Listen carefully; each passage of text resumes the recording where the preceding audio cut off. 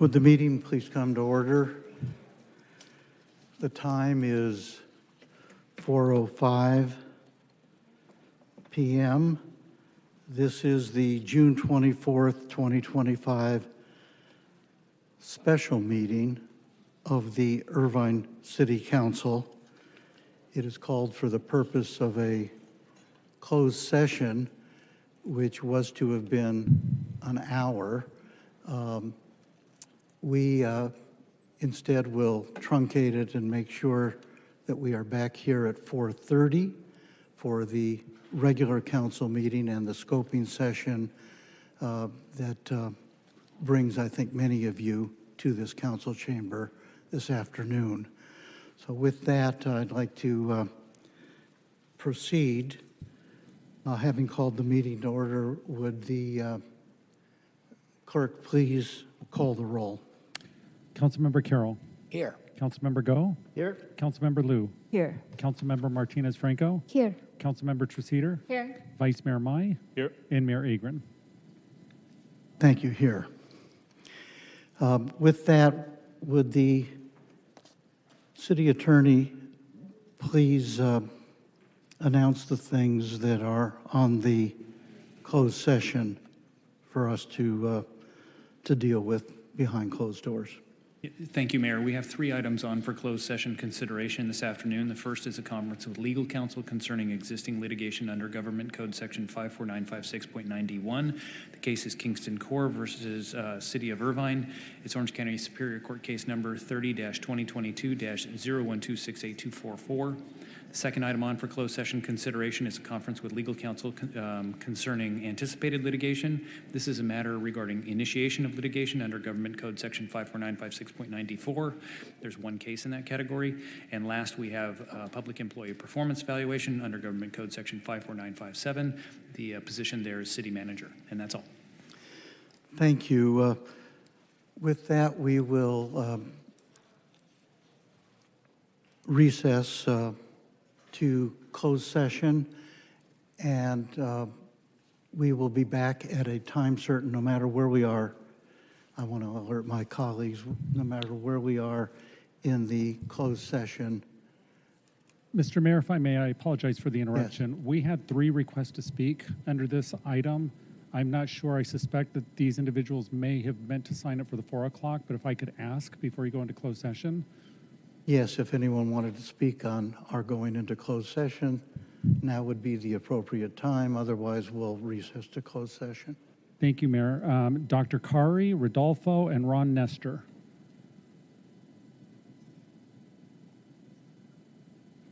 Okay, Mayor, and that is all. Apparently not. With that, we'll go into closed session. We will be back in 20 minutes. Wait, somebody's pointing to somebody else. Are we all right? Okay. Okay. You're good. With that, we'll recess to closed session at this time.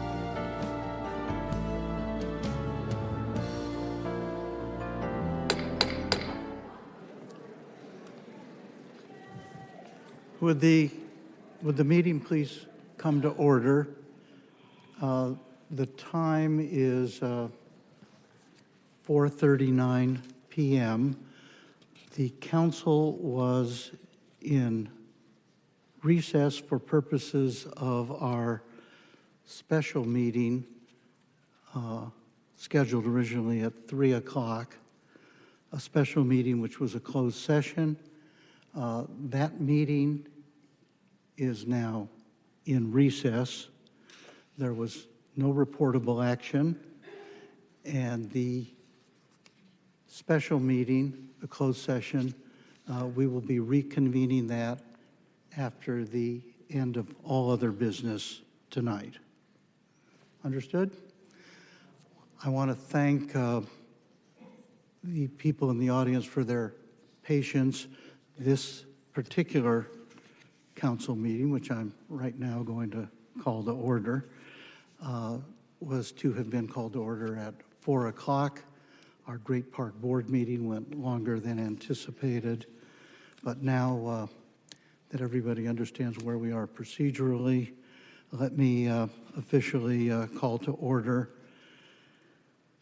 the City Council regular meeting of June 24th, 2025. At this time, I would like the city clerk to call the roll. The time, incidentally, is 4:40. Sorry, Mayor. Councilmember Carroll. Here. Councilmember Go. Here. Councilmember Liu. Here. Councilmember Martinez Franco. Here. Councilmember Treseder. Here. Vice Mayor Mai. Here. And Mayor Agron. Here. At this time, why don't I just ask the clerk to alert people who may be at home or otherwise looking on to announce how they might participate in tonight's regular city council meeting. Thank you, Mayor. Members of our audience who wish to speak may submit their name into one of the speaker kiosks next to the city clerk or in the main lobby. We also offer the ability to provide live comments via Zoom and submit written comments through our e-comment system. For those who wish to participate virtually, visit zoom.us using any web browser or the Zoom app on smartphones or tablets and enter meeting ID 848-4853-1263. The passcode is 272906. You may also dial in by calling 669-900-6833 or 346-248-7799 and entering the same meeting ID and passcode. Those who wish to provide comments via Zoom are asked to enter the speaker queue by raising their hand electronically. The city clerk will call your name and allow you to unmute your microphone at the appropriate time. Those dialing in by telephone will be identified by the last 3 digits of their telephone number. We ask that you please state your name for the record. The time limits per speaker are noted in the posted agenda and are established based on the number of requests submitted. All requests submitted after the first speaker is called shall receive 90 seconds. Those who wish to provide written comments may do so by clicking e-comment on the City Council meeting agenda webpage at cityofirvine.org/ICTV. All comments will be provided to the City Council as part of the meeting record and will be uploaded to the city's website. For technical assistance with Zoom before or during the meeting, please call 949-724-6078.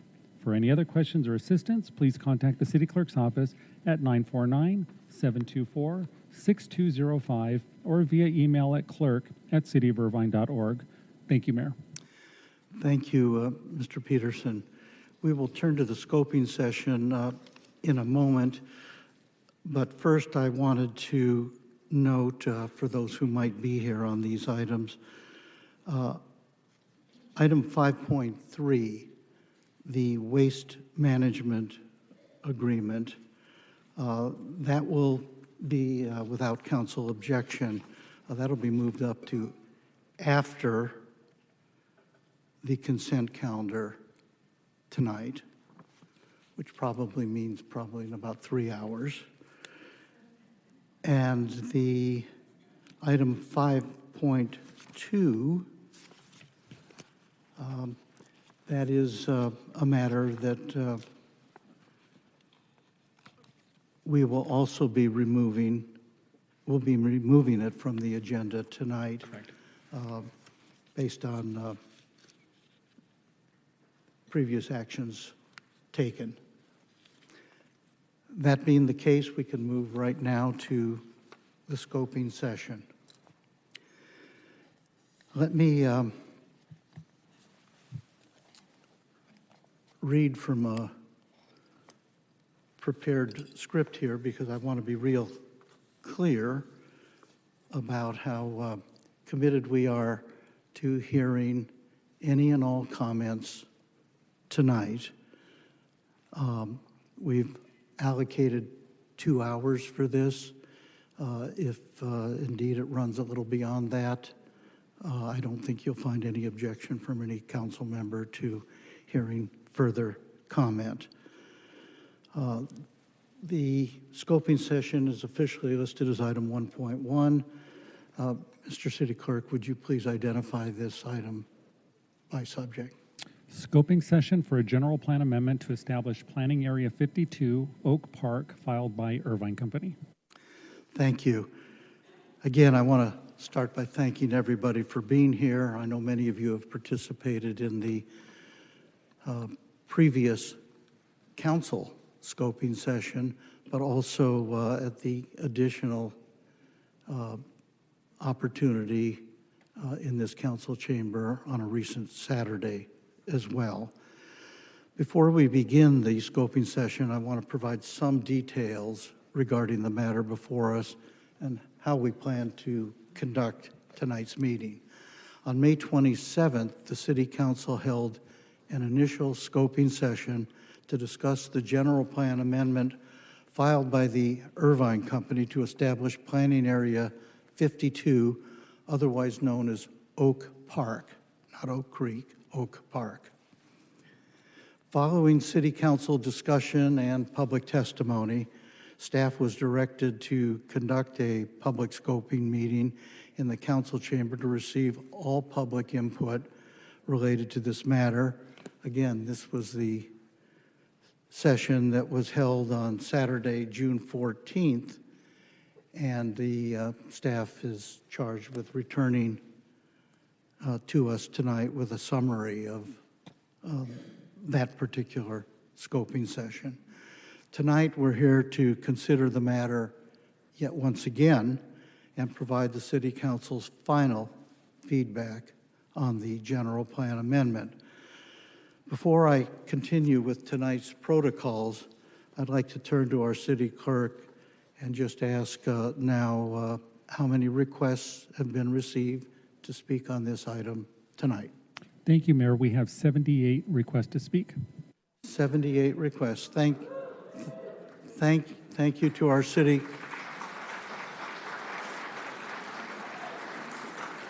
Thank you to our city clerk. How many of those are for individuals who are present in person, and how many are by way of Zoom? We have 77 in person, and we have now 4 on Zoom. 4 in Zoom, all right.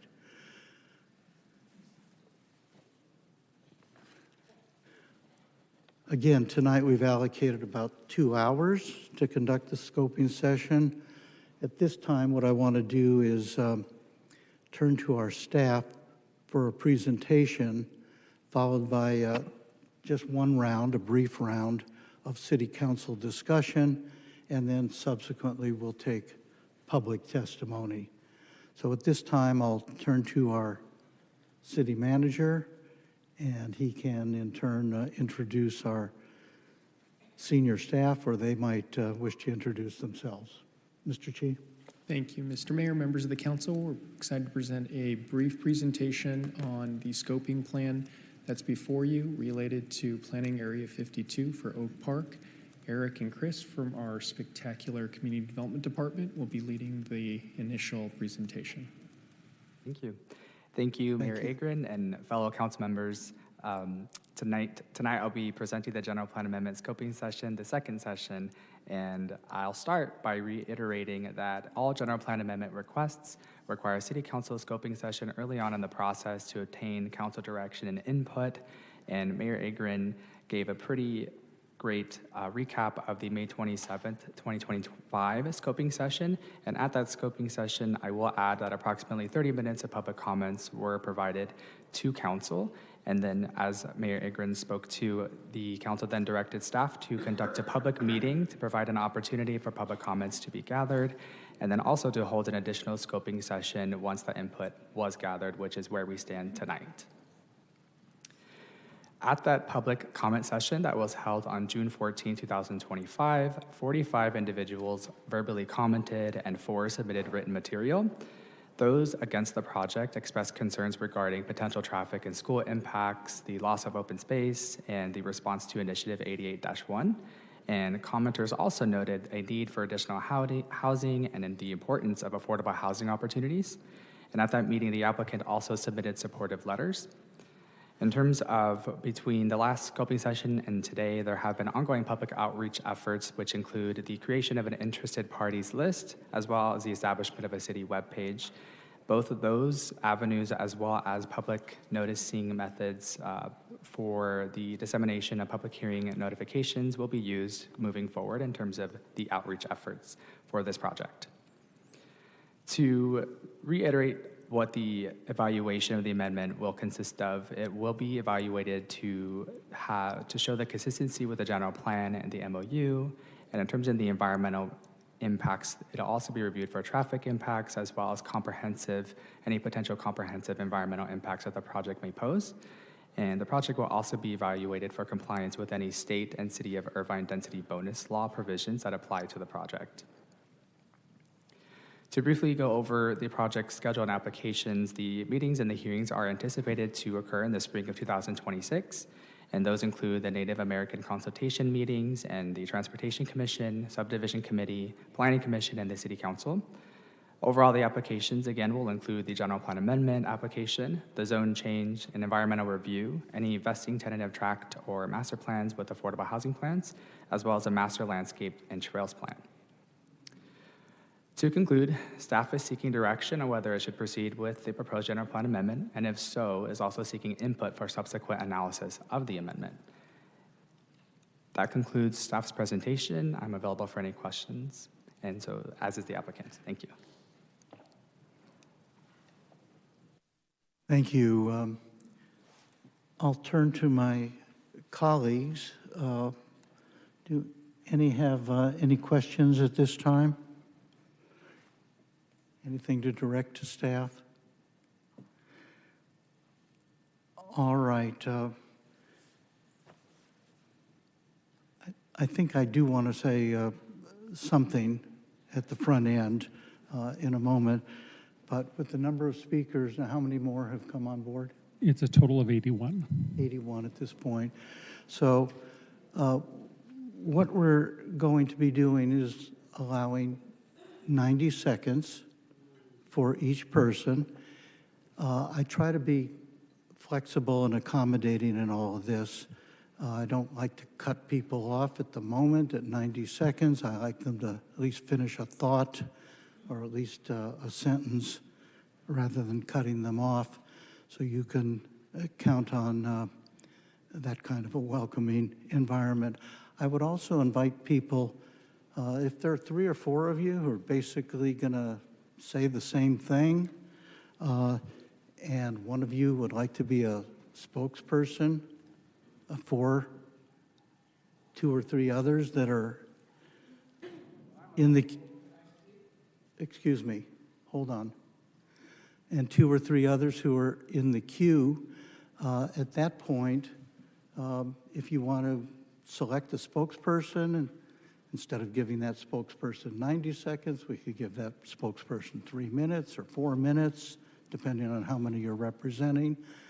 We want to allow full opportunity for all perspectives and all individuals to be heard. So we want to try to be very fair to everyone. We will first be considering public testimony by those in person. Speakers will be taken in the order in which they've signed up. And with that, I want to say something a little substantive, if I might. I'm sorry, what was that?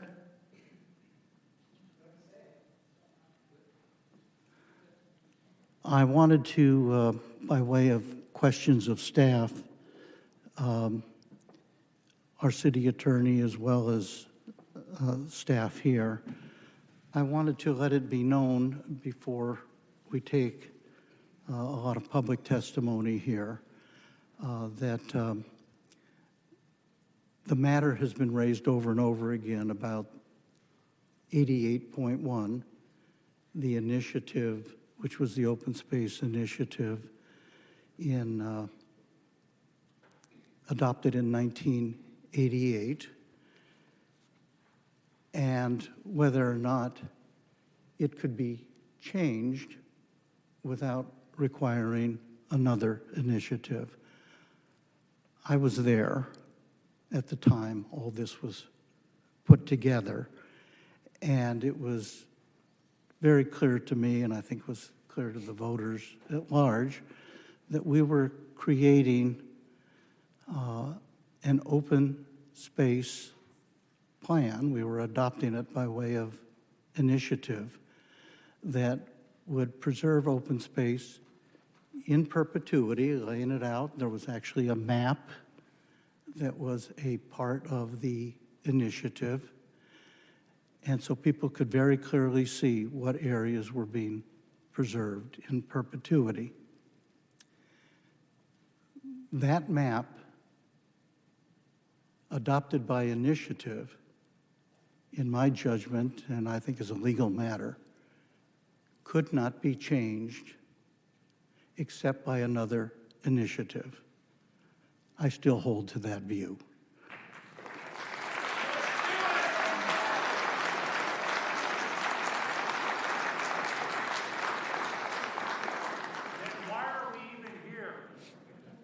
Excuse me.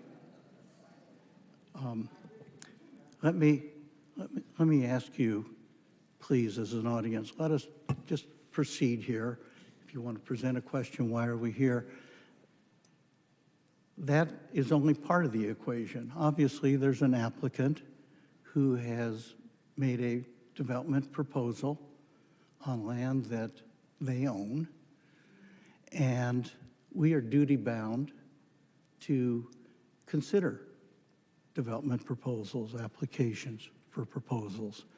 That this one involves a question of open space that was previously voted upon by the public at large is just one element of the issue. But to the extent that people want to come forward and make the case that this needs to go out for a vote on any change in the open space plan, that open space plan has to be put on the ballot,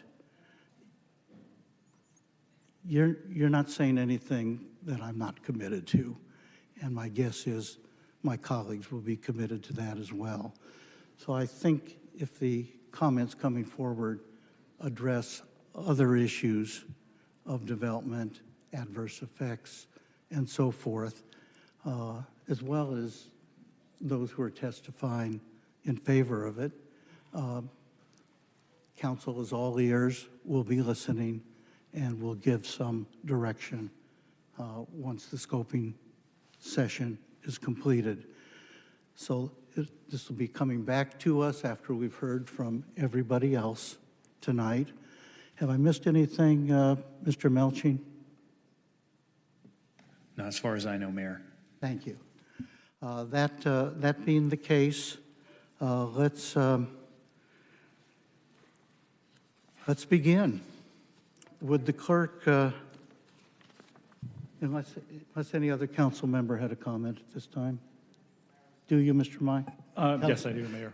Thank you. Vice Mayor and Councilmember Mai, go ahead. Yes, I just wanted to reiterate that is what we need to do, and we need to put it to a ballot with the people. As you mentioned, Mayor, I'll be fully supporting that as well. I believe in transparency, and I believe that the people need to be heard. Thank you. Thank you.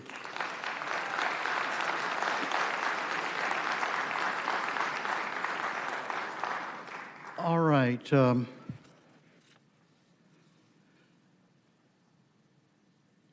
With that, our intent would be some point after 6 o'clock, perhaps, to take a recess. But let's get with the scoping session right now. Would the clerk please call the first speaker? Thank you, Mayor. If I could call forward Frank, Tiffany Aguinaldo, Sandra, Nikki, Susan Sayer, Paula Miller, Brendan, Melanie, Janine, and John Albritton. And we will start with Frank.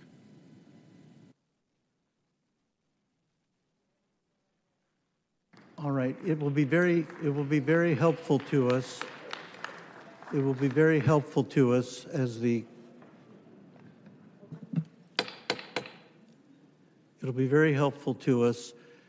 clerk calls people 10 at a time, that you line up and we move right on. With that, welcome, sir. Please identify yourself and have your 90 seconds. Good evening, council members and mayor. The word forever tells a meaning for all future time, for always, continually, lasting or permanent, in perpetuity, without an end.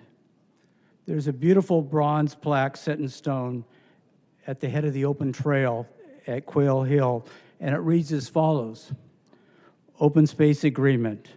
In June 1998, the voters approved the Open Space Initiative, which created a landmark open space agreement between the City of Irvine and the Irvine Company to forever protect and preserve more than 16,000 acres of park trails and natural wildlands throughout the city.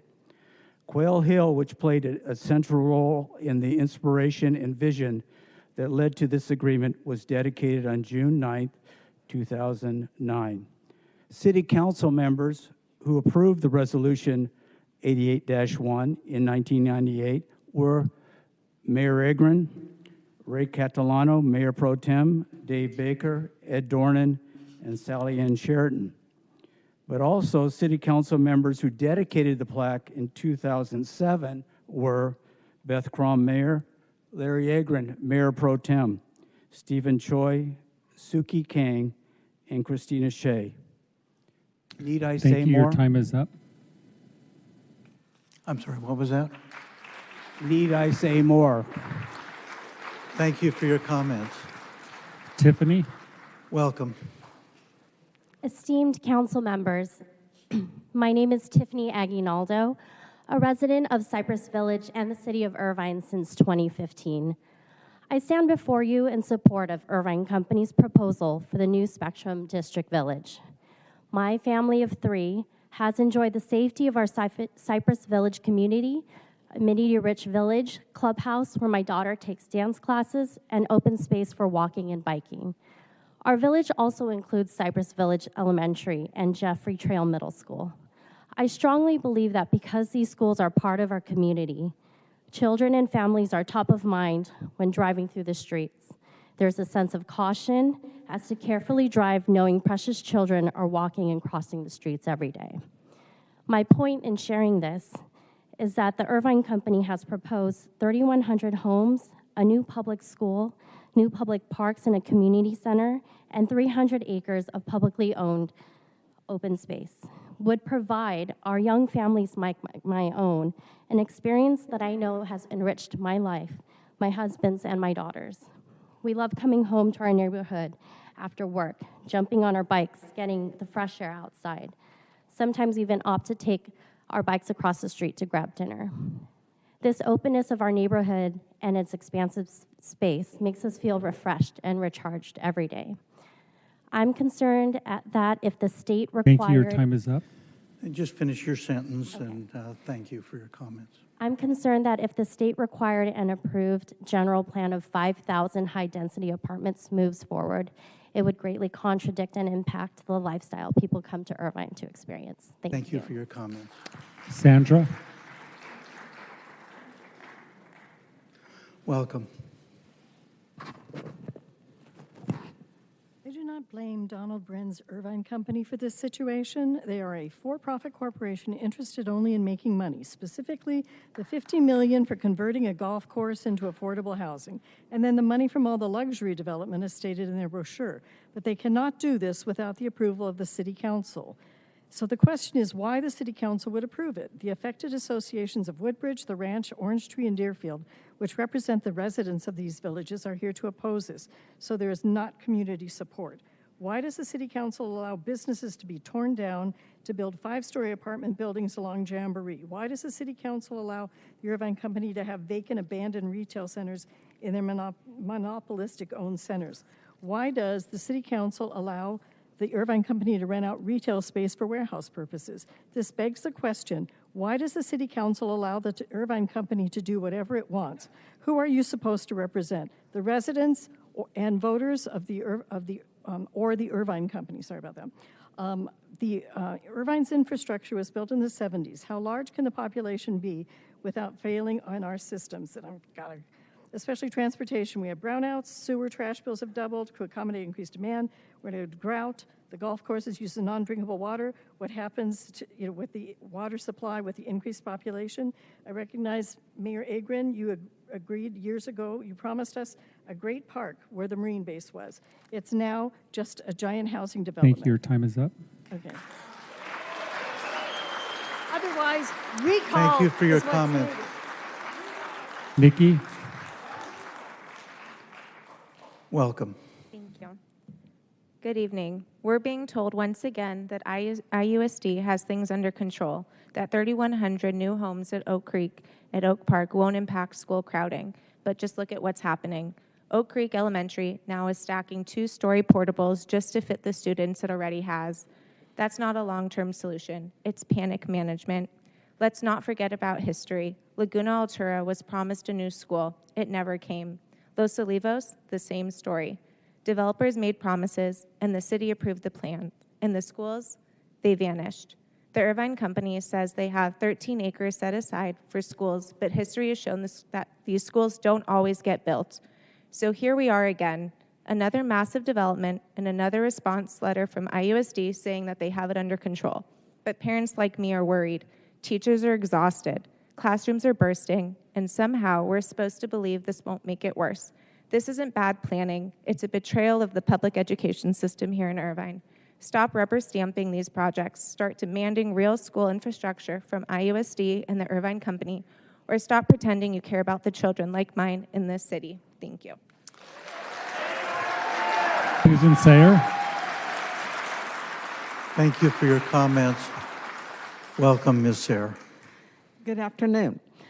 This proposed general plan amendment requires voter approval, thus cannot be enacted by the City Council.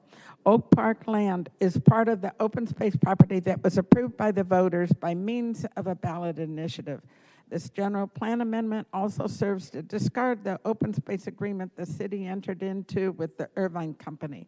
If the Irvine City Council wants to enact this general plan amendment, the proposal must be presented to the voters to decide it by the means of a ballot initiative.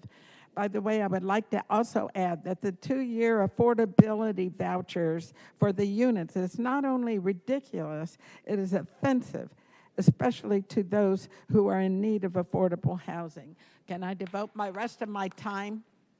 Can I pass on the rest of my time to Paula, the next speaker? No.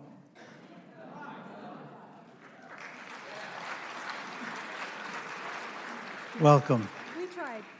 I'm Paula Miller, president of the Ranch Homeowners Association. I've lived in Irvine for 47 years, and my family has enjoyed the planned balanced community that Irvine has. But as president, I represent 732 homes in the ranch, and just across Jeffrey from is this new proposed development. I oppose the redevelopment of Oak Creek Preservation Area along with my neighbors, the ranch, and many other areas of Irvine. I have pages of signed petitions here. These all are mostly ranch residents that oppose this. Most of these signatures are ranch residents, and they know if this project happens, their lives will be severely impacted. Most mentioned is the traffic. You've heard that over and over again. It is horrendous. The noise, the loss of wildlife, loss of recreation, so many things. But the most important is the open space that was promised in Irvine as a master plan community.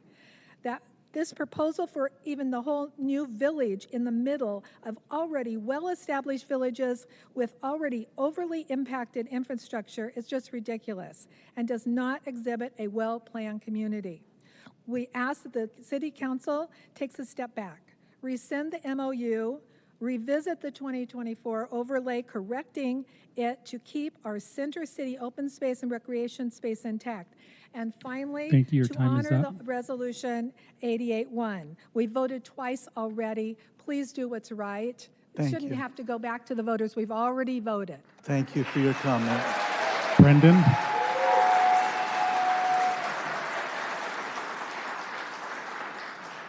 Welcome, sir.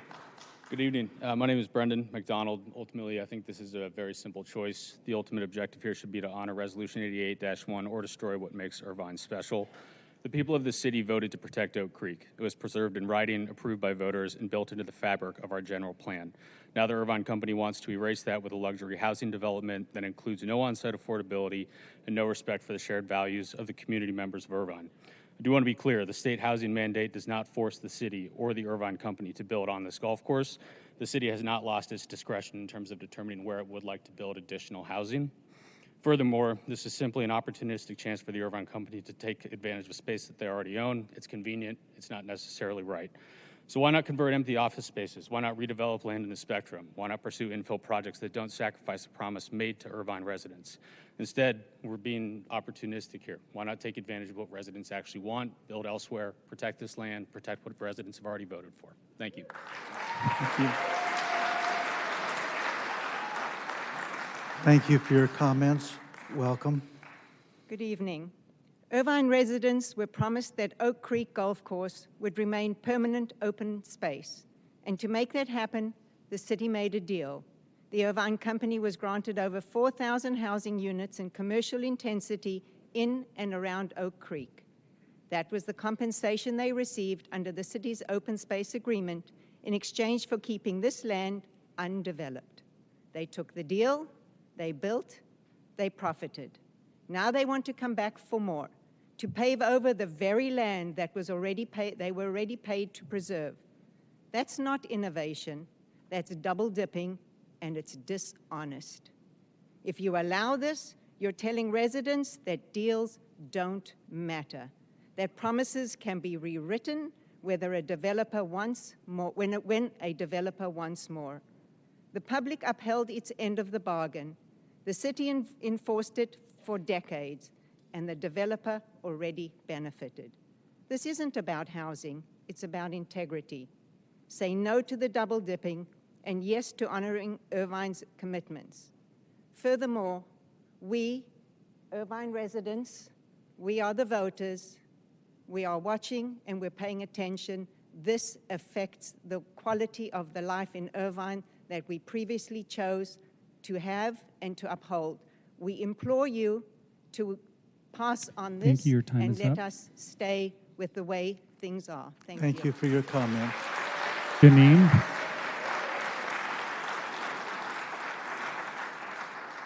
Welcome. City Council members, in 1988... You could speak right into the microphone. In 1988, voters passed Resolution 88-1 to permanently protect Oak Creek and other spaces from development. It was a promise that this land would remain green forever. Letting the City Council override that now breaks that promise and endangers every open space, which we live in Irvine for, to have that beautiful open space. I also feel that the construction traffic that will probably go on for years and years will destroy some of those businesses around the golf course, disrupt people's lives so much. Already we have a traffic problem in Irvine and that particular area. So I want to just make my voice heard that I vote no against this development. Thank you for your comments. John L. Britton, and if I could also call forward Brad Rose, Joanne, Sandra Crouch, Jackie, Greg Smith, Fred, Laura Sinanian, Sandra Jacobs, Matt Breton, and Jim Wendt.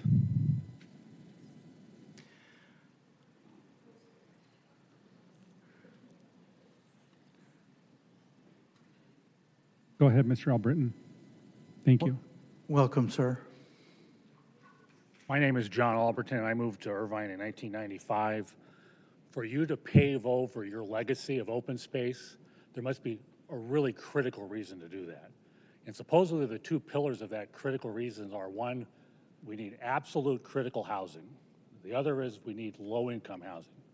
Well, if it was critical housing, you don't build 1,500 luxury homes on an area that would hold 15 to 20,000 apartments.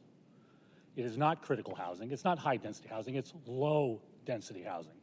So for you to pave over your legacy that you gave to us in 1988, that critical housing is not the reason.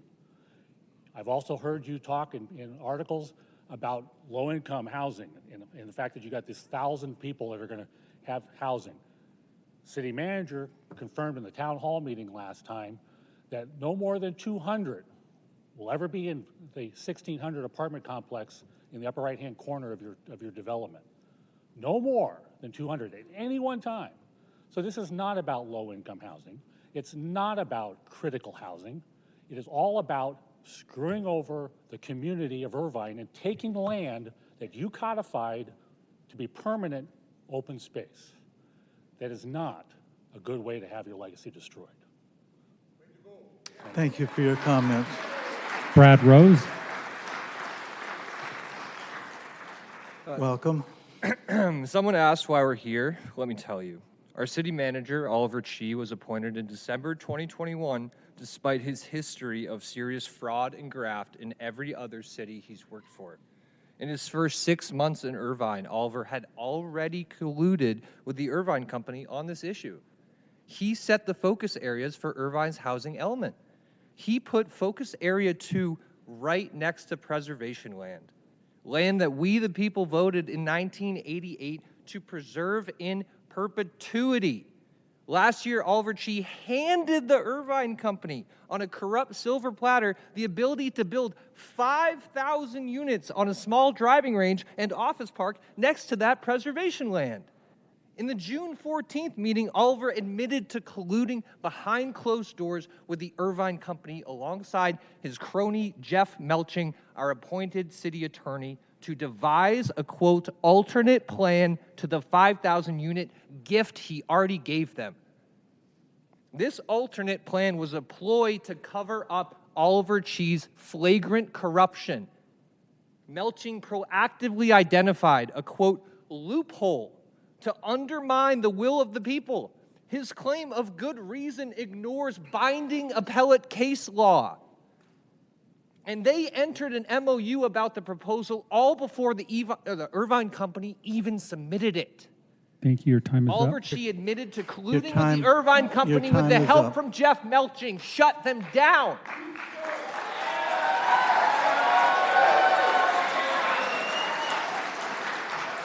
Joanne. Thank you so much for being here. Hold on a moment. Go right ahead. Thank you all for Welcome. coming today. We really missed you at the town hall. So it'd be nice to have, I wish we were having a conversation back and forth because that's what we really need. But I appreciate you guys listening to us and your statements in the beginning, Larry. But I also want you all get to know, look what's happening here. Do you see these people that showed up? This is important to all of us. And I really appreciate that it's important to you for you to listen to us. Okay.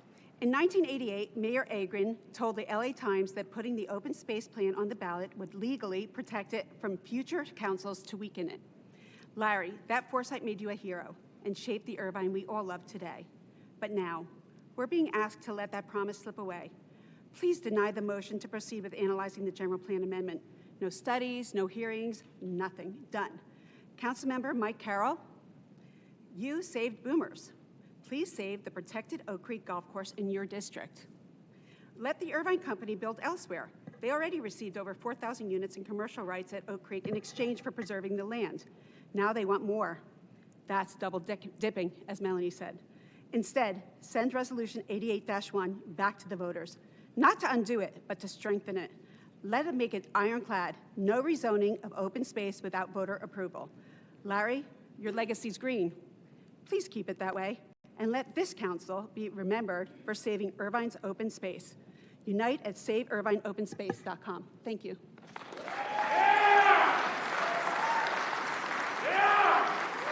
Thank you. Thank you for your comments and welcome. Good evening. Thank you. Hi, I'm Sandra Crouch. I'm a 35-year resident of Irvine and an executive at the Chamber. Irvine businesses are struggling to attract and retain employees due to the high cost of limited housing. This plan is a responsible solution that helps meet our state housing mandate and supports our workforce. Unlike the state-required approved general plan for 5,000 high-density apartments with no new school or community amenities, this plan offers 3,100 homes, including single-family, and $200 million in benefits for the city, including a new public school, new parks, and a community center. It also preserves 300 acres of open space to expand nature preserves and adds 50 acres of parks within the village. Please support this plan to keep Irvine thriving for both residents and employers. Thank you. Thank you.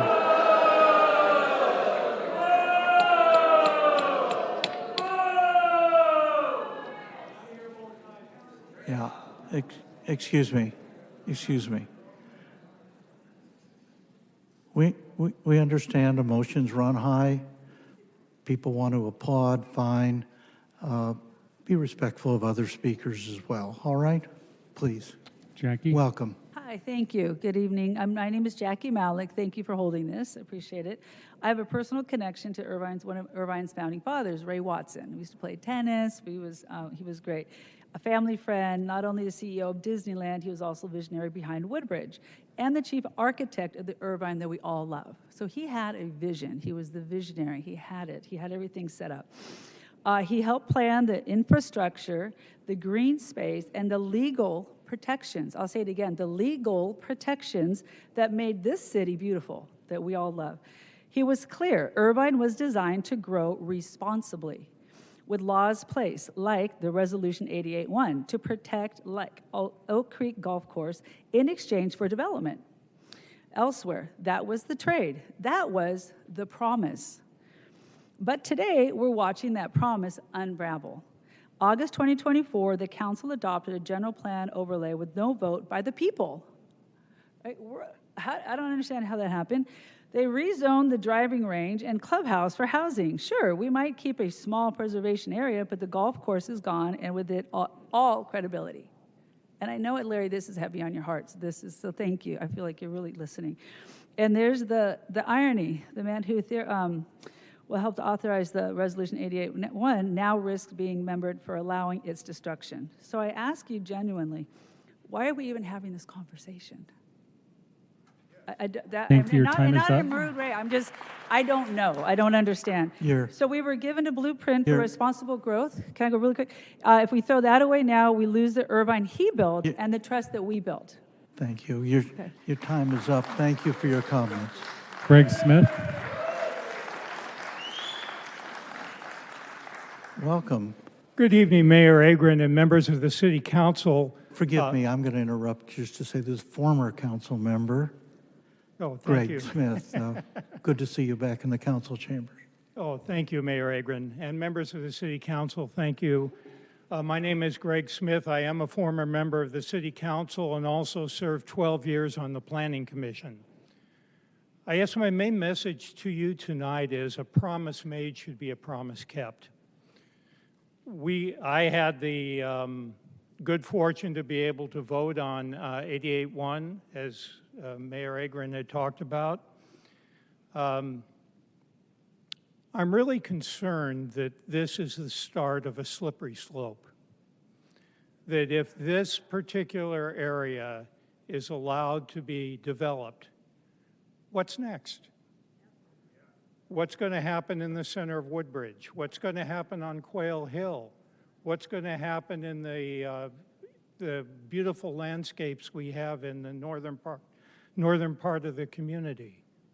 I think the best thing for this council to consider is that if the state is putting pressure on you for more units, look toward the IBC, look toward the spectrum, and leave the residential core of the community pristine as it is now. Thank you very much. Thank you.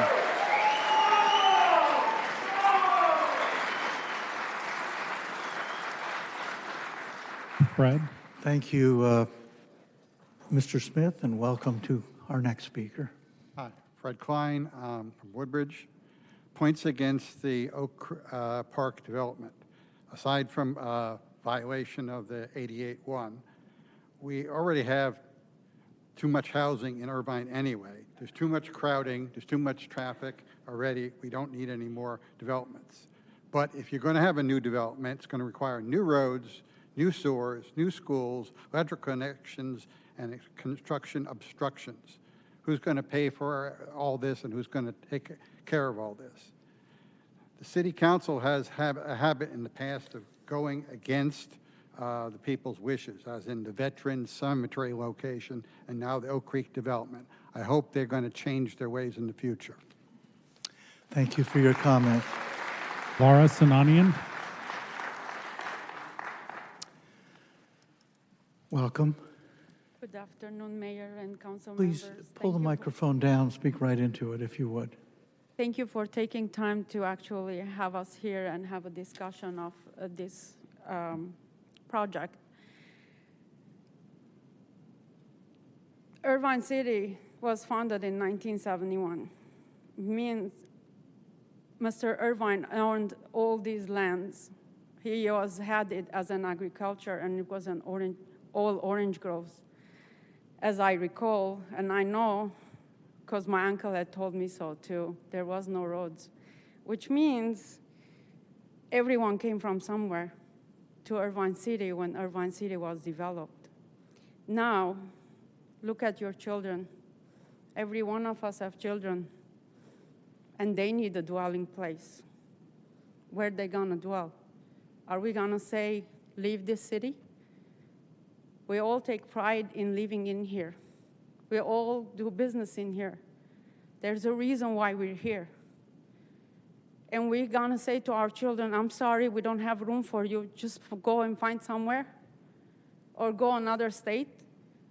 Why can't, the development comes because there's the need. There's a need for people to live. There's a need for a business to be developed. There's a need for everything. But yes, you want open spaces, but unfortunately, population is growing.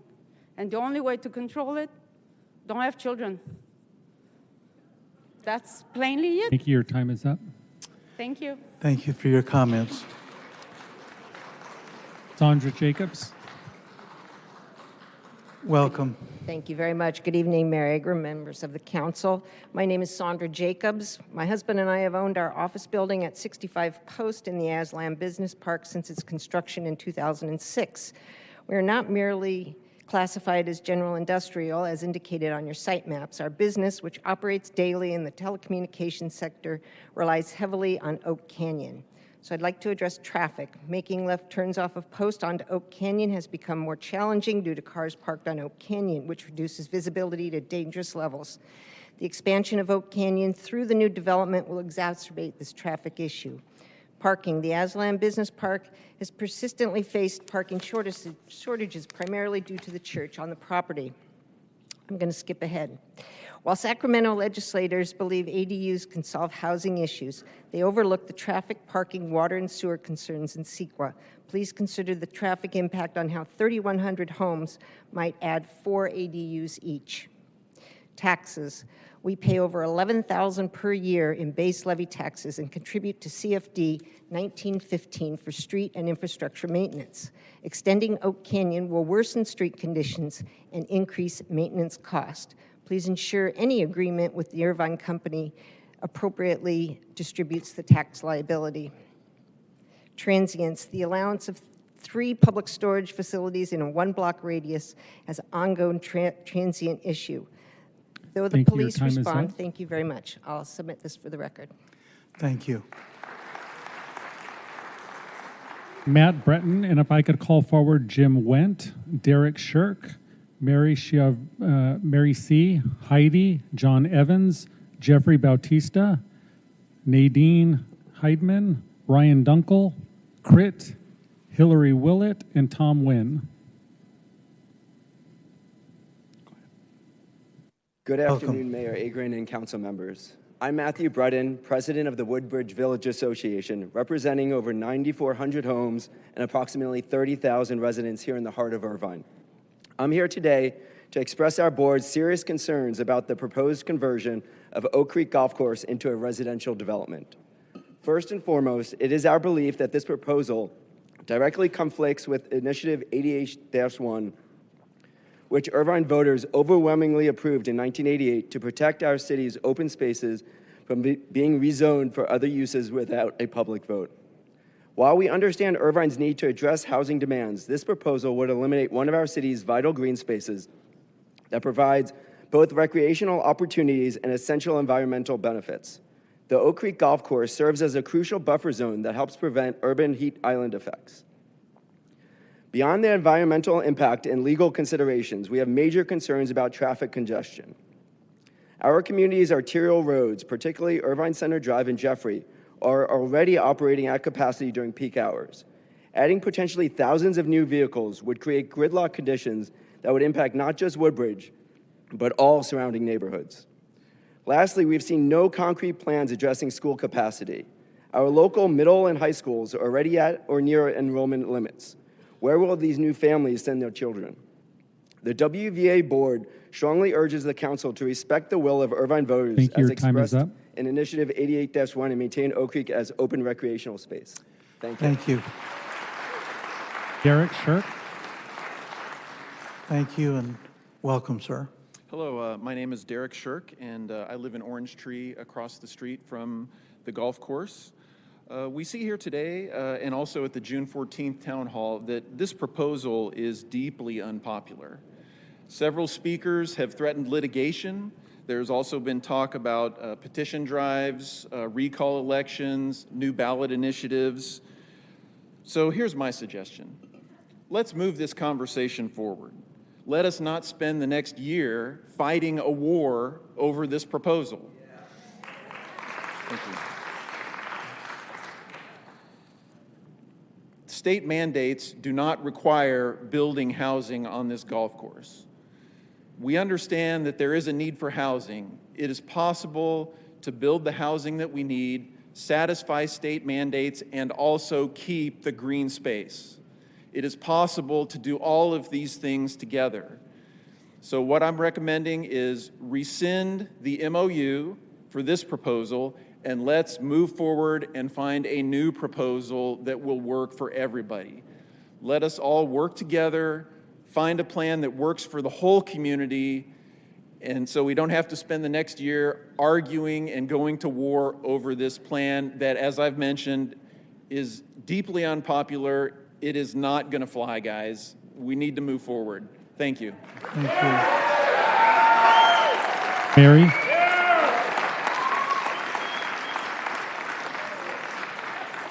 Thank you and welcome. Mr. Mayor, City Council, City staff, my name is Mary Cheverini and I am a member of the Woodbridge Village Association Board of Directors. I'm here to propose that the position concerning the removal of the preservation space designated for the golf course be reconsidered by the City Council.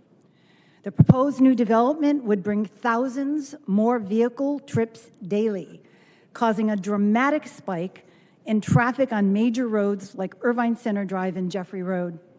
Even with the currently proposed upgrades, these intersections and roads would still operate at a D level of service. The proposed development would lead to worsening traffic congestion, negatively impacting the quality of life for all Irvine residents. I also ask you to review the effect on our local schools. My understanding is that only one school, an elementary, is being proposed. Woodbridge schools are already at maximum capacity, especially middle and high schools. Any additional influx of students would adversely affect the educational experience. You are all here on the council because you were elected by the residents of Irvine. There's a reason we elect members to the council, and that is to ensure that the people elected speak for the residents and their interests. Votes are a simple way to allow residents to express their opinions, and in this case, as Mr. Mayor, you pointed out, Time is up. Irvine residents voted to keep this golf course site green space. Thank you for your comment. Heidi.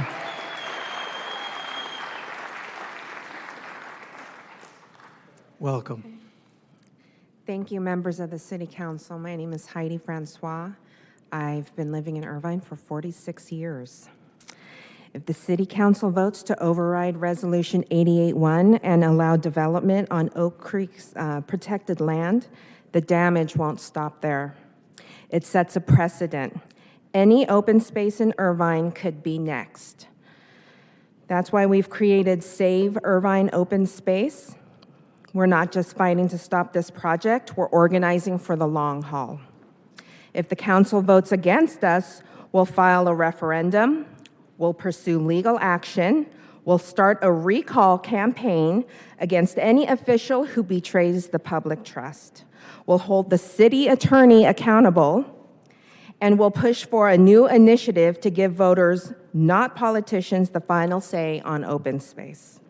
If you care about Irvine's future, City of Irvine, are you listening? We need you. You need to join us, stay informed, and stand with us. Unite with us at saveirvinespace.com. Thank you. Thank you. John Evans. Welcome, sir. Good evening, Mayor, council members, staff. My name is John Evans, 12 Bloomdale. I've been a resident of the city of Irvine for 45 years. I remember all the orange groves that were here at that time. I'm here to speak upon the general plan, Focus Area 2. In August 2024, following an extensive public process, the city adopted a general plan amendment identifying 3 key focus areas near job centers to accommodate new residential growth under the regional housing needs allocation. The Focus Area 2, which lies east of the Oak Creek Golf Course, already accommodates up to 26,607 new residential units. Importantly, the Oak Creek Golf Course was not included in this focus area and remains designated as preservation land for land use and zoning.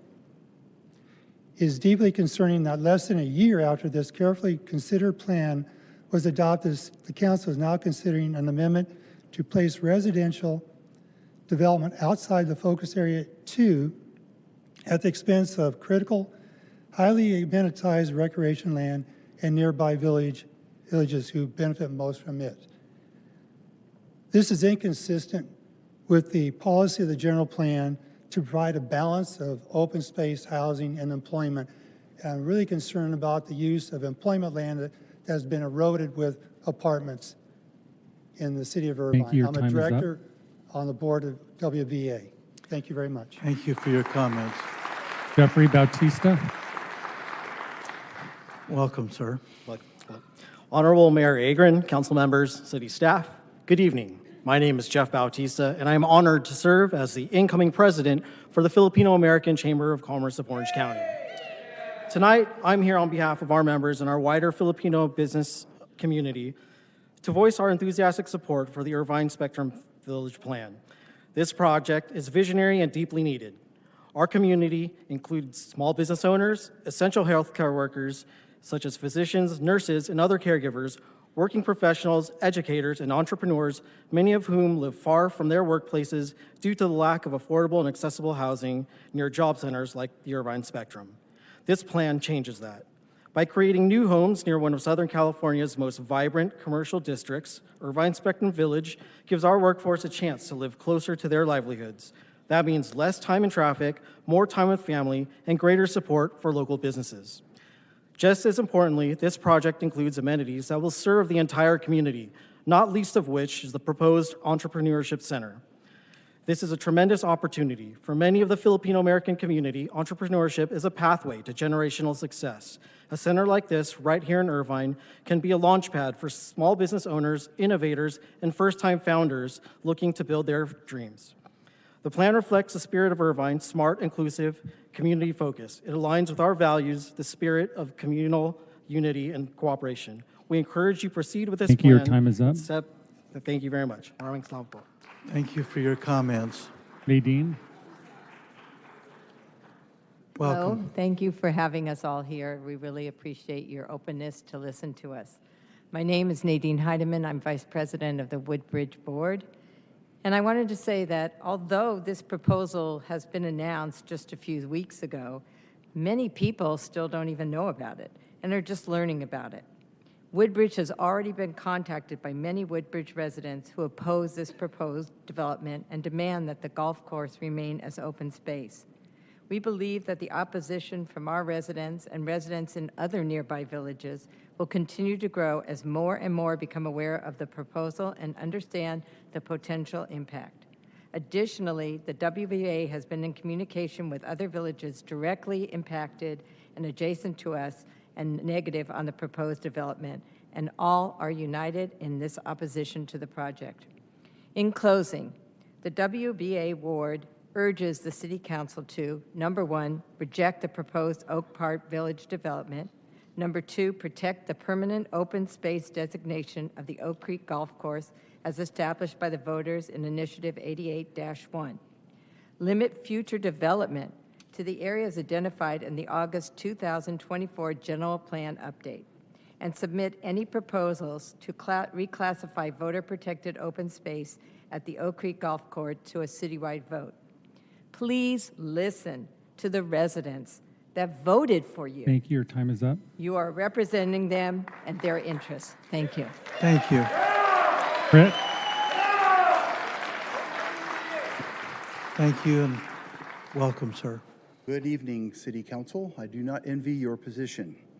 I must say that I am in the middle on this. It's very difficult for me to take a position because I play golf, and I've enjoyed their restaurant before. At the same time, we can see a disconnect between the community of the older set like myself, the Silver Hairs, and some of the younger families that are looking for their way into the dream that is Irvine. I do not believe that development there will turn us into a cesspool. I do not believe that traffic will become overly difficult and can't be addressed. So I can't win for I mean, I can win either way here. I get to keep a golf course, or Irvine continues to grow, which the growth is coming whether we like it or not. In my neighborhood now, and my experience here since 2016, I've seen more and more cars magically appear in the street parking around my neighborhood. There was no new construction. However, people's bedrooms and garages are being converted. Growth is coming whether we like it or not, and preparing for it requires hard choices, of which you have. Thank you very much. Thank you for your comments. Hillary Willett, and if I could also call forward Tom Nguyen, Amy Lau, Connor Choi, Krista Kelly, Mary Stevens, Shannon Burns, Brian Tetzlaff, Mike Rapp, Andrew Hahn, Dorothy Solinger, and Laura Cormack. Welcome. Good evening. My name is Hillary Willett. I'm a longtime member of homeowner in Woodbridge. And I guess I want to start with the brochure the Irvine Company circulated, Planning for Tomorrow. The plan that's before us right now is taking away the planning for tomorrow by the people who should be making that decision. Planning for tomorrow means looking at truly affordable housing options that this proposal does not offer. And I'd like to piggyback on the presentation by the gentleman who mentioned all this energy from our community. We can focus it on going forward together with what is best. So many speakers have mentioned we will have growth, but we want responsible planned growth and not a land grab for this open space that has been the subject of an initiative, many promises that's been spoken about tonight. I'd like to draw the council's attention to the request for city council action. I found this online today, and attached to it were nearly 1,400 emails. And I know when the planning staffer mentioned that 45 individuals spoke at the June 14th meeting here at City Hall and provided their input, I wanted to make sure that the council was aware of these nearly 1,400 emails that were also submitted as part of that June 14th information. Thank you. I plead with you to please read them, no matter which side you are on. They were very, very helpful in talking about going forward together as a community. Thank you. Thank you for your comment. Amy Lau. Welcome. Good afternoon, honorable members of the City Council. As a proud resident of Irvine, I'd like to express my strong support for the advancement of the Irvine Spectrum Village Plan. I moved to Irvine 3 years ago from LA. As a single mom working in Irvine, I know firsthand how critical it is to have access to housing that supports working families. Living closer to work and my child's school makes a major difference, not only in commute times, but in our daily quality of life, affordability, and ability to be present as a parent. This proposed village would greatly benefit people like me who are deeply rooted in the community and seeking homes that support our needs and lifestyle. I understand and share the sentiment of many who don't want to see Oak Creek Golf Course go away. My son is a golfer. It's a beloved part of our community. However, we must also remain open to thoughtful innovation and responsible solutions to address our housing crisis. Preserving the character of Irvine while making room for working families, essential employees, and future generations is a necessary balance.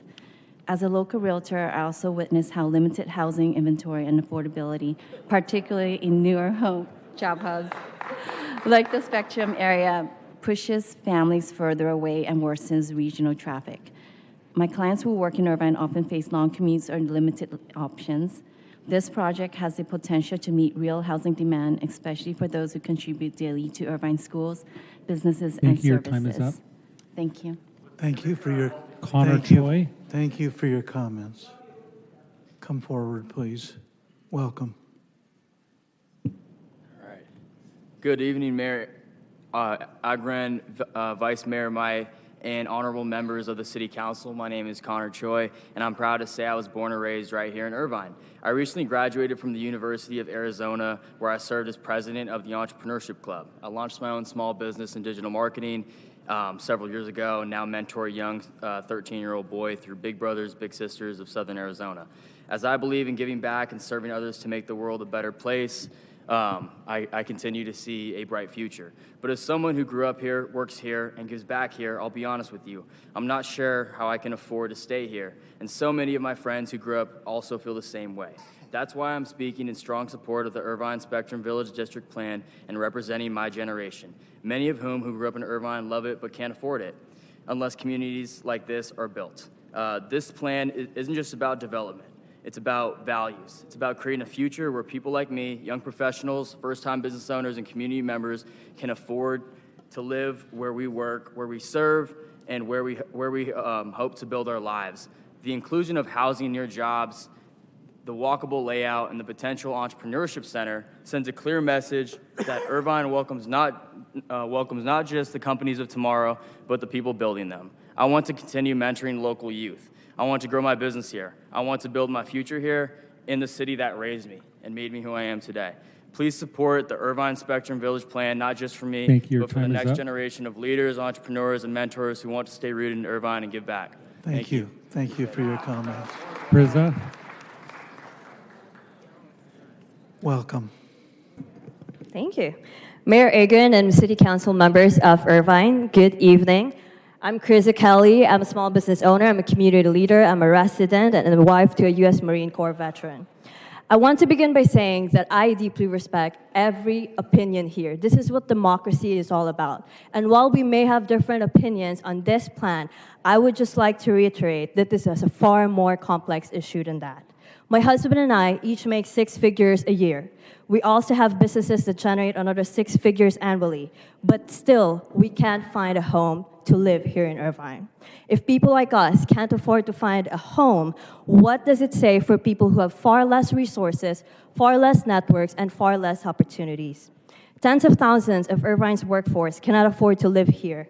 Irvine is home to over 7,000 Filipinos like me, and is a model of diversity with over 44% of our population being foreign-born. But true inclusion means regardless of your ethnicity, race, economic capacity, true inclusion means you can afford to live, survive, and thrive here. That's what inclusion is about. And if this truly is the city of innovation, then we can find ways to innovate how we can solve the housing crisis, but at the same time, preserve the open spaces that we also care deeply about. So growing up, I know that leaders are supposed to paint a picture for us where it excites us, it energizes, especially for young people like me. So Mayor Larry and the council members, what is your vision for all of us? Thank you. Thank you for Mary your Stevens. comments. Welcome. Thank you so much for offering this forum to us, and I thank the council and Larry Agren, Mayor Agren. I thank you for all your hard work. I've been a resident here since 1977. My husband waited overnight in a chair to get at any old house, whatever it was. We didn't care. And what we loved about it is the space and the openness, and it would not become Inglewood, Santa Ana, or all the other cities. And as much as I welcome other people and diversity, and I appreciate how diverse Irvine has always been right from the start, I urge you to keep the promises that we heard when we moved here. We've been threatened with an airport, and that was a big fight. We voted over and over and over again. And then we voted over and over again on the Veterans Cemetery in what was supposed to be a park, not a housing development. And it's just happening too much, and I urge you not to go down this slippery slope. Let's keep Irvine as it was planned and promised to be. Build some high-density housing in the high-density areas that are already starting, and not in the last bits of green space that are disappearing. Thank you. Thank you. Thank you for your comment. Shannon Burns. Shannon. Well, welcome, sir. Please speak into the microphone so we can hear you. I don't need a microphone. Well, we do. Hello, my baby. You know what? I'm going to tell you something. I used to play poker with your son. I used to play poker with your son. Well, that yeah, you and should still speak into the I'm going to take you microphone. to small claims court because I didn't pay it. Okay, why am I here? All my brothers were in the service. Three Marines. My dad was a Marine. He played bugle in Guam, taps. My uncle was in the Navy. This is a story. He pulled into port, my uncle. They didn't know each other when he was there. Can you believe what happened? It was written up in military magazine, two brothers meet at the end of World War II. Now I'll get into my point. My point is this. I'm a name dropper. I played golf. I was a 9 handicapper at Oak Creek. I also knew the president of the land lease, Chick Willett. I played with him many times, but I couldn't afford those courses. And I'm going to finish here. I got hit by a car at Oak Creek. That's titanium now. I can still run, I can still bike. I came over here this morning to see what time this council started, and I found out it was 3 o'clock. I thought it was the last time, but I guess you didn't show up because I don't know why. You had a private meeting or something? Don't build. Thank you. Your time is up. Great, thank you. And don't build on Oak Creek. I'm just telling you. Thank you for your comment. Yeah, thank you. Brian. Welcome, sir. If you could pull the microphone around. Thank you. Thank you, Mayor Egan. Council members, my name is Brian Tetzlaff. I'm a newer resident to Woodbridge. I've been here about 3 years. Reason why I wanted to come and speak today was I bought into a quality of life, and that's what Woodbridge has provided. I have a young family. We love what Irvine has to offer. Open space, just being able to ride our bikes. I mean, even now, like other people have said, Irvine Center Drive, Jeffrey, it's congested for traffic. I play golf as well too, so obviously I'm biased on that perspective when it comes to Oak Creek. Love the course, Strawberry Farm as well too. There's already a lot of development that's happening within the city, and for it to come to the core and disrupt what I've bought into and what I've come to love, it'd be a shame to see that happen. And that's why I just wanted to come here and speak my part, and that's all I have to say. So I oppose this, and thank you for your time. Thank you for your comment. Mike Rapp. Welcome, sir. Thank you. If you could pull the microphone directly in front of you, that's right. We want everyone to hear you. Thank you. Okay. My name is Mike Rapp. I'm a resident of Irvine for 37 years. I live in the ranch community, and I'm here today to adamantly oppose repurposing the Oak Creek Golf Course into more housing development. Per the 88.1 voter-approved initiative, Oak Creek Golf Course and driving range were permanently designed as open space. I heard the city manager claim that 88.1 was coincidentally written in such a way that granted the City Council the ability to override the will of the voters in the future. I believe that 99% of the voters that approved 88 understood it being irreversible and permanent open space. Plain and simple, we ask you to abide by the spirit of 88 and not rely on legalese to go around the will of the voters. Promises made, promises kept. There's no reason to put this back to a vote. It has already been approved and settled by the voters of Irvine. Keep Oak Creek driving range and the course open space. I ask the City Council today to act in good faith and rescind the recent MOU and keep Oak Creek as open space as voted approved in 1988. Thank you. Thank you for your comment. Dorothy? Welcome. Thank you for this opportunity to speak. My name's Dorothy Solinger. I'm a retired professor from UCI. I've lived here for 39 years. I know a lot of people in this room were mobilized to come here, but I think that there's a lot of people who don't know what's going on and who would probably oppose this, especially younger people. You've heard from younger people who would like to be able to afford to live here. As I understand it, a golf course that's pretty expensive to join is not open space. There's plenty of open space in Irvine. My husband and I, for example, often walk in the San Joaquin Marsh, which is almost empty, and it's wonderful open space. So I don't believe that the Oak Park area is open space. Having people able to live near where they work will not cause more pollution or traffic congestion. Instead, it could reduce it. Wait, hold on one moment. Stop the clock. Stop the clock. Go ahead. Please withhold your enthusiasm one way or the other so that we can hear the speakers, all right? Go ahead. Okay, so I'm not sure everybody here who's speaking about green open space understands that a golf course that you have to pay a lot of money to join and that you have to pay to use is open space. Open space is free, where you can walk around like the San Joaquin Marsh, and that's almost empty, so I don't really... Thank you. Your time is up. Thank you for your comments.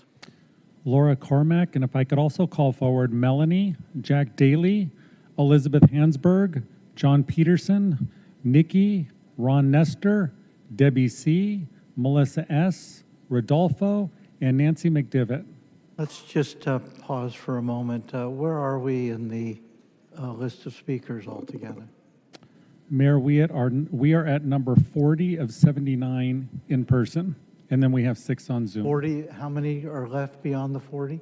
So we have 39 left in person, and we have 6 on Zoom. All right. Let's not be taking any more speakers. Let's cut it off where it is. And it sounds to me like we've got another hour and a half or so to go. With that, welcome. Laura Carmack, I live... Well, hold on one moment. Hold on one moment. Those who are leaving, if they could please do so quietly so we can hear the speakers. Thank you. Go ahead. Certainly. Laura Cormack, I live in Orange Tree, 20 years. I was born in Covina, San Gabriel Valley, which is nothing like Irvine. Irvine was an open blank slate, and you had a view and a vision, and that vision, as far as I can see, I don't know any other city that is more densely populated, that Irvine Company is taking over restaurants and other spaces. There are other corporate areas that I see standing empty. Why don't they take one of those areas and build a village? I don't understand how people live like this. We come from Glendora and Covina, where they have blocks and yards, and I was raised watching condominiums and townhouses and these apartment homes, and everyone is so squished, and they are they have to abide by rules. They can't live and own a box and call it their home. They have no room to breathe. You're going to put 6,000 more cars in a little triangle against the freeway and make the voucher homes right along the 5 freeway like you always do.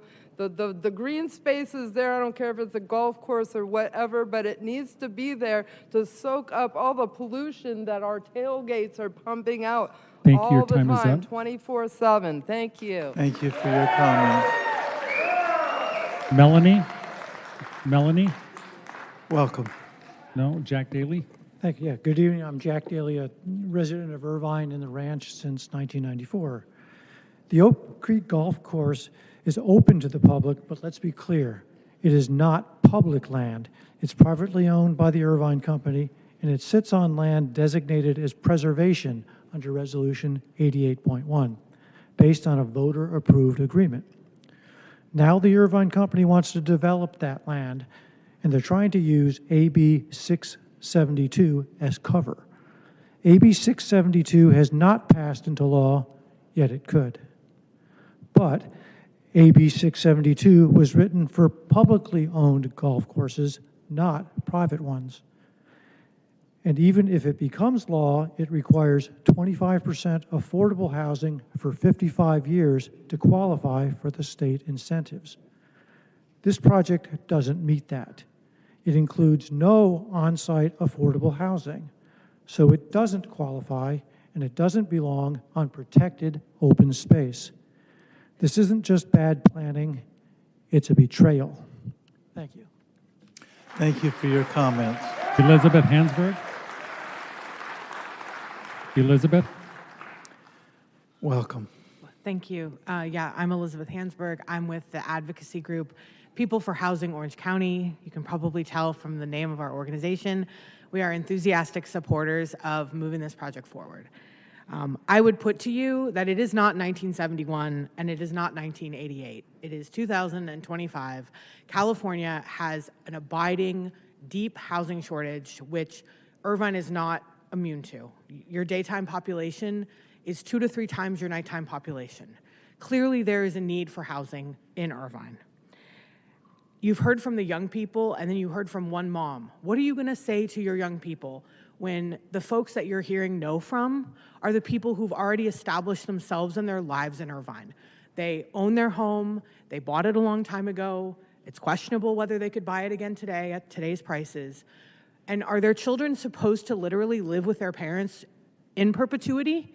No, that is not the life we want, right? We want to create new communities and new spaces so that the people that were raised here can stay, because more people are coming. Just like the gentleman said, more people are coming because Irvine has an amazing job space. And so I just want to say this project should move forward. And to the point of affordability, I think the Irvine Company has demonstrated a commitment to affordability with the vouchers that they're bringing forward and with the 1,500 units of deed-restricted affordable housing that are in the pipeline. Thank you. Thank you. Thank you for your comments, and welcome, sir. John Peterson? Good evening, Mr. Mayor, member of the council. My name is Ron Nestor. I'm a multi-decade resident of Irvine. As a young man, I bought my first home here in, I think, 1983, so it's about 42 years ago. I have been fortunate to build my life in one of the greatest communities in America. I firmly believe that. And I would like to wholeheartedly support this project, that it will allow young people the opportunity to move into affordable and attainable housing and build their lives here just as I have done. Irvine has abundant open space, and that's one of the attractive features of this community. So again, I urge you to approve this project. Thank you. Thank you for your comments. Yeah. Wait. Sir, please be respectful to other speakers. Please be respectful to everyone, would you? Go right ahead and welcome. Hi, My name is Debbie Crosby. My husband's family bought their home in 1970 in the ranch. My sister-in-law said that the Irvine company had promised homeowners that Irvine was to be a planned community with lots of green space. That's why we chose to continue to live here. One of my favorite things to do is to walk along the railroad tracks behind the golf course. Even in the city, it feels like I'm among nature. In a stress-filled world, open space is important. So is the golf course. I found everyone I talked to was most definitely against getting rid of the golf course and adding way more traffic to our already busy roads. And how crowded would the grocery store parking lots be? This project will decrease our quality of life. Please don't let this happen. Keep Irvine special, a planned community with green space areas for our health. Thank you very, very much. Thank you for your comments. Melissa? Thank you, and My welcome. name is Melissa Sokol, and I have lived in Woodbridge for 27 years. I have benefited from a wonderful quality of life, and I think sometimes you have to stand up for that. You have to stand up for that, for not just for us, but for future generations. And it's expensive, and it's hard. It's time to find alternatives and to keep our quality of life, keep our open spaces. I think there are alternatives. TIC could pursue infill development in the existing spectrum. They could convert vacant office space into residential. We can't just choose the easy path. It's going to be hard, but we can do it for our future generations. Thank you. Rodolfo? Thank you, and welcome. Welcome. Thank you.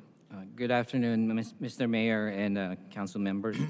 My name is Rodolfo Mora. I've been a resident of Irvine for the past 18 years. As a Woodbury community resident and a regular patron of Oak Creek Golf Course, selfishly, I truly appreciate the privilege of having a golf course just 5 minutes away from where I live. However, I believe we also need to consider what serves the broader public good.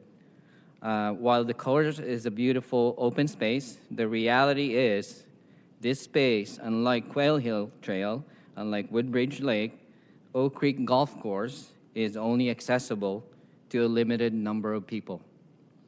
The proposed plan presents an opportunity to create a space that benefits far more residents, as well as provide much-needed housing. For this reason, I would like to express my support for this project. Thank you. Thank you for your comments, sir. Nancy McDivitt?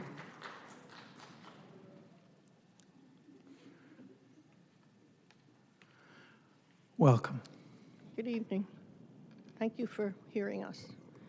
I've lived in the ranch since 1992, and my home backs up to Irvine Center Drive, which should be renamed Irvine Center Freeway, because we already get the overflow from the 5 on one side and the 405 on the other side, and we can't even enjoy our backyard and pool. And I can't even imagine what another 10,000 cars will do on that road. There's so many new apartments going up in Irvine, and they aren't even occupied, but the traffic is already awful. The orange groves are gone, and I imagine the strawberries will follow suit. If you look on Alton by the Spectrum, we just saw this a couple of days ago. There's a massive apartment structure being built. And if you go up Von Carmen, again at Alton, these structures, they're just mind-boggling how big they are. And I don't know where all these people go, where they drive, where they park their cars. The one on Bryan and Jamboree, do you ever go to the marketplace? It's crazy. And now they have like a 6-story new buildings, and they have a parking garage behind it. Thank So, you. Your time is up. Thank you for your comments Thank tonight. you. If I could call forward Peyton Shim, Paul Vu, Tim Stanley, Rolf Parks, Scott Carpenter, Terry M., Sang Reddy, Oliver Sanchez, Bill Schultz, and Craig Brown. And we will start with Peyton Shim.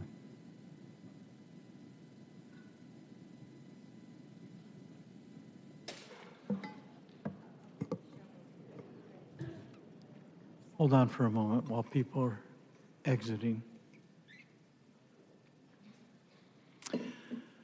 Welcome. Go right ahead. Thank you. Good afternoon, Mr. Mayor and City Council members. My name is Peyton Shim, and I am a college student currently living in Irvine. Speaking on behalf of other young adults like me who wish to experience what the city has to offer, its prime location and safety, I strongly urge you to continue the study of this project in transforming the golf course. While there are many people who are strongly against this project because of their passion for preserving the history of Irvine, the city must find ways to adapt to present times and accommodate its growing population. As the children of Irvine get older, there becomes a growing necessity for more single living homes, especially for young adults who aspire to live, work, and contribute meaningfully to this vibrant community. Yes, there are many people who use the golf course and its open space, but there are also many more people who are in need of affordable living. Additionally, while the traffic concerns are very valid, even if the project does not progress, we are not going to make the traffic issue any better. Rather, people will still be pushed out, which forces them to drive longer distances, burn more fuel, and spend more time on the road to get to Irvine. But if the study is further researched, more people will be closer to their jobs, allowing them to use alternative methods of transport, including the new extended Jeffrey Open Space Trail, which in turn reduces gas emissions. As I close out this message, I really want to signify our current times as well as the future. What makes Irvine so appealing to many is the open space, shopping centers, and neighborhoods. With times progressing... Thank you. Your time is up. Finish your sentence. Go ahead. With times progressing, we must modernize and adapt to trends. Thank you for your comments. Paul Vu. Welcome, sir. Thank you. Dear Irvine City Council members, my name is Paul Vu, and I have lived in Irvine for over 42 years, and I reside in the ranch. I oppose building new homes on the Oak Creek golf course. By building on the golf course, you will make the existing traffic problems worse. Today, if I want to come home from work at UC Irvine, which is a 7-mile trip, I need to leave the office either before 4 p.m. or after 7 p.m. because any trip between 4 to 7 p.m. will lead to sitting in traffic for 1 hour. The major roads of Culver, Jeffrey, Sand Canyon, and Irvine Center cannot expand much more. And the city has already optimized the use of traffic light synchronization. You cannot improve the traffic flow on these streets much more. So adding 3,000 more homes and potentially 30,000 more car trips per day will lead to congestion all of the time, similar to what happens in LA and San Jose. Another factor which has not been brought up is the water supply. How many residents will be added with all these new homes? Can the water district supply sufficient water if there is a drought for the next 5 consecutive years, as what has happened in the last decade? You see here today, the residents are extremely upset over the proposed removal of the Oak Creek Golf Course, and I have not seen this level of anger before. Thank you. Your time is up. I will fully support recalling any council member who vote for the new development. Thank you need for to your face comments. negative consequences if you do not represent Thank the you. will of your constituents. Tim Stanley. Tim Stanley. Welcome, sir. Welcome, sir. I got to go off script. It's one thing to allow high-density housing on the periphery of the city, where people who like city life can live there. It's quite another thing to bring it into the heart of town, across the street from peaceful neighborhoods. Those of you who live in University Park, Quail Hill, Turtle Rock, and elsewhere don't think you are immune to this kind of a scheme. There are plenty of sites in your neighborhoods that can be similarly exploited by means of zoning changes hidden from the public eye.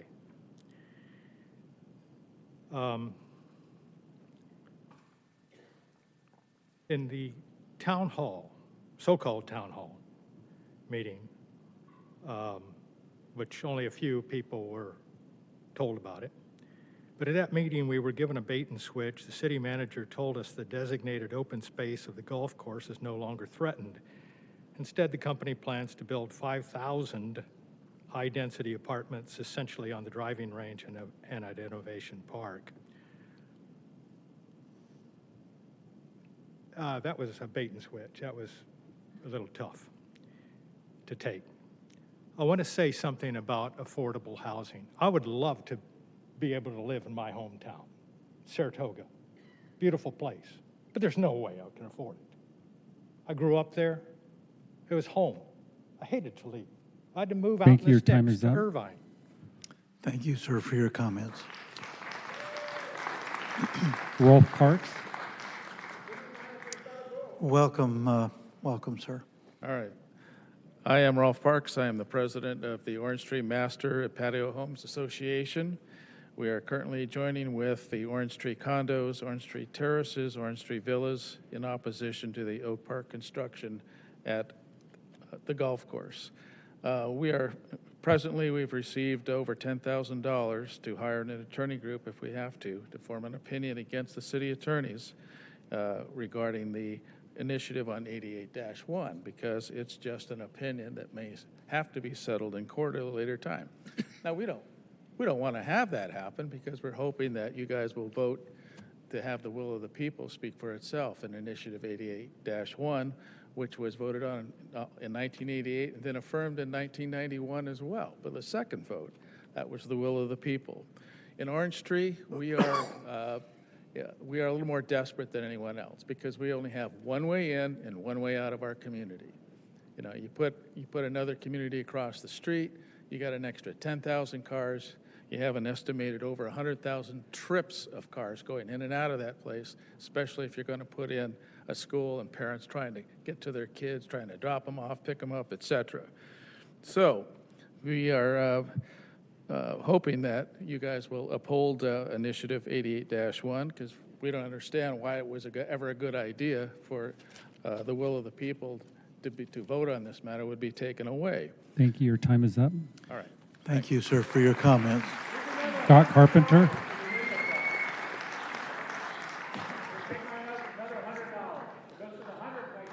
Welcome, welcome, sir.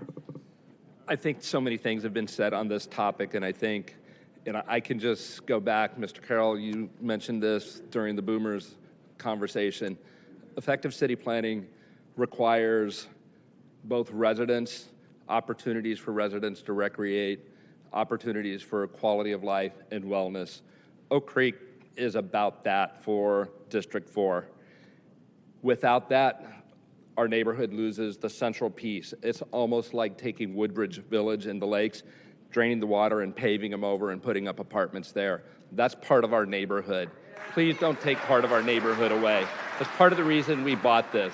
Another central issue here is basic democracy. Voters voted upon this. We've elected you as our officials to uphold the will of the voters. You really do have a choice at this particular point in time. You could go back to the Irvine company and you can say, wait a minute, this has already been voted upon. We're now the elected officials. It's up to us to say, no, stop it here, stop it now, or you can send it out to the voters. If you do send it out to the voters, I can guarantee you, some of you will not be sitting up on the dais in the near future. We will go for a recall. Mr. Carroll, you're first on the list. This is your district. Listen to the people in your district. Please, listen to us. Listen to us. Terry. Hello. I've spoken at several of these meetings. Welcome. Go ahead. I've spoken at several of these meetings regarding my opposition to this plan. With all the high-rise apartment buildings that you guys are building throughout the city, those are not affordable. This is not going to be affordable. and it will just add more traffic to our neighborhood. Stop turning Irvine into the city of Los Angeles. If that happens, you're going to have the riots, and then what are you going to do with your city budget to pay for all of the disaster that comes with it? I'm asking you to oppose this, rescind the MOU. Thank you for your comment. Staying ready. Welcome. Hi. I have my son and my husband. I left my son at his math tutor before I got here at 4 o'clock. It took me 6 minutes, and I just picked him now. I ran and came here. It took me 19 minutes. Actual traffic statistics. And this is what I have to say. So I used to live in Orange Tree, and now I'm in Woodbridge. The kids from Orange Tree were previously supposed to go to Oak Creek School, like my son. And we were sent to East Shore, which is actually 1.5 miles, 2 miles from Orange Tree. So for working moms like me, it's really painful in the morning to drop them to school and get on the freeways. It's very, very painful. And all my friends who have kids at the Oak Creek School have complained that the school has doubled. They have doubled the classes, no facilities, the kids are not taken care of. There's a lot of issues with schools, and that's because they don't have schools at Los Olivos near the Spectrum area where it's really crowded. This goes back to another lady who just spoke about the school. The schools are not managed. So the people who are already existing, living here, are really struggling with the schools and the kids. Adding more, like 3,000 homes, I don't know where the kids are going to go. East Shore is full, Oak Creek is full, Springbrook is full. Those are the only schools that are there, and I know that. My Thank kid's you. Your there. time is up. Thank you for your comment. Oliver Sanchez. Welcome. Thank you. Good evening, Mayor and City Council members. My name is Oliver Sanchez. I've lived in the Orange Tree community for 25 years. I agree with those who have spoken about the promise of the city made to preserve the open space, and that commitment to keeping areas like the Oak Creek Golf Course undeveloped is something that many of us have relied on when choosing to live here. In the past, I've seen and I've watched Irvine grow. Some of that growth has been thoughtful and necessary, but lately it feels rushed, crowded, and out of sync with the values that once defined the city. The proposal to replace the Oak Creek Golf Course with thousands of new homes is a clear example of that. Right now, Irvine Center Drive is already heavily congested, especially during peak hours. A lot of people have been saying this. Adding thousands of new residents will only add more cars, more noise, and more pollution. We can feel the strain already, and this development would push it beyond the tipping point. But this is about more than just traffic. Open space isn't just something nice to have, it's essential. It gives us cleaner air, quieter streets, the healthier environment, and a sense of peace in the middle of urban life. These spaces are part of what makes Irvine livable, unique, and desirable. Once they're gone, we can't get them back. The city was once known for its balance between development and nature. Let's not lose that. Please reject this proposal, protect the Oak Creek Golf Course, and preserve the character, health, Your time is and up. beauty of our community. Thank you. Bill Schultz. Thank you for your comments. Welcome, welcome. Thank you. My name is Bill Schultz. I'm a resident of Orange Tree neighborhood. From my perspective, this plan effectively addresses not only the need, but the requirement for additional housing. And in my opinion, the proposed design perpetuates the planned beauty and functionality that has driven Irvine's highly desired lifestyle, character, safety, and success.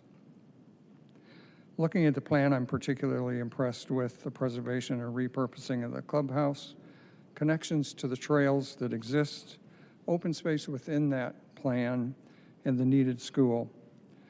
In addition, there's promise of 2 additional libraries, transfer of cash providing assets on the north side of Irvine to the city, et cetera. Trusting that Irvine Company and City Council will thoroughly assess and effectively mitigate my biggest concern, shared with others, the obvious traffic challenges, I support this project. Further, I urge planners and developers in considering the liberal use and utilization of multi-generational homes in the development, and most importantly, to emphatically assuage the public's fear that this development will set precedents leading to other open space classifications being modified in order to erect additional housing in Irvine. Thank you. Your time is up. Thank you for your Can I comments, have sir. 15 more seconds? 15? Okay. Thank you very much. Thank you. Craig Brown, and if I could, Just a moment. Just, how about some common courtesy, all right? Next person up. You had a lady that had 43 seconds left on her time, and you wouldn't let her finish. You passed it to somebody else. Are you done? Next speaker, please. Craig Brown, and if I could also call forward Andrew Marin, Eileen McCarthy, Jamie Morgan, Greg Costigan, Siddharth Mehta, Philip Wall, Kim Frazier, Carol, Mike Nystrom, and Farah Conchar. And how many more do we have? That takes us to, I just named 60 through 69. We have 79 in the queue in person. All right. Is Craig here? Craig Brown? Andrew? Andrew Marin? Eileen McCarthy?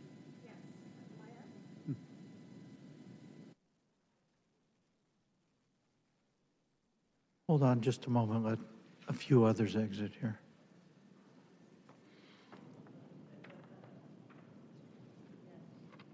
Welcome. Hi. Good evening, Mayor and Council members. My name is Eileen McCarthy, Irvine resident and voter. In 1988, the people of Irvine voted to protect our open space through Resolution 88-1. I'm bringing it up again and again, Mayor. I know you opened with that, but it is important. That resolution was not just policy, it was a promise that the land designated as open space would stay that way forever, protected and preserved from future development. It's at Quail Hill on the plaque for the open space development. Today, you're being asked to break that promise, not because the state is forcing you to, but because a developer sees an opportunity. You still have the power to say no. You still have the discretion to do the right thing. This proposal of housing development on preserved land should have never come up as a subject of discussion. Irvine is known for smart planning and long-term vision. Giving up preserved open space for a housing development is not smart planning, it's short-term thinking. Please stand with the people of Irvine, honor Resolution 88-1, and keep your promise. So please end this discussion. The vote was already made to preserve the land. Thank you. Thank you for your comments. Jamie Morgan? Welcome. Thank you. Hello, Jamie Morgan, 31-year resident and voter. I love this place. Since the first time I visited in 1981, since buying a house here in 94, to today standing here before everybody. It's a great place to live. We just need to keep it special. I've seen Irvine grow and evolve over that time. In recent years, I've also seen my quality of life erode, however, and that's due to the significant growth. We're number 62 now and highest population city in the USA. But if you look at those 62, we're 23 by population density. So we're trying to cram a lot into a small area. If the mandate for another 57 units and all those people is real, we will shoot into the top 50 and the top 20 of density in all of America, further impacting our quality of life. So if that need is real, I think we need a holistic solution instead of the Irvine company submitting a request on a form whenever they want to replant any area they want, targeting the open space gems of Irvine. Oak Creek is the first one on that target list. 3 points on that. The benefits identified don't come close to me to justifying getting rid of this preserved open space. We can debate that further. 2, with 3,100 units and 6,000 new cars, along with all the great park traffic that's going to be growing in an already mature, busy part of town, how can that not impact our quality of life? It will. And 3, the slippery slope. What's next after this? The other golf courses, the land off the 405, the sanctuary land along University and Campus Drives. Thank you. Your time is up. We need to save all the gems. Thank you. Thank you for your comments. Greg Costigan. Welcome. My name's Greg Costigan. I live in Woodbury. I use Jeffrey Trail open space, which I would consider an open space. We do use the golf course, the driving range. To be honest, we actually don't play at the course. At $200, it's a little pricey. I also lead a sales team for a tech company. We recruit a lot of employees out of UCI and out of other schools. We're actually considering moving our office because our employees can't afford to live in Irvine. I would say that denying housing is blocking out it's blocking out our current residents' ability to stay here. These are not random people. These are your kids' teachers. These are police, fire. These are the retail or hospitality workers that serve all of us, frankly, that live in this city. I'd like to ask the council, is that what we want to become? I've heard a lot about legacy, and I've heard a lot about the legacy of the council and some members here in the council. I actually see this as your opportunity to define the legacy for the future generation of the folks of the city. I realize that this is a tough decision. I realize that there is potential compromise to have. What I will say is that leadership is hard. I see this as a first principles problem. We have an acute housing shortage here in the state, in the county, in the city, and I would implore the city to show some leadership. Potentially compromise can be made, but we have to do something. Doing nothing is not a solution for this land. It's a golf course. We have to do something. Thank you. Thank you for your comments. Siddharth Mehta. Welcome. Good evening. Thank you. My name is Carol Schwartz. I'm a proud resident of the Orange Street community directly across the street from the golf course. Hello, Mike. I'm here to speak about broken promises. Let's go back to 1988. The Irvine Company, Donald Brennan and his Irvine Company, sat in this very area and agreed that the Oak Creek Golf Course would be preserved as open space under Resolution 88-1. In exchange, they received valuable concessions, higher densities in the Spectrum, prime parcels in the Irvine Business Complex, streamlined approvals, even branding benefits that made billions over the next 3 decades. The community held up its end of the bargain. The Irvine Company collected its perks, and the promise of permanent open space became part of the Irvine's identity. Fast forward to today. The same developer wants to rip up that agreement, pave over Oak Creek, and call it progress. That is not progress.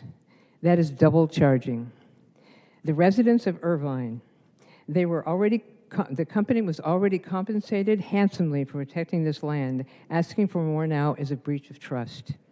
Governor Newsom's housing goals does not require you to sacrifice protected space, and nothing in the state law forces this council to betray a 35-year commitment. What is at stake tonight is the council's ability. Thank you. Your time is up. Thank you very much. And I'd like to say, please, everyone, look at saveirvineopenspace.com. Thank you for your time. Thank you for your comments. Mike Nystrom. Welcome. Good evening, Mayor Agron and council members. Thank you for doing this again and your thoughtful consideration of these actions. I'm a 25-year resident of Irvine and actually first visited in the Orange Tree community back in 1987. So I've seen the great development and smart growth of our city and appreciate all the factors that have gone into that. I'm a golfer. I've had the opportunity to golf at Oak Creek, and it's a wonderful development. But it's just that, it's a development. It's beautiful and green, just as the football fields at UCI, but equally inaccessible to most of our residents. This plan addresses several items, including the state mandates, and as the parent of a college student who hopes to one day come back to Irvine and both live and contribute to the community, this helps to address those issues. No one writes letters to the editor in positive manner, but I'm here to support the Irvine Company plan. Thank you for your consideration. Thank you for your comments, sir. If I could call forward Farah Conchar, Shankar, Sharon Ellis, Alan Meyerson, Jason Garshfield, Christina Shea, Susie Winokur, Nancy Wang, and Dave Cafaro.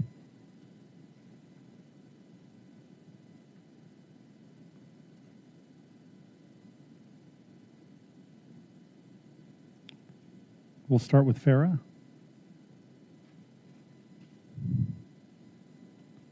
Shane Carr. Sharon Ellis. Alan Meyerson. Welcome, Mr. Meyerson. Good evening, council members. Alan Meyerson. I have the 88-1 here. I just wanted to read the second paragraph.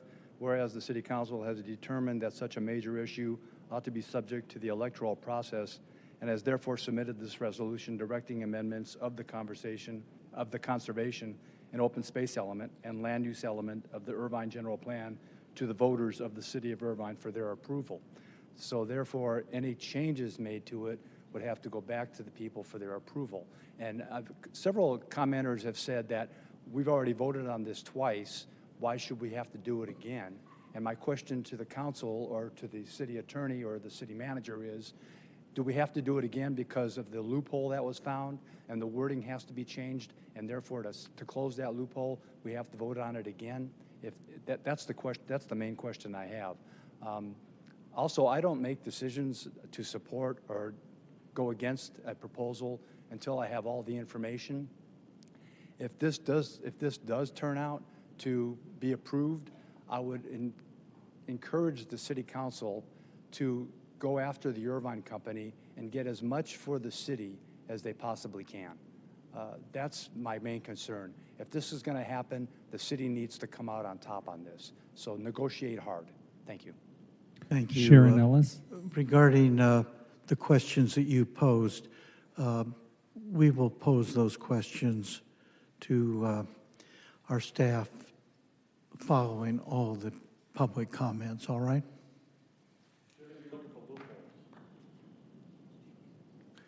Welcome. Thank you.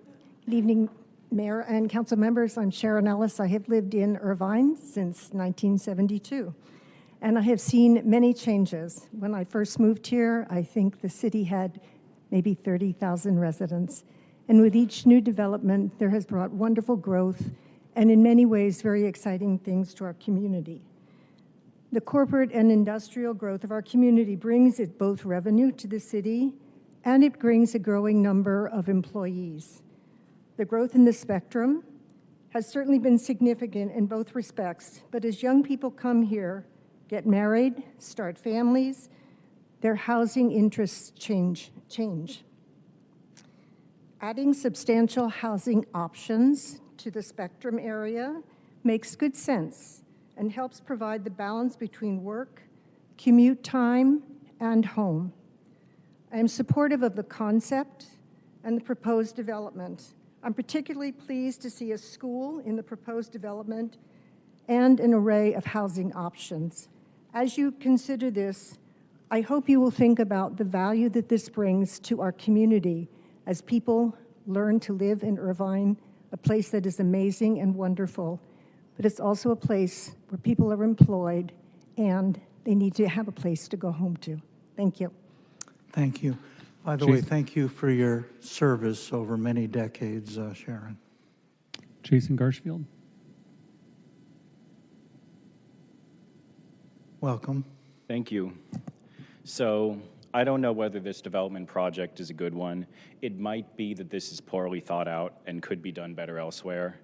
I hate the Irvine Company from the bottom of my heart, and I don't trust them for a second. But coming here tonight and hearing a bunch of old boomers talk about how we don't need development, not just this development, but any development, is pretty infuriating to me as a young guy living in Irvine. I'm glad that this city had a small town feel and there were orange groves when you grew up here 40 years ago. That wasn't my story. For my part, I don't know if I have a future in this city because it's damn near impossible to build a life for yourself when you can't hope to share in the American dream of home ownership until you're 50. So I'd ask you guys, what is your answer for me? And to those of the older generation, you should be making it easier to live in Irvine, helping us up the ladder rather than pulling it back up after you. Irvine should not be a citadel with walls too high to climb. I'm willing to bet that some of you here actually pay lip service to diversity and inclusion, but object strenuously when it comes to your backyard. Again, I don't know whether this project is the way to do it, but I do know that we need more development. Cities are always changing, and you can't freeze time and go back to how it was in the past. I'm sure Manhattan was beautiful as a small town too. And by the way, if you're concerned about traffic, so am I, and there are many ways the roads could be improved, so let's talk about that. Thank you for your comments. Next speaker, please. Christina Shea. Welcome. Good evening. So Former nice Mayor- to see all of you. Former Mayor Shea, I want to welcome. Sorry we're spending so much of your time, but we appreciate it. So first of all, I want to thank all of our supporters that came tonight.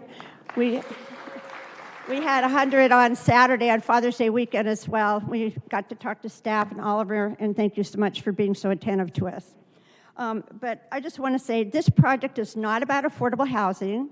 People may think it is, but there's not going to be any affordable housing of any consequence in this project that's being proposed. There are vouchers, but the vouchers are like 200, and they're going to go to all other communities around the city. I want to mention also the golf course is not a private club. It's a public club. It's a little expensive, but anyone can go in there. They have wildlife preservation. You can walk through the whole area, so it's open to the public. And let me just say that my big concern is the nonsense that took place in August 2024. We had a general plan update, and that's when we were all concerned, the council was concerned about all these units that the state's requiring, and that's when we the city council put 5,000 units in Oak Creek. It isn't just something recent. The Irvine company is implying they've had this for a long time. It just happened 8 months ago. And I have to say, Mayor, you were the one person that opposed it, because I believe you support our initial 1988 initiative. For 40 years, Oak Creek has not, almost 40 years, has had no development, and they were not allowed to have residential in that community. Your time is up. So all I want to say, my time's up? Okay, so I'll go really fast. So I just want to say it's going to create 31,000 daily trips. We need to oppose this, because if we don't, we're going to open up all of our open space to development.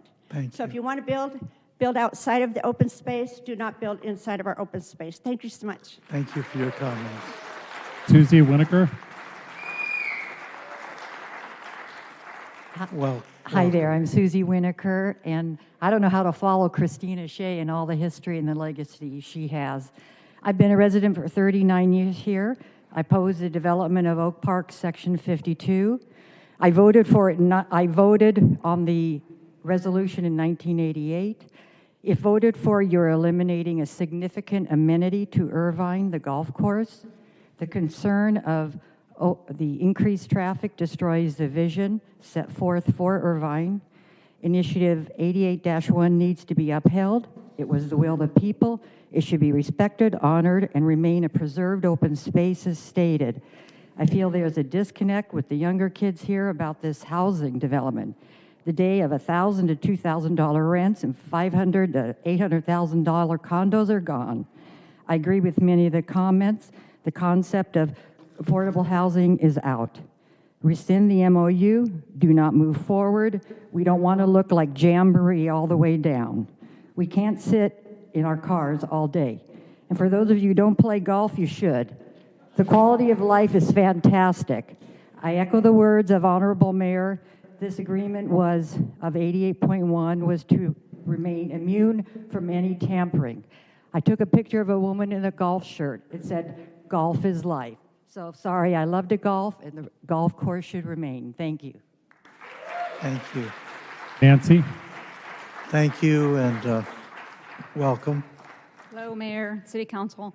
My name is Nancy Wong, and I'm a 23-year resident of Irvine, both Woodbridge and Woodbury. I'm in your district, William Go, and not a boomer, for the record. I'm here to urge the City Council to serve the people of Irvine and rescind the MOU for Irvine Company's Oak Park Village planning. We all know Irvine is already struggling with crippling traffic. I won't belabor the point. The Irvine Company says they'll invest in roads, but we know what that means. Years of construction, gridlock, and frustration.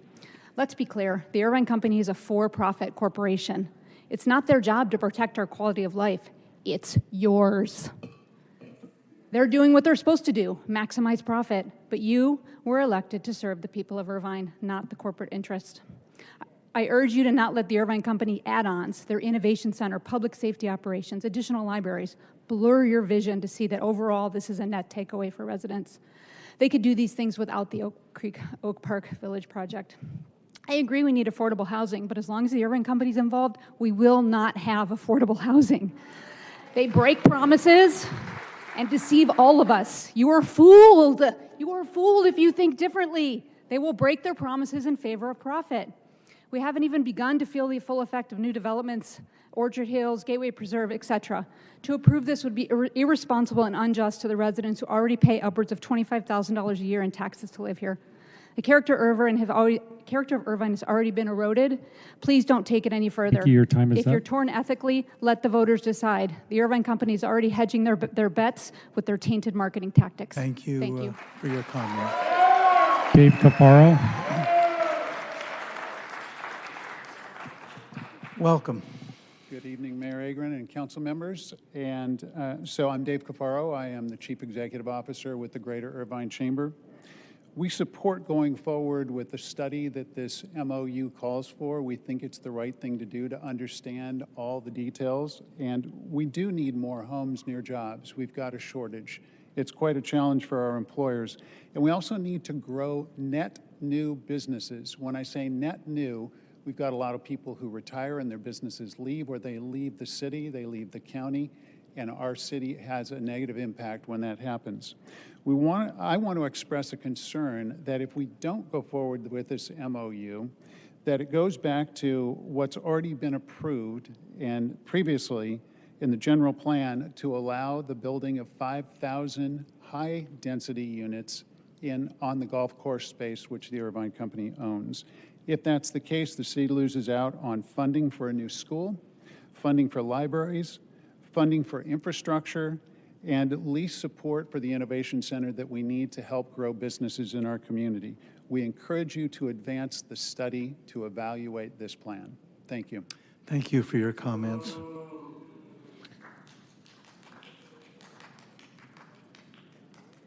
Mr. Mayor, that is all of the in-person speakers. We have 6 on Zoom. All right. I want to just turn to my colleagues for a moment to kind of take a reading. We will hear from the remotely participating citizens. At the same time, we have scheduled on the agenda a recess as well. When would my colleagues like to take a 10-minute recess?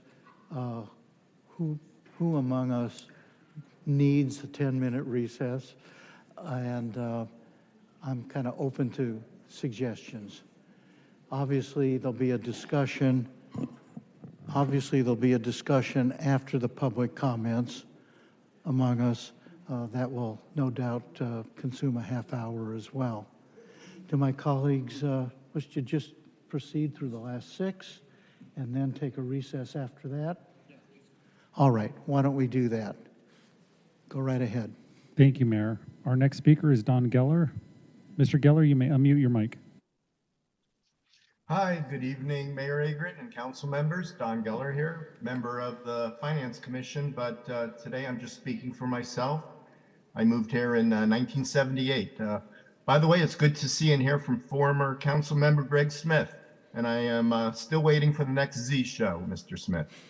Just as the mayor recommended, this issue needs to go to the voters to decide. At the Great Park Board meeting earlier today, you were considering a central location for a new central library.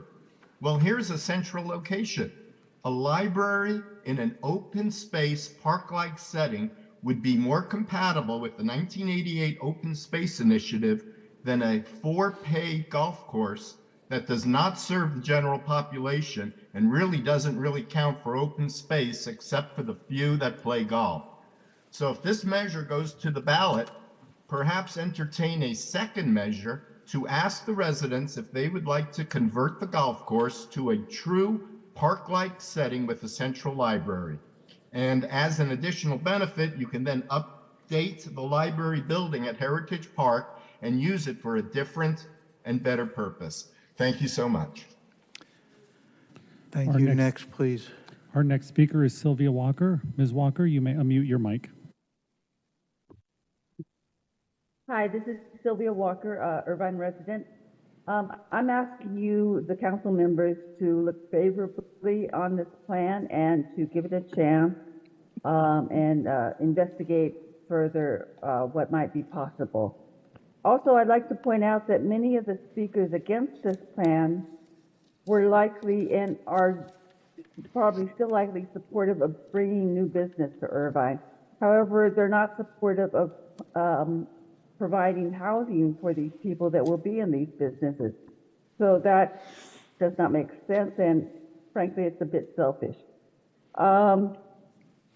And I would also like to point out that they say, well, don't do it here, do it these other places, do it elsewhere. But unfortunately, elsewhere, they're not supportive in general of new housing, and it has to go somewhere. So the elsewhere argument does not hold. Thank you. Thank you. Next. Our next speaker is Doi Viet Lee. You may unmute your mic. Hello, my name is Doi Viet Lee. I'm a 30-year resident of Irvine. I wanted to point out that many speakers have mentioned the issue of traffic, but the issue of traffic is not going to be solved by denying the people who wish to live in this place a place to live in this place. It is not 30 years ago when the resolution was voted upon. The population of people who live in this area and this country have increased. The number of houses has not increased commensurately. If they really wish to solve the issue of traffic in the city, they would be more supportive of more available public transit options, which is the only proven method of reducing congestion in our streets. Such as it is, we have a shortage of housing. We have an opportunity to provide housing. I'd like to sign on with my full support for the plan. Thank you. Next. Our next speaker is Eric Nishanian. Mr. Nishanian, you may unmute your mic. Thank you very much, council members, Mayor Agron. The passage of time does not overcome the voter mandates of the electorate, and you can't contract around it either. If the city council doesn't want to defend the citizens and residents of Irvine against the Irvine company, as it should allow this to go to the voters, and it should not go any further with the MOU.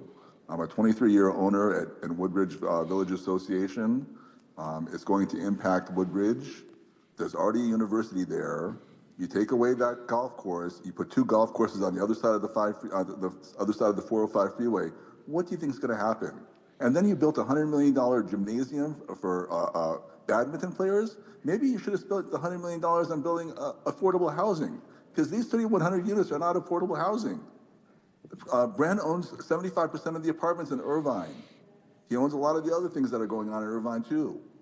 Either you guys are going to stand up against him, or you'd let the voters stand up against him and hold up their mandate, or let it be eroded by votes. Thank you very much. Thank you. Next. Our next speaker is Linda. Linda, you may unmute your mic.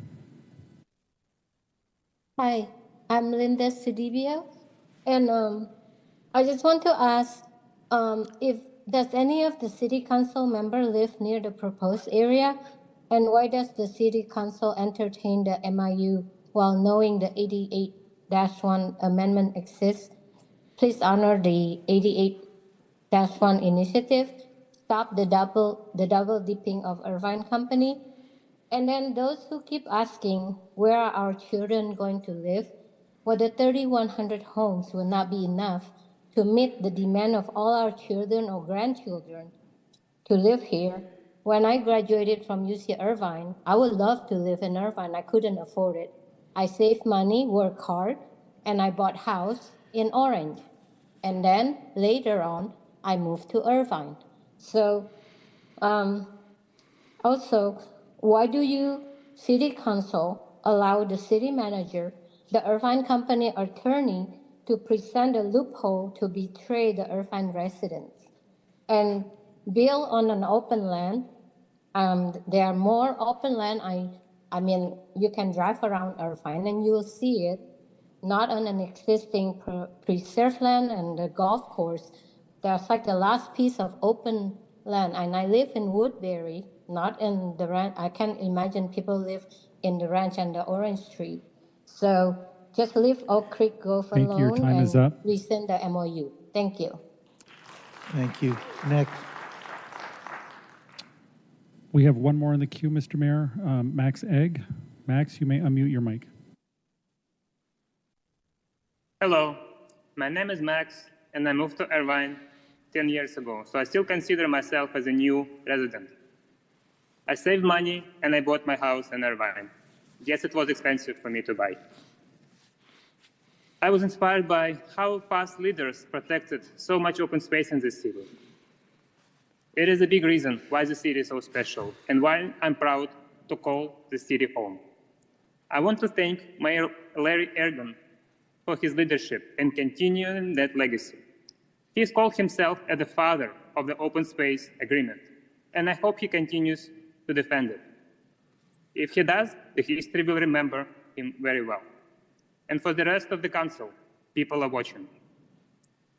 I'm also disturbed by the recent legal opinion on the 1988 Water Directive.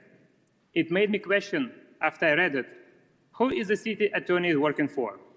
That opinion did not reflect the will of the people and needs to be seriously reviewed and challenged. Thank you. Thank you. And that is all, Mayor. That concludes the public comments. We'll be turning to our colleagues here to comment and pose some questions also to our staff, and then give some direction after due consideration here. I'm going to suggest we take a 10-minute break now. I'll tell you what, just knowing how this works, why don't we just say at 7:10, we will resume the meeting at the conclusion of the recess. So at 7:10, I'd ask my colleagues to all be seated and ready to go, all right? Thank you. We'll be in.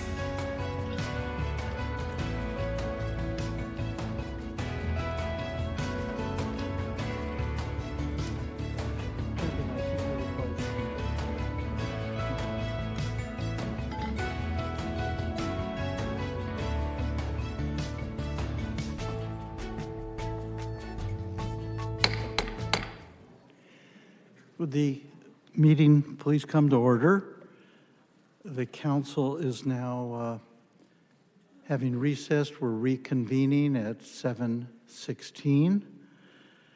At this time, before we move on to discussion regarding the scoping session and staff recommendations, what we'd like to do is have the Pledge of Allegiance, followed then by the invocation. I'm going to ask people in a moment to stand, but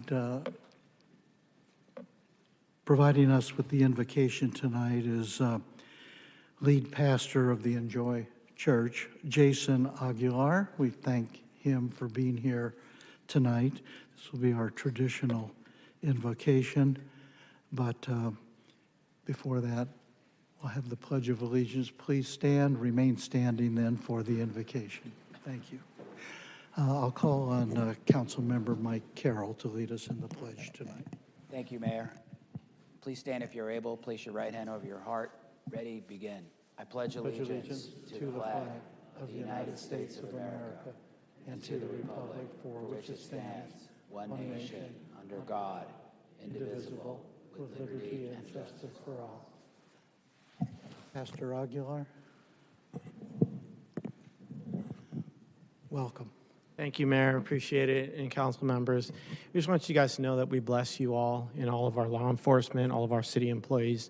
I want you to know that we are continually praying for you, praying for our city, that the Lord would give us, He would give us respect and honor for one another, even in our differences.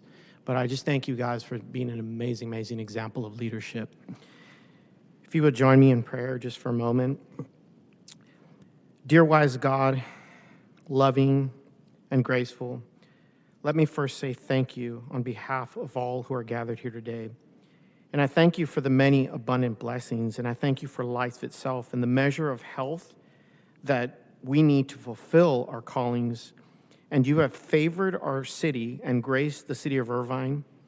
We enjoy the blessings of living in one of the most beautiful places on the planet, and we are grateful for that.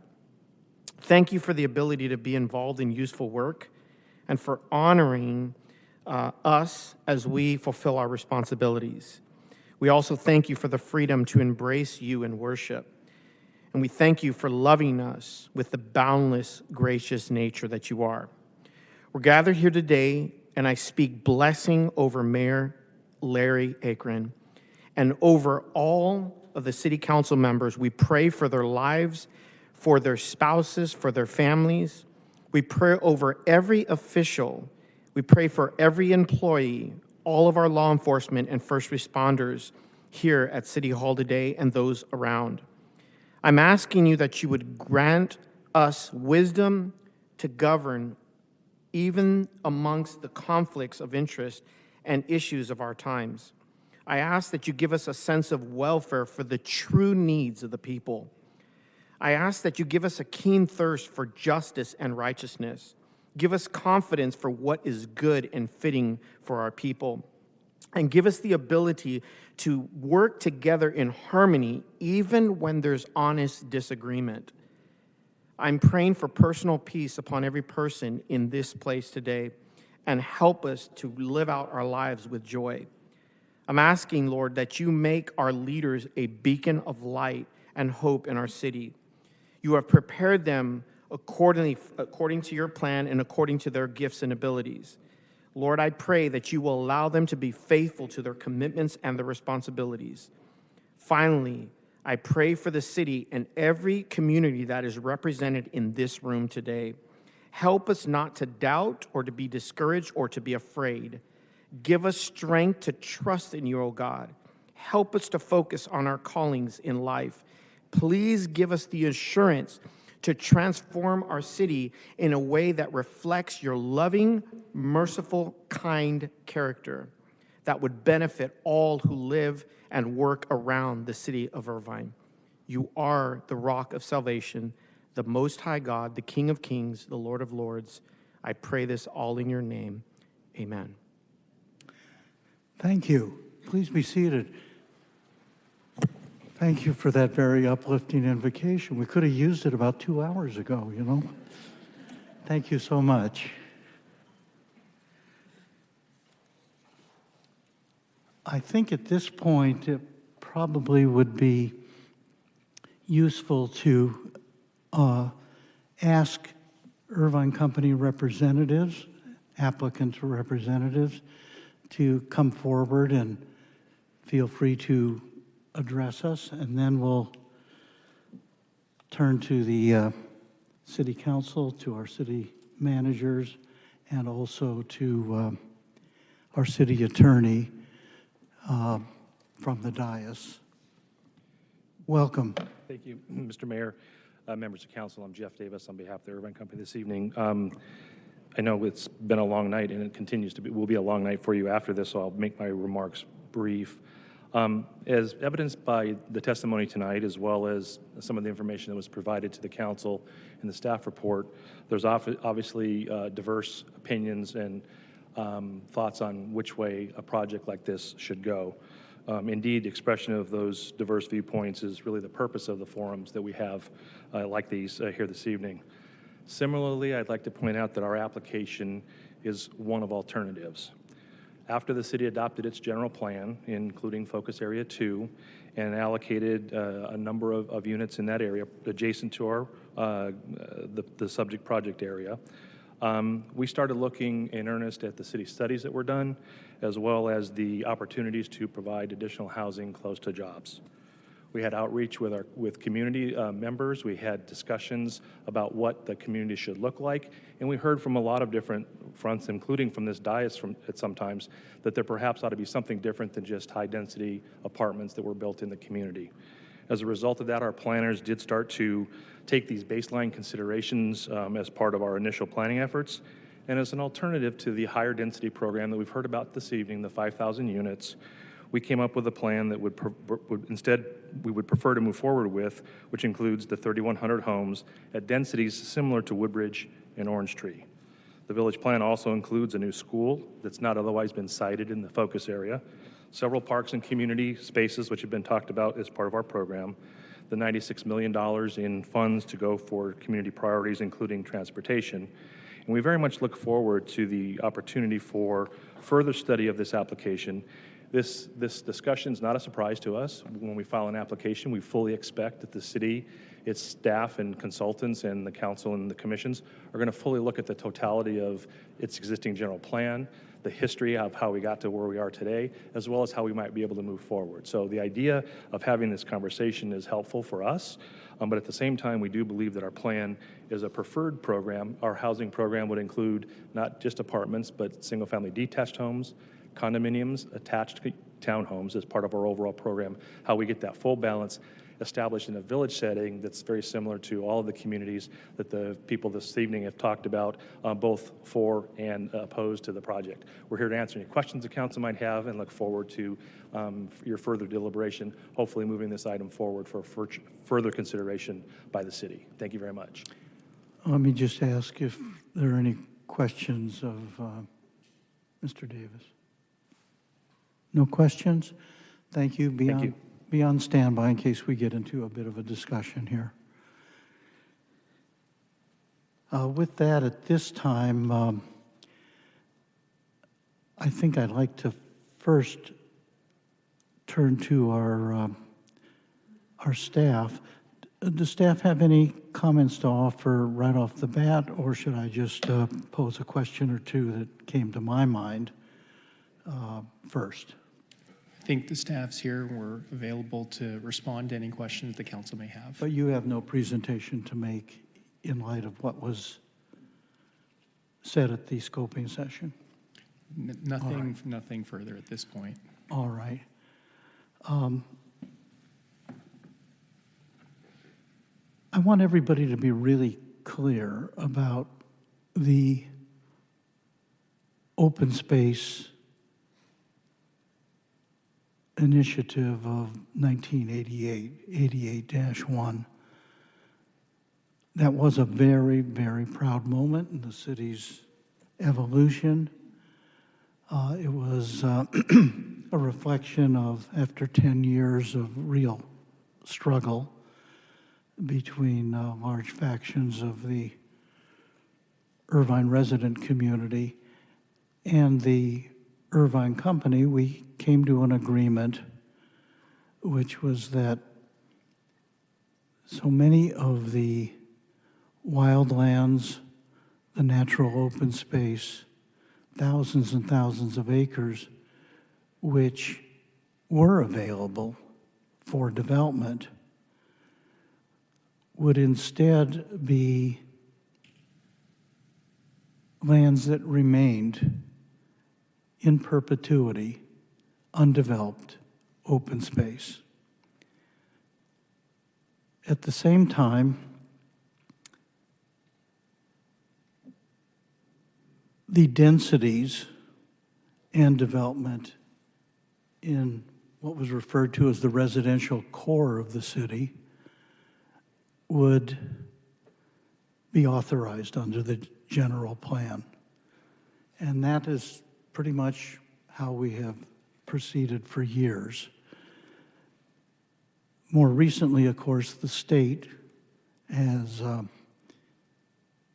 upped its, I wouldn't even say requests or pressure, its demands that cities do more to provide housing and affordable housing. And so we're squeezed here trying to protect all interests, and it's what the city has been working through for years now. Now, I want to be real clear. When the 1988 open space plan was adopted by the voters, and my recollection is it received about an 83% favorable vote, it was with the understanding that it was preserving lands, presumably, in perpetuity. The only way those open space preserved lands could ever be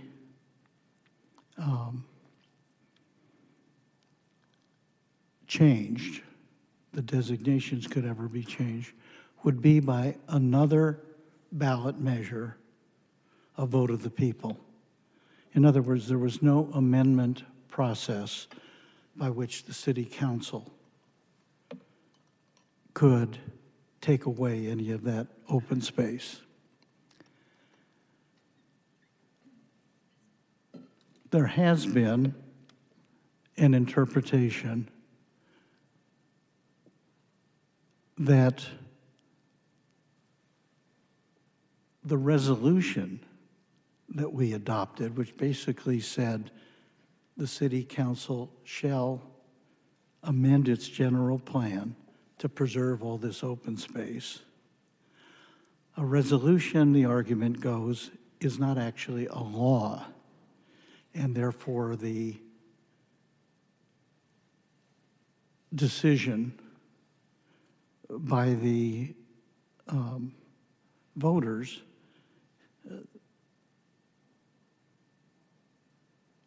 was not something that couldn't be dealt with by a subsequent council. That's, as I understand it, the consequence of subsequent legal cases that have said, well, when you do an initiative, it actually has to be an ordinance. It can't just be a resolution. It must be an ordinance. But, of course, when we adopted the Open Space Initiative in 1988, at that time, it was tamper-proof. At that moment, it was tamper-proof. And it has been presumed to be ever since. And we made it clear to people that this open space is to be preserved in perpetuity. The only way that can be changed is if the people of the city of Irvine approve a subsequent ballot measure that either took away some of that open space or, for that matter, added to that open space. My belief is the understanding of the people, my understanding at that time, is that that's the way we got to play it. We have to play it straight. So my view is sort of my legal view, but also just my political view of it is we need to be faithful to what we said at the time, that what's laid out is to be open space in perpetuity, except if people were to put on the ballot a subsequent measure that altered that open space designation. Nobody has tried that. Nobody has done that. But that is the avenue, the only avenue by which, in my judgment, it could properly be changed. And so that applies to the golf course, even though the golf course is kind of weird in that it's private open space, nevertheless enjoying a public designation as preserved open space. What the Irvine Company is proposing is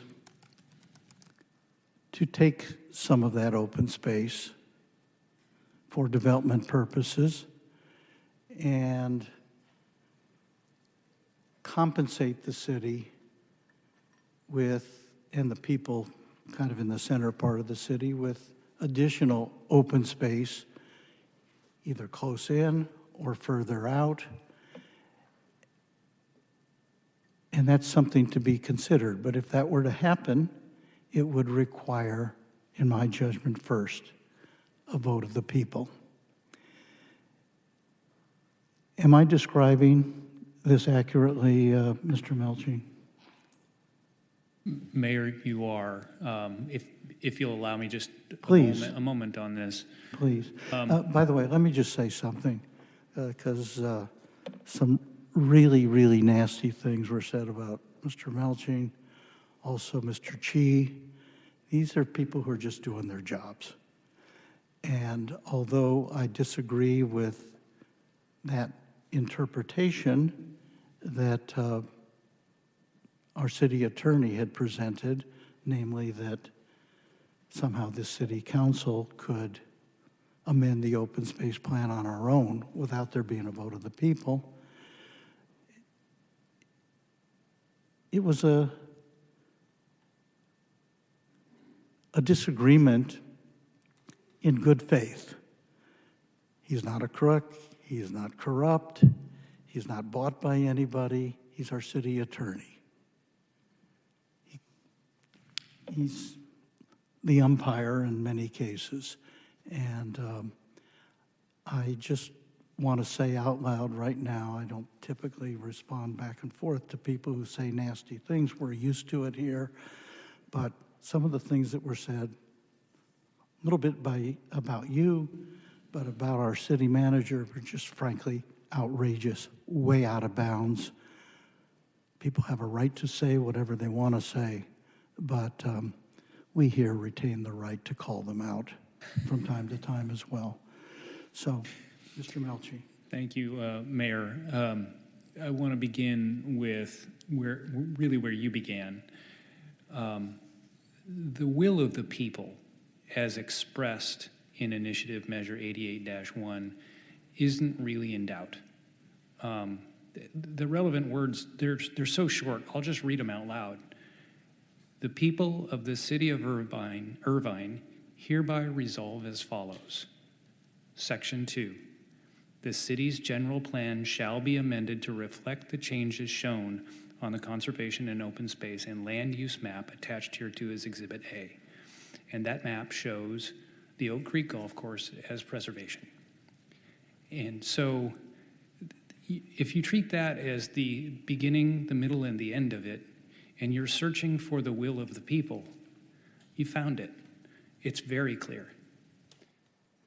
The points that I raised before, and Mayor, you and I, we differ on this, had to do with whether overall the initiative measure achieves the will of the people.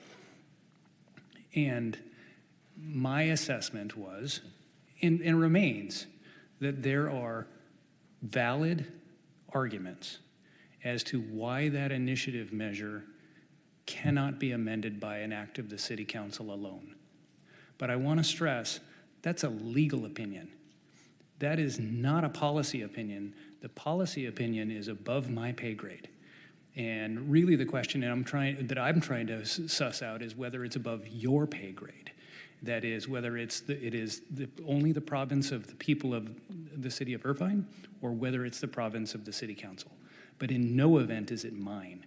I'm just trying to outline for you what options I think are available for you. And I completely respect that you disagree with me. You think it's above your pay grade. And so I think hopefully that gives a decent outline of my view of it. I'm happy to repeat the arguments for why I believe what I believe, but I've said them twice in public already, and you summarized them well. It basically comes down to whether a resolution commanding the City Council to do something, that is, amend a map in the general plan, is the same as directly legislating, that is, the people saying directly the map is amended. And there is case law, and you're correct, case law that post-dates this resolution, which goes back to the point about what was the will of the people at the time. I believe that the city believed and the people believed at the time that this resolution could only be amended by a subsequent vote of the people. So I'll leave it at that unless you have more questions. No, I'll just conclude with another comment that, you know, when it comes to open space and protecting open space from development in perpetuity, we are still in the business here in the city of Irvine of acquiring open space. Acquiring open space. You know, when we defeated the airport and created the great park, we were in the business of acquiring yet more open space for folks. When we shut down the All-American asphalt plant, and as a part of that very complex deal, secured 500-600 acres of open space. We are aggressively looking to preserve more and more open space and not yield to the pressures to transform that open space into development and indeed overdevelopment. So with that, I will turn to my colleagues and we'll come back to the actual steps that the council might take, next steps and beyond.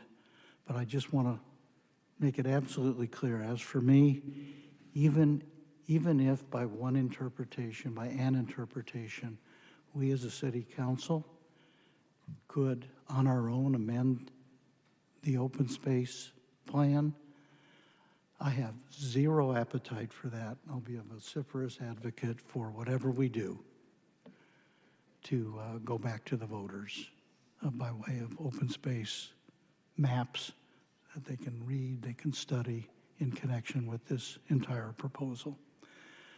Having said enough, I'll turn to our council colleague and Vice Mayor Mai. Thank you, Mayor Agrin. So, well, that's the first time I've heard one lawyer tell another lawyer, you're above my pay grade.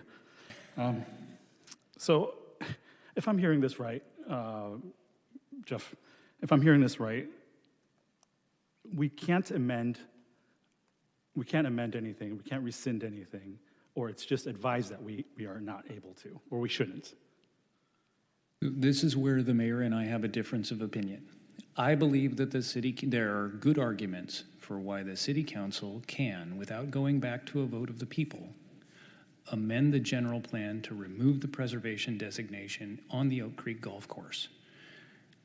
That is, I want to reiterate, that's different from the question whether the city council should take that step without going out to the voters. That question is a question for the city council, in my view. In the mayor's view, and I apologize for speaking on your behalf, the mayor doesn't agree with my legal interpretation. He doesn't think it's even a question for the city council. He thinks you have to go to the voters. I think you have a choice. Okay. Well, I think we should go to the voters just because out of the sake of transparency. I want to hear from the voters and I want to hear voters en masse. That's how this thing works, right? You know, I'm going to be the first one to say I'm not a lawyer. There's lawyers, plenty of lawyers up here. We got a high-paid lawyer here. We got a high-paid city manager, high-paid assistant city manager to answer these questions. I just want things in layman terms, in just plain terms. I've heard from Jeff Daniels here. I've heard from staff. If I'm hearing this right, the last comment I heard from Jeff Daniels was, it's a matter of alternatives. We have either 5,000 units to be built, or we have 3,100 units to be built. Those are our options currently on the table, if that's correct. Maybe if someone on staff can talk to that and clarify that to me, because I've been hearing misrepresentations from multiple parties here. I just want to know, is that a concrete statement to make It's either a matter of 3,100 or 5,000. That's one way to characterize it. The short answer is, the direct answer is no. The application before you for a general plan assessment is a plan for 3,100 units. What is available and on the table, though, of the proposed project area, there's about 71 acres, the driving range area, and also the area up above the railroad tracks next to Innovation Office Park. Those two areas total about 71 acres.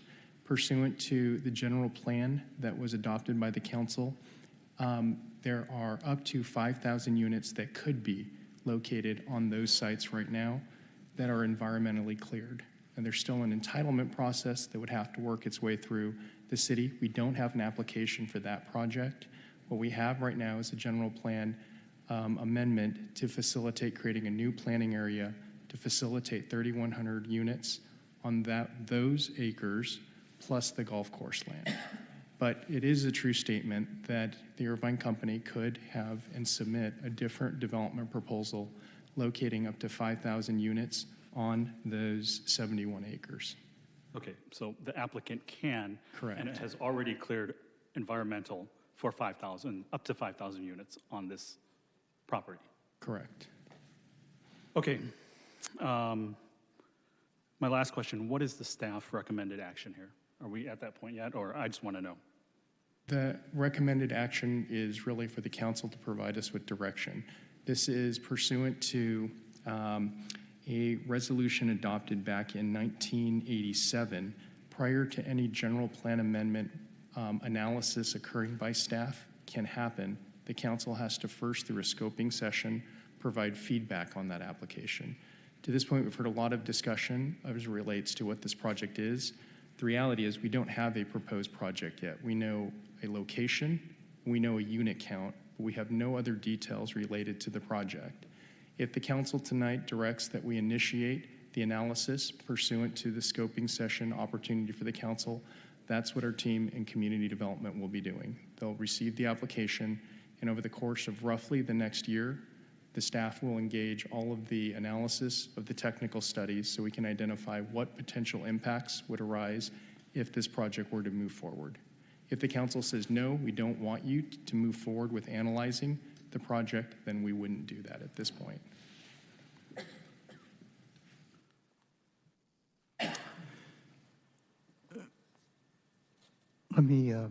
Let me pose a question before turning to Council Member Martinez Franco. Could you describe the suggested action item is authorizing staff to proceed with processing a general plan amendment application?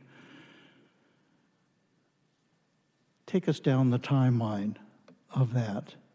What are we talking about? Over what period of time would it unfold? Mm-hmm. And of course, there's a separate kind of parallel track, which is anything relative to the open space matter would be direction to prepare a ballot measure. Mm-hmm. At least that's what's in my mind. So can you just take a moment to describe the process, if indeed the vote here is authorizing you to proceed with processing? Certainly. If there's direction tonight to move forward with processing and analyzing the general plan amendment for this project, it's important to say this again, it's not an approval of the project. It's an approval to begin initiating all of the analysis associated with the development. So a variety of things are going to happen if the council says yes. Over the course of roughly the next year, a number of technical studies will be engaged and submitted to the city. Technical studies related to environmental impacts, to traffic, to consistency with the general plan, the zoning code, consistency with the MOU. All of those things will take roughly a year or so to process. We would be back to all of the city's governing bodies to review this proposed project and all of the inputs from the analysis at some point roughly in the first quarter-ish of 2026. That's when the analysis would ultimately be completed. That process would then be reviewed by all of our commissions. The commissions that would be engaged include Traffic Planning Commission. There's a Parks Plan that'll be reviewed by the Community Services Commission, all of which would happen before the council renders a decision on the project. Now, concurrent to that, what we've heard from the mayor tonight is a recommendation to put the open space matter out for a vote. Those things can happen concurrently. If the council's direction is to move forward, we would need at a future council meeting direction from the council as it relates to what we would put on the ballot and when. It sounds like that's something that would be discussed potentially at our next meeting. Based on the conversation tonight, we'll take direction from council. But that's one track. The other track is an analysis of the project itself. And again, that analysis would take roughly a year to complete. We'd be back sometime in the first or second quarter of 26 with all of that information for everyone's review. Thank you. Let me turn now to Councilmember Martinez Franco. Yeah, thank you for that explanation. It actually clarifies a lot of the things that I wanted to ask. So we will have to separate those issues very clearly. And can they both be done at the same time? That's a great question. The internal discussion, Jeff, correct me if I'm wrong, there's nothing that prohibits both of those matters from happening concurrently on parallel tracks. The council could tonight direct us to start analysis on the actual scoping of the general plan amendment, the analysis of the amendment, and concurrently the council could vote to direct we put the open space issue before the voters for consideration at a special election of the council's choosing. Those two things, unless I'm missing something, those two things can happen concurrently. Anything further? Councilmember Treseder. Thank you. I appreciate you all being here and giving your comments. I hope you feel like I was attentive to you. You all had really great points, so thank you. Right now I'm thinking about this issue in terms of three principles. One is that we don't have enough affordable housing in the city. It is a bit of a crisis, especially for our young workers who want to come in. Two, this MOU as it now stands does not provide sufficient affordable housing. 200 units at a time out of 3,100 units is not enough in my mind. I'm hoping that if we go with subsequent analysis as the recommended action, that we revisit that MOU in terms of the affordable housing. Finally, in terms of the legal issue, I am not a lawyer. The nuances, I cannot personally judge the nuances of the language. I think if I were to ask just a random person on the street, you show them the 88.1 language and ask them what their interpretation is, I think that their interpretation would be that if we want to develop the golf course, we need to go back to the voters. And I am hoping that if we're doing subsequent analysis, that we can also include considering whether we need to do a ballot initiative. And my problem here with the different legal arguments is, yeah, I just don't have the expertise to know between the mayor and our city attorney what is accurate. And so if there's a way that you can provide subsequent to this, like some sort of analysis or interpretation that a lay person could feel confident understanding, then I'd be grateful for that. And so that's my opinion on this issue.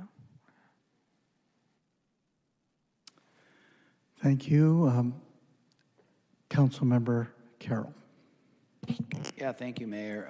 And yeah, thank you also to all the public comment. And it's also, as you know, when some of these large and really important issues come up, it's also very encouraging and as a public official to see how quickly and how demonstratively the community can get together on something and advocate. And it's really a treasure for me personally to see it come together in action on issues that are really important. in this town. I also concur with the mayor. I think, Jeff, we've disagreed in the past. This seems like one of those additional big ones. I don't, we have been handed up, this bronze plaque here, and generally speaking, we don't put these permanent plaques up around town about things that potentially are, have pieces to them that don't have, a permanent piece to it. So I think, we could go into an investigation as to whether it was your law firm, and luckily it wasn't you, so we won't draw and quarter you right now. But whatever happened in 1988 appears to have been kind of set up in a way that maybe it was not what a lot of the people that were here in 1988, thought that they were, signing on to, and including, the gentleman to my left, the mayor, whose name is on the actual plaque, the permanent plaque.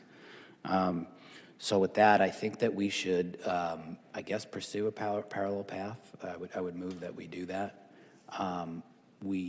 And just a real quick as an aside, just to our city manager, Oliver, what's the time frame if we go down the process of all the public outreach and the applicant goes and talks to all the neighborhoods, and when do we hear back? Do you have a sense of a time frame of when we all would, I mean, it's a long time, right? We're not back to this until 26? Correct. The earliest this would be back before the council is sometime in the first or second quarter of 2026. I think the processing will take roughly 9 to 12 months. A lot of that will depend on what we get into once we start receiving all the technical studies and run it through the process. Okay, And the community outreach piece? Absolutely, that's all. On behalf of the applicant, I mean, they have a lot. They clearly have a lot of work to do. Correct. And what we can do, Jeff, back to you, if I can, is we can then seal for all time the public open space. Well, again, just not always for all time, but we can adjust it in a way. We don't have the power to. Okay, per you. I'm just, you have to correct me as I recite all this. But we can have the residents of Irvine decree that none of this can happen again, none of this can change, none of this can have an adjustment phase unless it is brought back to us, meaning, a referendum of the entire residents. Am I close to? That's 100% correct. Okay. Well, I would move that, Mayor, I would move that, if someone would second that. Thank you. Any other comments? Well, can I get a second on that? Did you make a motion? Yeah, I'd like to move that parallel path, and that staff comes back. How soon can we have this framework and presentation on what a voter initiative would look like? We can have that discussion as soon as the next city council meeting. Is that enough time? Okay. Yeah. All right, just to be clear. Mayor, if I could make a suggestion, the agendized action tonight is to move forward or not on the general plan amendment. If I could respectfully just treat Councilmember Carroll's comment about bringing an initiative measure back as a future agenda request. It's not really part of the motion because it's not really part of the agendized action. But we will absolutely do it. I'm just trying to make sure that we. I don't think we all up here, if we're all for that, do we need to put a memo in? Sorry, Mayor, I jumped in. We don't need to put a memo in for that, right? If a majority of the council gives me direction to do it, then I'll do it. And if they don't, and one council member says to do it in an agenda memo, I'll do it. So either way. Why don't we leave that for a memorandum asking that it be put on the next council agenda for discussion, that the parallel path. Yeah. And so you would simply be moving action item 1.1 here, which is provide, direction. You're authorizing staff authorizing and directing staff to proceed with processing a general plan amendment application for new planning area 52 Oak Park. Is that correct? Yeah, and have the applicant do the material that it needs to do with the communities, including everyone in this room and the staff and whatever the staff needs to do. And let me suggest, I'm sorry, was there a second to that? I'll second it if nobody else has. You offered it as a motion. I did, yeah. I'll second it. Let me just say that I think what's needed is kind of progress reports back from staff. I want everybody to be very clear about what a lengthy, thorough process we're talking about here, and I want people to be especially clear about access points by the public in this council chamber and perhaps otherwise. All right, with that understanding, Councilmember Liu. Just a quick clarification, are we adding that? Because I was going to suggest that as well. Are we adding your suggestion to what we're voting on? I don't think that we need to add it to the Okay. motion, complicates the just wanted to motion. make sure. As I understand it, Councilmember Carroll, you'll likely be putting in a memo. We'll figure it out with the city attorney to be moving down a parallel path on the ballot measure question. All right, Council Member and Vice Mayor James Mai. Yeah, thank you, Mayor. Yeah, just wanted to be crystal clear, just like Councilmember Liu was stating here. The ballot issue is going to go on a subsequent meeting. We're going to formulate that for potentially November or whenever we can. So this basically motion is just more, seems like red tape, just processing an application, basically. Yeah, it's a little more important than red tape, but yes, it's to put it in the queue and start doing the processing, raising all the questions, doing the technical studies, all that goes into any major development. And of course, processing it doesn't necessarily mean approving it. It's important that people understand that. Anything else? All right, there's a motion seconded before us. Point of clarification, sorry. Yes, Council Could we Member please have the Christina. motion read again? It would be to authorize staff to proceed with processing the general plan amendment application for Oak Park. Okay, thank you. All right. Before you do that, can I make a comment here? We're done with public comment at this time. Would the clerk please call the roll? Councilmember Carroll. Yes. Councilmember Go. Yes. Councilmember Liu. Yes. Councilmember Martinez Franco. Yes. Councilmember Treceder. Yes. Vice Mayor Mai. Yes. Mayor Agron. Yes. Carry 7-0. Thank you. That concludes this item. Having been in recess, having done the pledge, the invocation, we now move to presentations. We have one presentation tonight. Would the clerk please identify this item by subject? Thank you, Mayor. Item 2.1, proclaim July 1, 2025 as the 50th anniversary of the Irvine Police Department. Thank you. Did you wish me to come down to the podium? I will.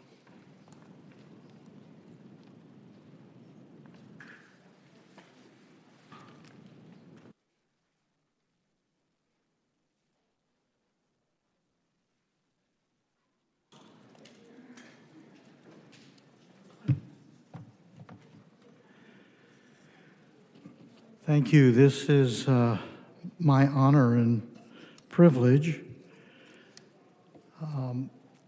Our one presentation this evening is a proclamation recognizing July 1, 2025 as the 50th anniversary of the Irvine Police Department, a date that marks a significant milestone in our city's history.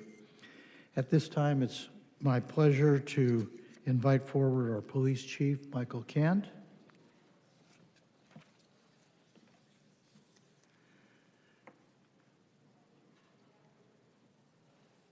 Thanks, Chief.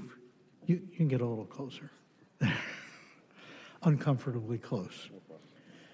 Since its founding on July 1st, 1975, with 41 sworn officers and 10 civilian employees, the Irvine Police Department, known as IPD around here, has played a vital role in Irvine's transformation from a newly established master plan community into one of America's safest and most respected cities. As we reflect on this half-century of service to our community, it's essential to honor the charter members whose dedication laid the foundation for IPD's enduring legacy and whose commitment to community-based policing set a precedent that continues to guide the department today. IPD's success is rooted in its unwavering commitment to core values consisting of integrity, quality service, accountability, and respect. These principles have fostered a strong bond between the department and the community, emphasizing transparency, collaboration, and mutual trust. Irvine's reputation as one of America's safest cities is a testament to the Irvine Police Department's effective community policing strategies. And these were also recognized as constitutional policing, first introduced in this city in the early 2000s. For almost 2 decades, our city has consistently recorded the lowest violent crime rate per capita among cities of its size, a reflection of the department's proactive and collaborative work. On behalf of the City Council and our community, we want to say thank you to all the men and women of the Irvine Police Department, past and present, for your unwavering dedication to our community. We look forward to the next 50 years. I especially look forward to the next 50 years of excellence in service. So it's now my pleasure to just read a portion of the proclamation. After all the various whereases, we, therefore, the City Council of the City of Irvine does proclaim July 1st, 2025 as the 50th anniversary of the Irvine Police Department. And we join in honoring the women and men whose diligence and professionalism contribute to the safety of the Irvine community they serve. Chief, I know you're here to receive this on behalf of all the women and men of the department, past and present, and congratulations. Thank you. We are so proud of our police department.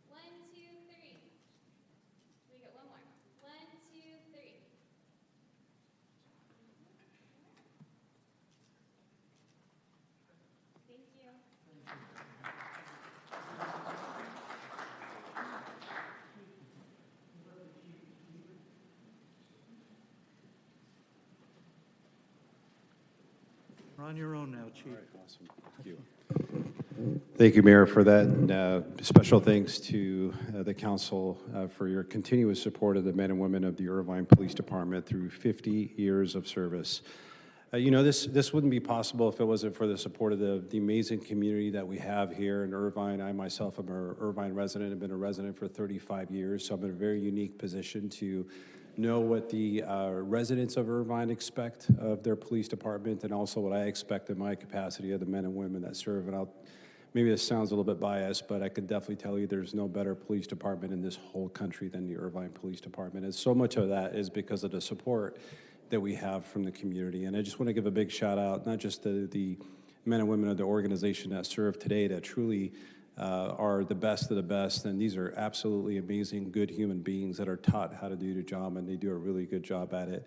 But I also want to give a big compliment and shout out to those that served before us, especially those that started in 1975 and truly set the foundation and expectation of what the Irvine Police Department is going to look like. So again, thank you so much to the council, the mayor, and the Irvine community. Truly appreciate it, and here's to another 50 years. Thank you so much.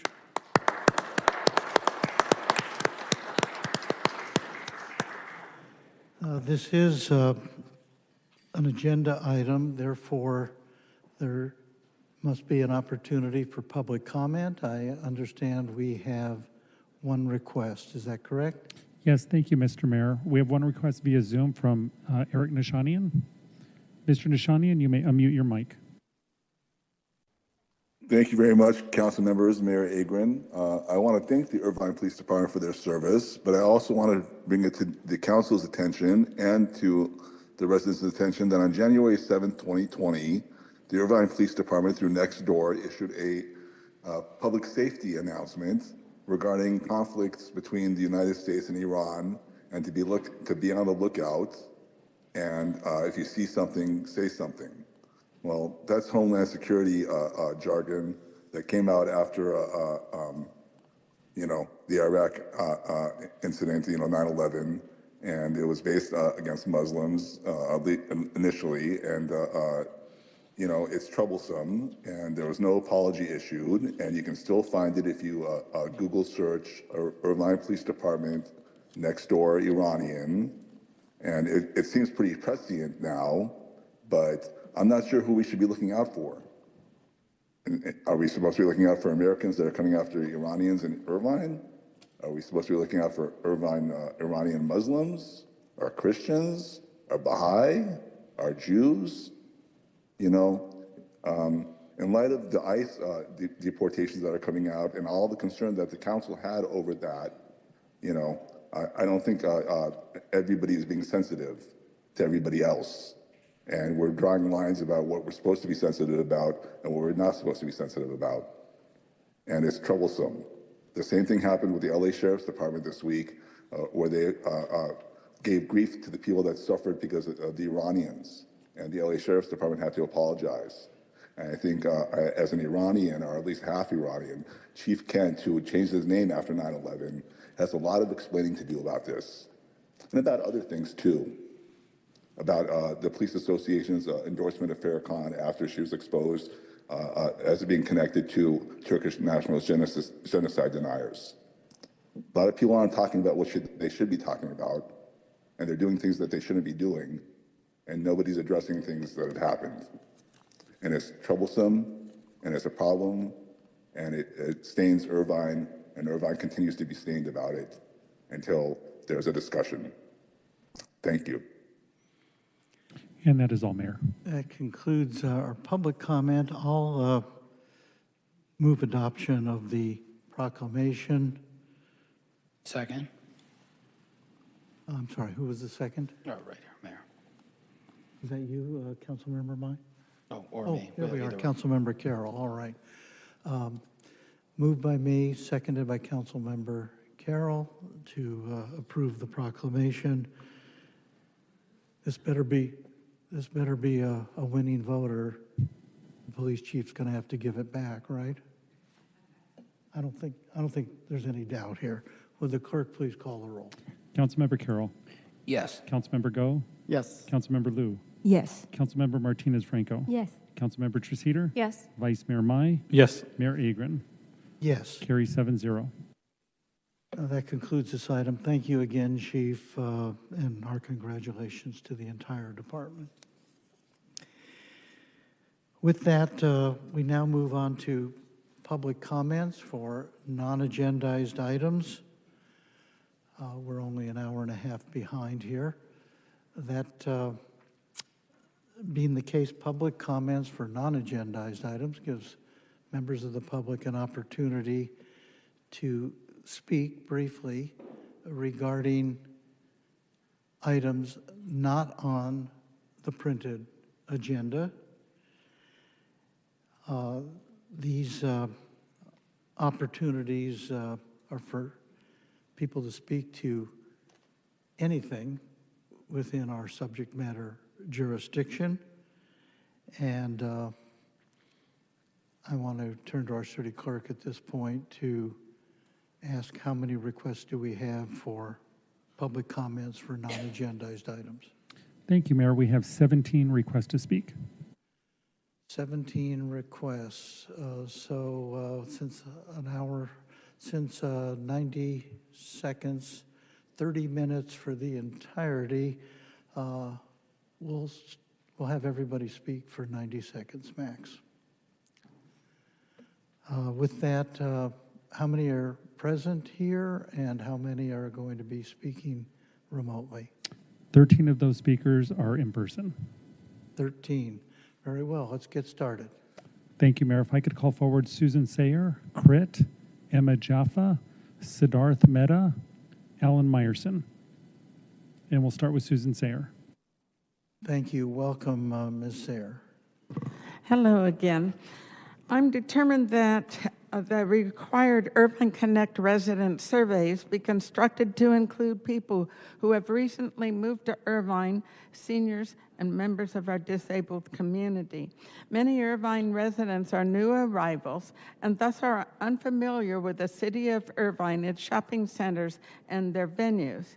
I want to let you know that I personally have received warnings from my bank, my investment advisor, my accountant, and insurance company not to participate in telephone or internet solicitations, which I also include surveys. We residents of Regents Point have been met with Irvine Police Departments who've given us the same warning. Thus, many Irvine residents, or I along with my fellow Regents Point residents, by far prefer an interactive survey presentation whereby they can work with Irvine staff to become familiar with proposed Irvine Connect routes and the venues located at each of the bus stops. If you're unwilling or unable to provide in-person interactive surveys, then I request that the survey consist of paper surveys with included booklet, which includes route maps with Thank you. Your time is annotated up. descriptions of the routes and lists of venues located at each of the shopping centers in order for residents to determine the routes that they would like to use. Thank you, Ms. Sayer. Thank you for your comments. Crit. Welcome. Good evening again. I would like to thank each of you for your time tonight, and also why I'm here is I am a squeaky wheel. You by now figured out that I'm here for the dog parks that don't exist yet, and the one that we do have. So thank you for your time. Remember the dog parks. We've got a lot of work to do. Let's get to it. Thank you for your comments. Siddharth Mehta. Welcome. Hello, my name is Siddharth Mehta. I am, as you know, a Steel Beach resident. I just came in to say that right now that Irvine City Council is kind of delaying on their whether they should stay in OCPA or to withdraw from OCPA. Right now, a lot of cities are trying to decide whether they want to join Orange County Power Authority or not. I suggest that Irvine make a decision as soon as possible. I prefer to stay in OCPA since that it's a community choice energy, and that SoCal Edison, and this is kind of important, SoCal Edison is really responsible for the wildfires that happen in LA. I don't want to see a wildfire in OC, and they kind of been fake loyal to our Black and brown communities as well. So if you guys do end up withdrawing from OCPA, I do want to see a community choice energy that would work for all of OC instead of like having SoCal Edison monopolize our entire county. So that's what I'm concerned about. I don't want to see my rates go up with SoCal Edison. I want to choose a community choice energy that I can trust in. Thank you. Thank you for your comments.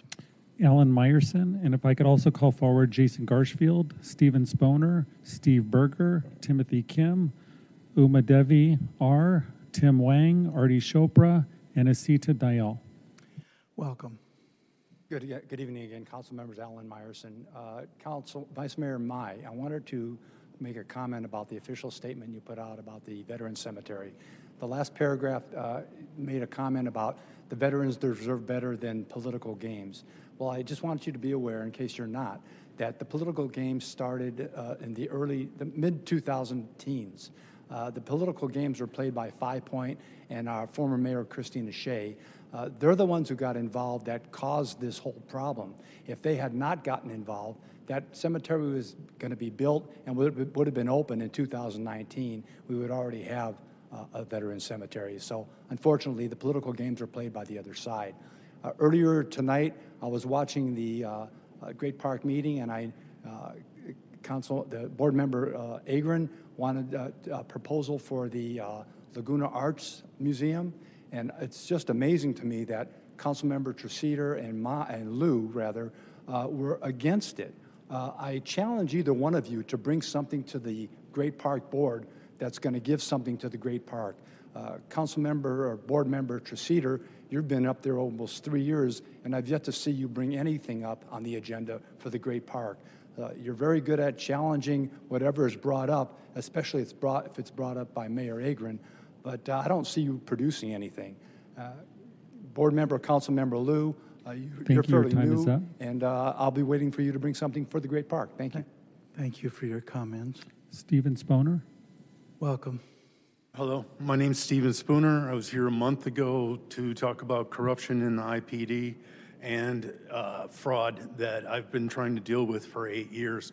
I've spoken to this council over the last 8 years. I've spoken to Mike Carroll at a meeting that he had, I think, 7 years ago. Christina Shea, I've spoken to her at a council meeting. I've been threatened by Chief Hamill, and Chief Kent will not respond to me as far as fixing a police report that's been on the record for 3.5 years. It's led to senior abuse and elder fraud, and I don't know how else to deal with it, but I will say, in regards to the other stuff that was talked about tonight, I live a mile away from the golf course. I didn't know this project was going on. I'm against it. I think we've got enough to deal with in that area the way it is, and we don't have the safest city because Albertsons had to put in glass cases to not lose hundreds of thousands of dollars worth of merchandise, and they just had an $8,000 damage report to the IPD with camera footage that they decided they weren't going to pursue. They know who did it, and they won't Thank you. Your time is hold up. them accountable. Thank you for Thank sharing you. I have a your letter comments for tonight. Chief Kent, and hopefully we can get 16948. If you have a letter completed. to leave, you can leave it with the clerk or with the chief directly. Steve Berger. Welcome. Thank you, Mayor Agron, and it's nice to be up here addressing all of you fine people. Thank you for the opportunity to address you. My name is Steve Berger. I've been a citizen, resident, and voter in Irvine since 1978, and proudly so. I think Irvine is a wonderful place. I'd like to go back to what Greg Smith, a former member of this council, said earlier. He said, "A promise made is a promise to be kept." And in 2014, to my understanding, there was a promise made for a veteran cemetery at what was then the artist site, but is a part of the Great Park. That is Great Park land. It is not available for development anymore. And the cemetery will duly honor our veterans, who are among the most maligned, most disrespected, most forgotten people in our society. And if we owe anything more to any segment of our society than to our veterans, I would like to know who it is. And one of the things that we owe our veterans is their ultimate sacrifice, their lives. And many of those people gave their lives. And they deserve a resting place at the MCAS site, the Marine Corps Air Station, where they fought bravely for our country and where they helped preserve the freedoms that we enjoy Thank and that you. we Your time is celebrate. up. Thank you very much, and think about the Orange County Veteran Cemetery at the Artis site. Thank you. Thank you for your comments. Timothy Kim. Welcome. Dear Mayor Agron, Vice Mayor Mai, and honorable council members, my name is Timothy Kim, and I'm a high schooler, not a boomer, who has been an Irvine resident for just over 2 years. My parents have paid over $1.5 million plus monthly mortgage for a home just to secure me and my sister with a high-quality education. Irvine has one of the best public education programs in the country, but unfortunately, only the wealthy can send their child to this so-called free and public education.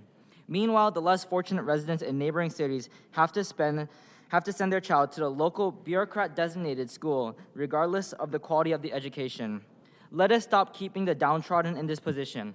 Open up the schools, let the parents choose, lift rent controls, and let supply and demand play it out. By opening up inter-district enrollment, education everywhere, including cities outside of Irvine, will only grow in quality, bad schools will be weeded out, and the cost of living only gets cheaper. Vice Mayor Mai, I campaigned for your election last fall, and I want you to think of the people who were in the same position as you were 30 years ago. Fellow residents and council members, have some compassion for the underprivileged. More houses is not the solution. School choice is. Thank you for your comments. Uma Devi. Welcome.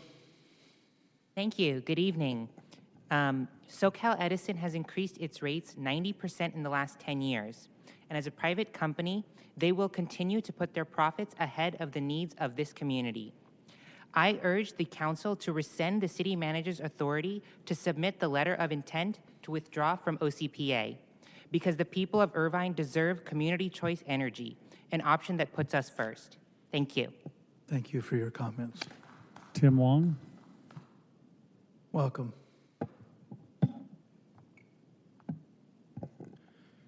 Good evening, members of the Irvine City Council. Good evening, members of Irvine City Council. I'm Tim Wong, a resident of Irvine and a regular cyclist, and I'm here to make a comment to express my support of adding more protected bike lanes in Irvine. It is very dangerous and intimidating to ride a bike in Irvine right now because of the fast and dangerous roads such as Alton and Irvine Center. Although some roads in Irvine have a small buffer between the bike lane and the vehicle lanes, it isn't enough and more protection is needed. There are only limited plans to add bike lanes in Irvine that is protected, with them mostly concentrated at select locations such as Quill Hill and Woodbridge. Irvine can and should pick up the pace on installing more protected bike lanes. Protected bike lanes are cheap and effective ways to improve safety for cyclists. When they're done right, these bike lanes encourage more people to ride their bike, which reduces the car usage and also improves the air quality and pollution. Protected bike lanes should also open up more biking opportunities to everyone, not just people who are brave enough to cycle on the current dangerous bike lanes. With this in mind, I urge the council to build more protected bike lanes in Irvine and improve safety. Thank you. Thank you for your comments. Our next speaker is Eric Nishanian. Mr. Nishanian, you may unmute your mic. Thank you very much, council members, Mayor Agron. Just want to suggest that, first of all, I can agree with Alan Meyerson and Mr. Berger, and I just want to suggest that the council consider disbanding the DEI committee because it's a sham. You can look at their agendas, their most recent agenda. They're having a police update, and they're approving their minutes. A police update, I don't recall the police actually ever speaking to DEI before. So what are they updating? And shouldn't the police be updating this council rather than some little side committee that really has no attendance? The Irvine Relief planned grants, IRP grants. There was never any oversight conducted over them with regard to the $750,000 that was given out to certain groups as originally promulgated. And the RFP was never formulated for a DEI consultant to build out a DEI, office, as it was originally considered for the whole purpose of creating the DEI committee. And as far as Juneteenth, we didn't need the DEI committee to create Juneteenth. It's redundant and it's a sham. You have the Multicultural Association and the Community Services Commission.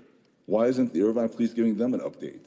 Why isn't the Irvine Police giving all of the citizens an update right now with regard to what's been going on with Thank you. Your ICE time is up. operations? Thank you for your comments. Next. Our next speaker is Tomas Castro. Tomas, you may unmute your mic. Good evening, council members. My name is Tomas, and I'm a Woodbridge resident in District 5. I'd like to echo the previous commenters in expressing my support for the city to remain in a CPA. Our local CCE program is currently the only path to energy choice and affordability that we currently enjoy. OCPA's new rebates for EV charging stations, solar panels, and battery storage make the clean energy transition possible for renters like me who were never previously able to access these benefits. Lower rates under basic choice also provide peace of mind for working families like mine who are struggling with rising housing costs and inflation. The council owes it to the community to protect energy choice and affordability by staying in OCPA. Thank you. Thank you. Next. Our next speaker is community member. You may unmute your mic. Hi. My name's Tiffany. I'm from the village of Woodbury. I was calling to comment on the recent notice I received from the Irvine Ranch Water District. It's basically rates are increasing. The average household will see an increase in their water bill by a little over 8% this year and 5% next year. But unfortunately, there's no service changes. Some of the reasons cited is the high cost. One of them cited was from SCE. From the meetings I've listened to, it sounds like the lowest tier on OCPA would be significantly cheaper than SCE. So I hope that if we continue with OCPA's involvement, we can maybe try to persuade the water district to switch to that energy, saving money for both the residents of Irvine and support the program. So that's all I wanted to call in. Thank you so much for making these accessible outside of just in-person attendance. Have a good night. Thank you. Our next speaker is Jason Garshfield. Jason, you may unmute your mic. Thank you. So sorry I couldn't be here in person. I had to leave. I'm sure you all miss me greatly. So I'd like to second a couple of statements made by speakers before me. One was the young man who spoke about school choice. I'm totally on board with him. I think he's completely right about that. I'd also like to echo the concerns of the man who spoke about crime and specifically about store shelves being locked away. You know, that is one of the most obvious imaginable signs of societal failure. I keep hearing about Irvine being the safest city, and if this is the safest, then the most unsafe must be unthinkable. And so, again, I'm sure that our police are doing all they can with what they've been given, but this is an important issue. Maybe some of our important city newspapers like the Irvine Community News and Views could talk about it. And so, yeah, that's all I have to say. Thank you. Next. And that is all, Mayor. That concludes our public comments for non-agendized items. Taking us to the city manager's report. Mr. Chi, do we have a report from you this evening? Mr. Mayor, no report this evening. Thank you. Thank you. Next is announcements, committee reports, council reports. Let me turn to Councilmember Liu, who is requested to be heard for announcements, followed by Councilmember Go. Councilmember Liu. Okay, so here's my announcement for this week. Congratulations to OC Sanitation Headquarters for receiving ACCOC's Golden Hubs Award for Environmental Sustainability and Energy Efficiency. I say, as Irvine's representative at OC San, I'm pretty proud to have that. OC San's Fountain Valley campus, powered by solar, biogas, and thermal energy, reduces carbon dioxide emission by 95%.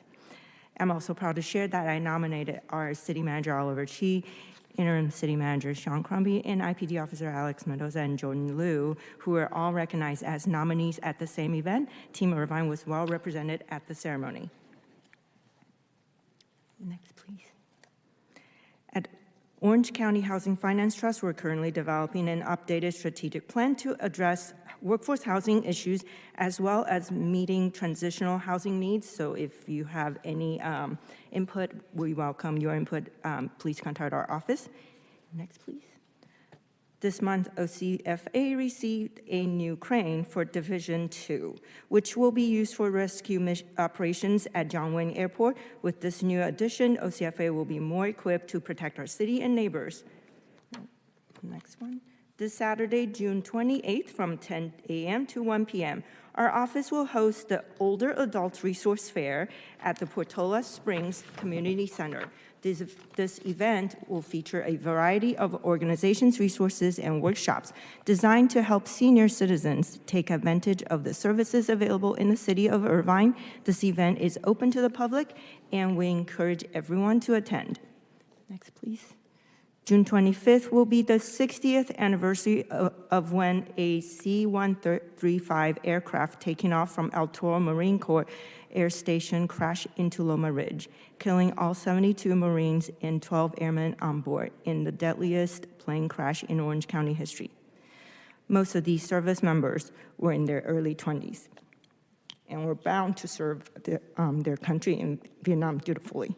This Saturday, Bobby McDonald will be holding an event in their memory at Heroes Hall from 2 p.m. to 3:30 p.m. And tonight, I would like for us to take a moment of silence in honor of their memory. And next, please. On June 14th, my office celebrated Flag Day. We honor the flag and the values it represents for our country, including the separation of powers and the rejection of a monarchy. A flag from Irvine was presented to Byron Salvatierra, an Irvine Army veteran who serves as a volunteer firefighter. Congressman Min's office offered 2 flags from the U.S. Capitol to be presented to Commander Michelle De La Cruz and Glenn Shingu, Marine veterans who are now serving in leadership roles at the local American Legion.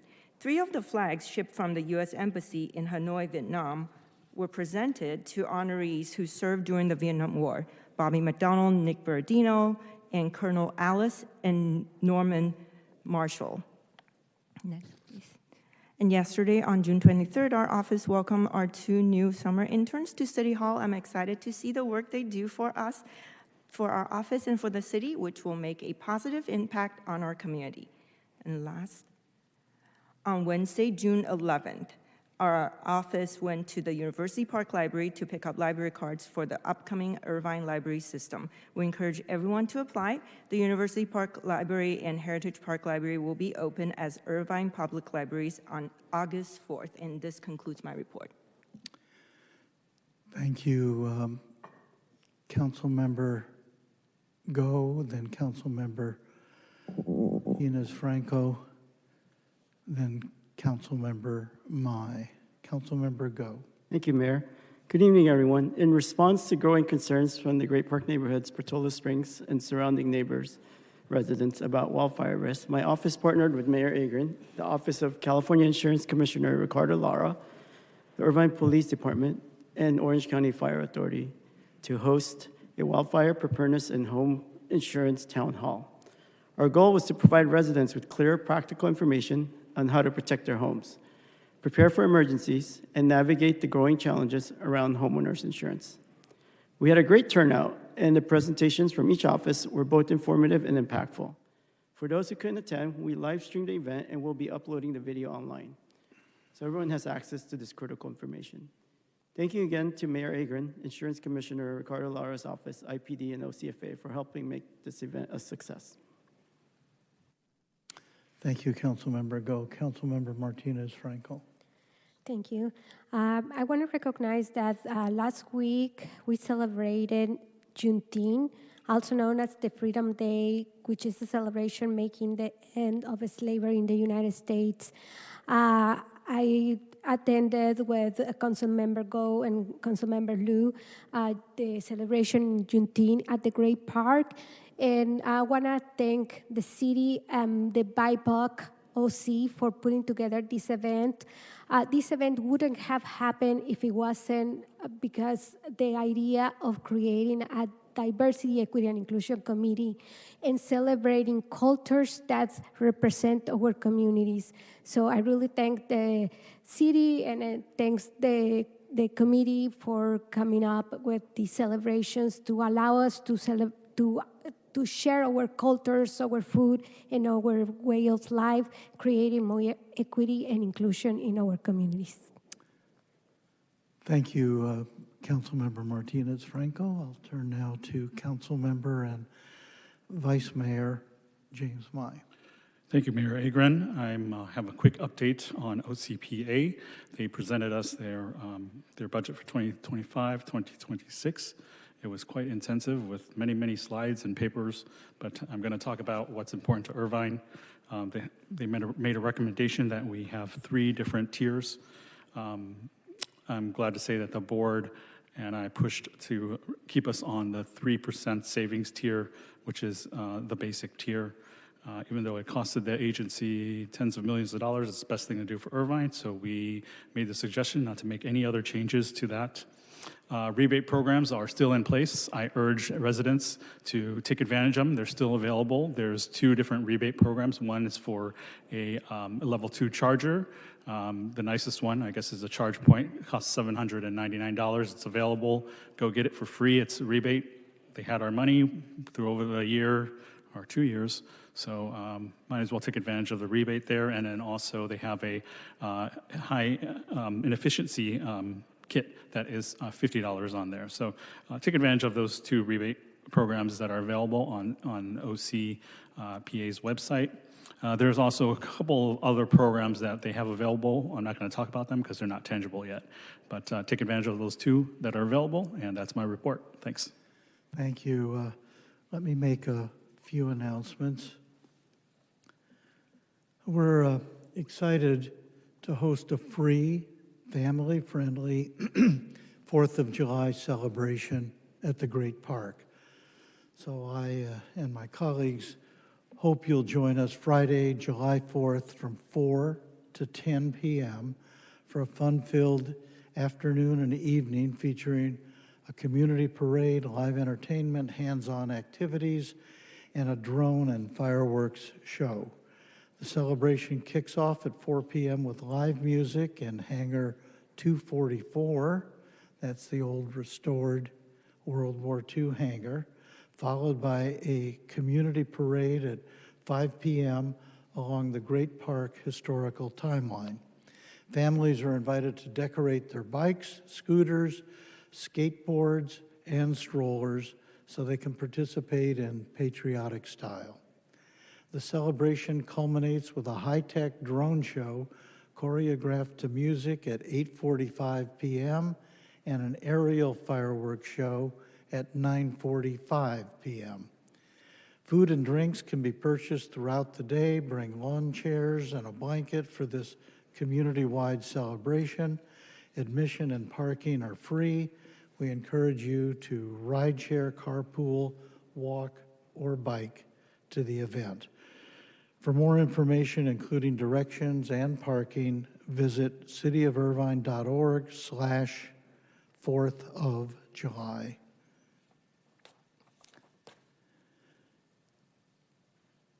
Next, the city is developing a 30-year urban forest master plan, which contains measurable goals and recommended actions to help us achieve 30% canopy coverage and realize our ideal urban forest by 2055. Community members are encouraged to review the plan online and share their thoughts on our urban forestry goals by July 18th. Your input will help shape our city's practices, guidelines, and initiatives related to our urban forest, which is a vital resource that combats the urban heat island effect, mitigates stormwater and flooding, and makes Irvine more resilient to a changing climate. To view the master plan and share your feedback, please visit cityofirvine.org/UFMP, Urban Forest Master Plan. Next, One Irvine Program Grants and Loans. I'm pleased to share that applications are now open for our One Irvine Neighborhood Revitalization Program, which aims to enhance our city through community-led reinvestment. If your single-family home or condominium was built in or prior to 1980, you may be eligible for one of these grants or loans to support upgrades. Green Home grants worth $1,500 per household. Those are outright grants. Also, we have up to $25,000 in home improvement loans for sustainable upgrades or critical repairs. Visit cityofirvine.org/1 Irvine for more information and to apply. Thank you to Councilmember Martinez Franco for describing what was a very, very successful Juneteenth Freedom Celebration event. Juneteenth is now a national holiday and becoming more and more popular, understood to be celebrating freedom in this country, which is a remarkable thing. We ought to be celebrating year-round. With that, I'll turn to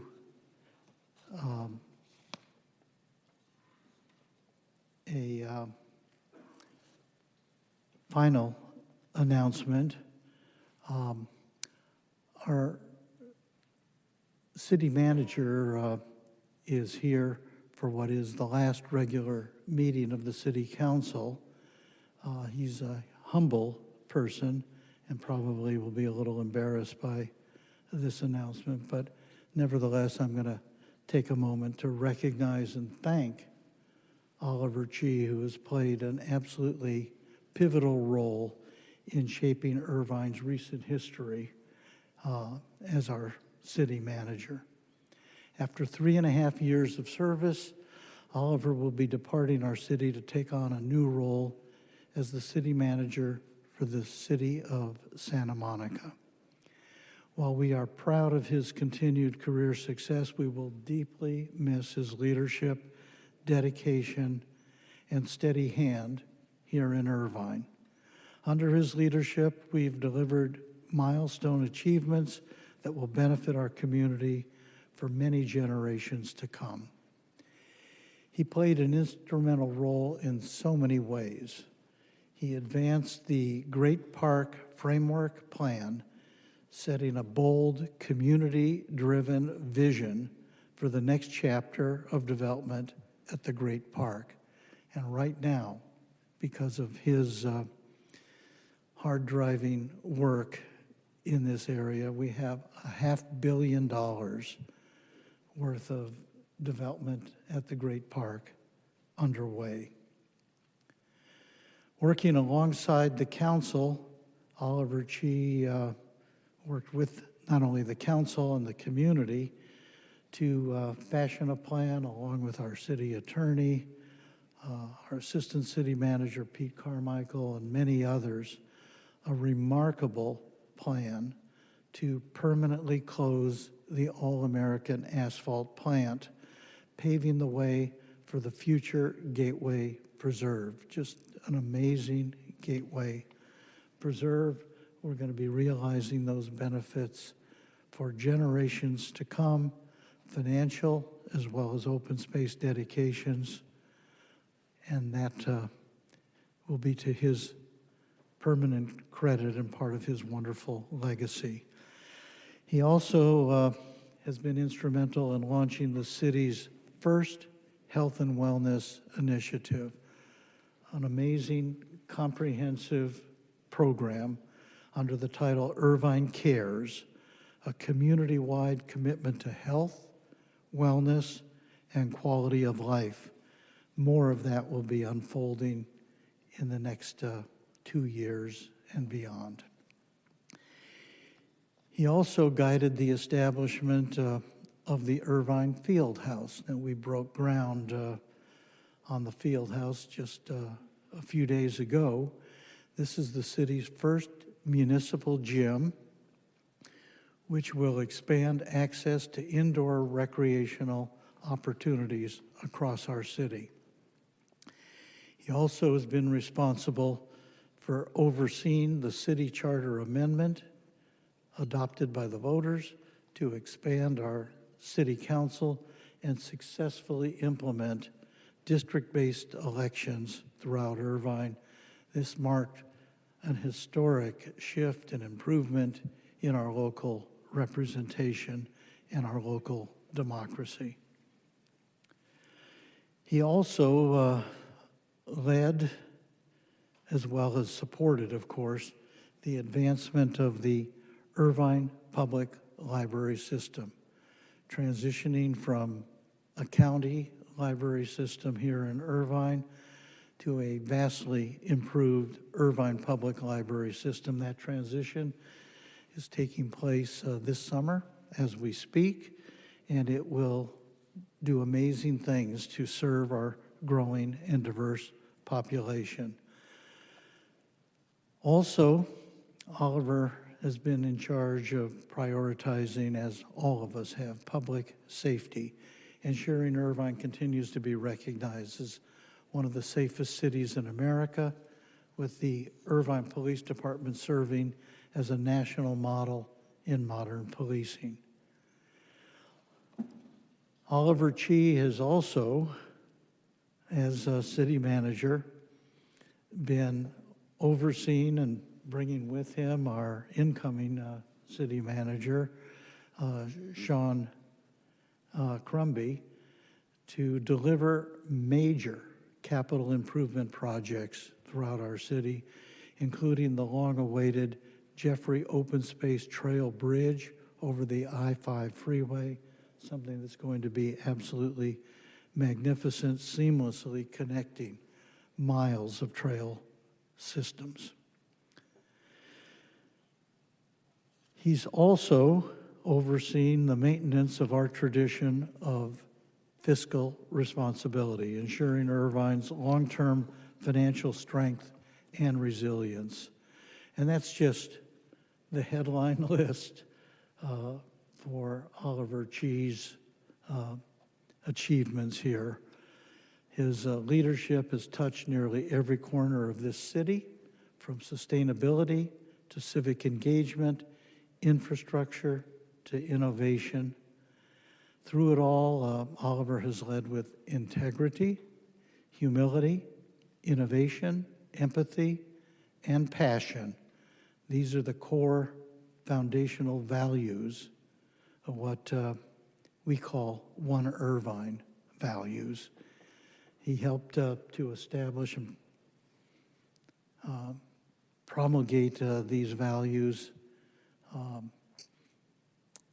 and inculcate these values in our staff, embedded throughout the organization. He did this early in his tenure, and I can tell you, having had many years of experience working with staff morale in this city has never been higher. His leadership is largely responsible for that splendid workforce here in Irvine. Together, all together, council members and with Oliver's leadership, we've delivered an impressive array of results, all in service of our shared mission to create a city that offers an exceptional quality of life, So in conclusion, Oliver, on behalf of the entire City Council, our staff, and the people of Irvine, thank you. We wish you all the best in your next chapter with the City of Santa Monica. You'll always be a part of the Irvine family. Thank you so much.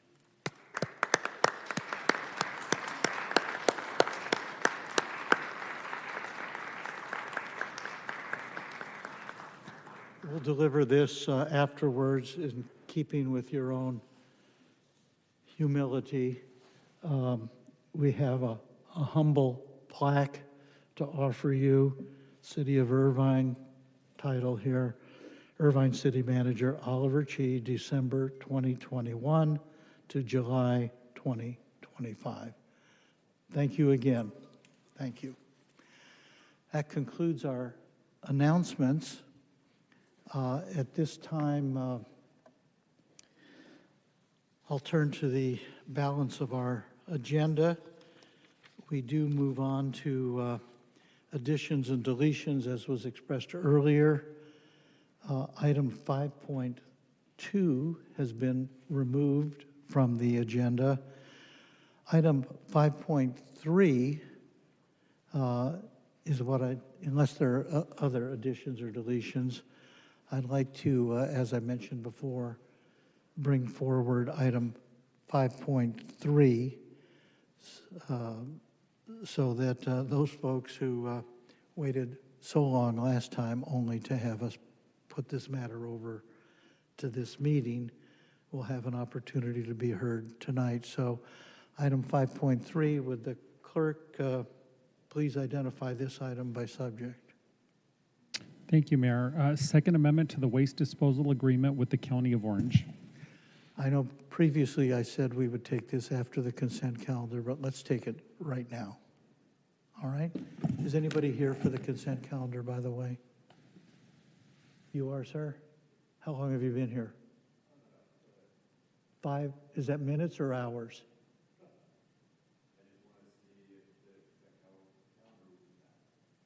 Okay. Well, Mr. Mayor, and I do have 3 speakers on consent calendar. You do? That have signed up, correct? All right. I'll tell you what.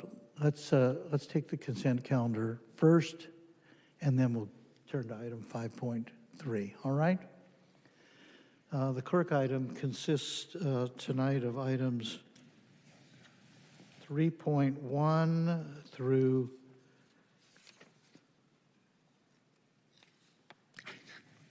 3.13. Consent calendar items are put on the consent calendar and are typically handled with one single roll call vote because they're considered to be non-controversial. Items may be removed from the consent calendar or addressed by members of the public. With that, do we have any requests? Do we have any requests for people to be heard under the consent calendar? Yes, Mayor. We have 4 requests to speak, 3 in person, 1 on Zoom. All right. Why don't we call those individuals? Thank you, Mayor. If I could call forward Numrata Rupani, Arti Chopra, and Ipsita Dayal. And we'll start with Numrata. And please identify the consent calendar item or items that you're speaking to, all right?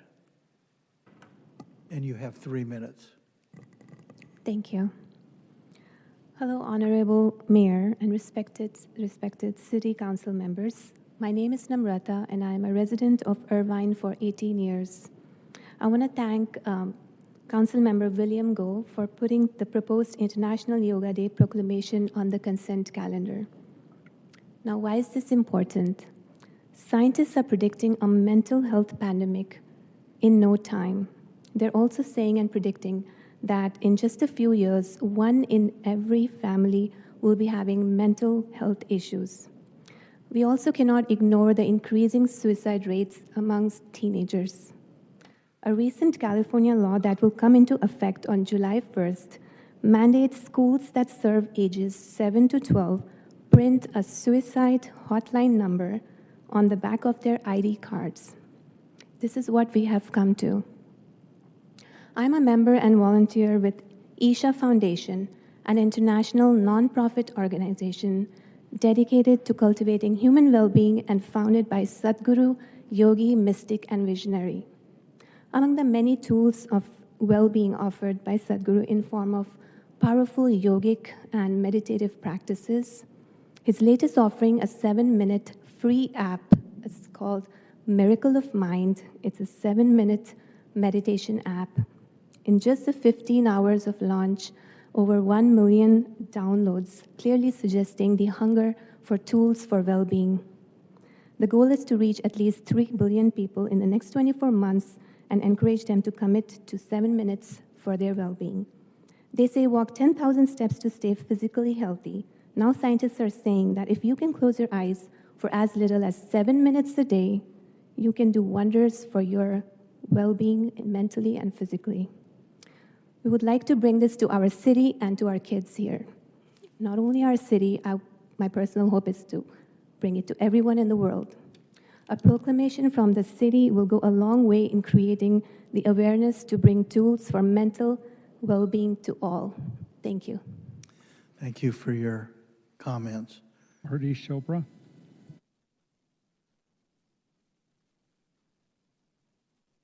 Welcome, and please tell us which item you're speaking to. Item 3.2.1, the International Yoga Day Proclamation. Hello, Honorable Mayor Agron and respected council members. I'm Arti Chopra, a proud longtime Irvine resident. I wish to thank Councilmember William Go for introducing and placing this International Day of Yoga proclamation on the agenda and for being a dedicated, authentic Indian yoga practitioner himself. I'll briefly narrate the story of how yoga came about in Irvine through your longtime Indian American residents. In September 1985, a young doctor and single mother named Dr. Asha Chopra managed to buy her first home ever in Woodbridge by South Lake. How was a survivor of domestic violence, a traumatic divorce, and a bitter international custody battle for 2 very small children able to do this? Yoga came into her life.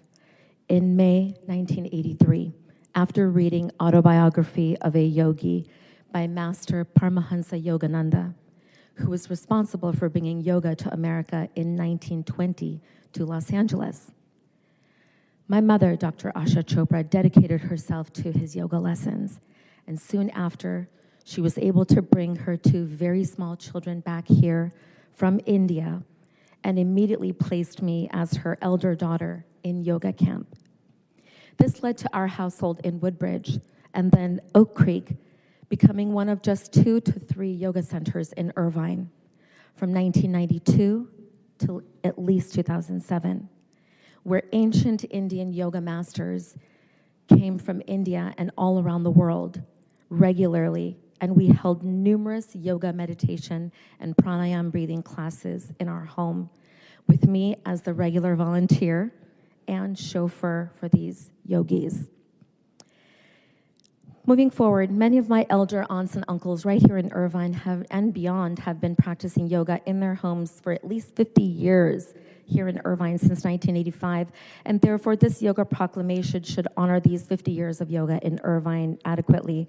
Therefore, on behalf of my Indian American and yoga community and tens of thousands of authentic yoga practitioners here, we deserve our own city-sponsored 50-year yoga event. Ideally, we would love to have it in this summer, in July or August. Yoga has been practiced and is being practiced by tens and hundreds of millions of people around the world with innumerable benefits. A summer yoga event will do justice to the thousands of yoga lovers, and it'll give us as a yoga community and the larger Indian diaspora a chance to give an informative presentation, making sure that every yoga organization is identified and represented. And we'll also love to help Councilmember William Go and the rest of our council members to organize Your time a is major up. yoga event in June of 2026 at the Great Park. Thank you in advance for your consideration, and thank you for this yoga proclamation. We humbly receive it Thank you for your comments. with gratitude. Ipsita. Welcome. Thank you. Good evening, Honorable Mayor, and all the council members present here. It's been a long evening for everyone. I am here for 3.2.1, yes, which is again in support of the proclamation for the Yoga Day.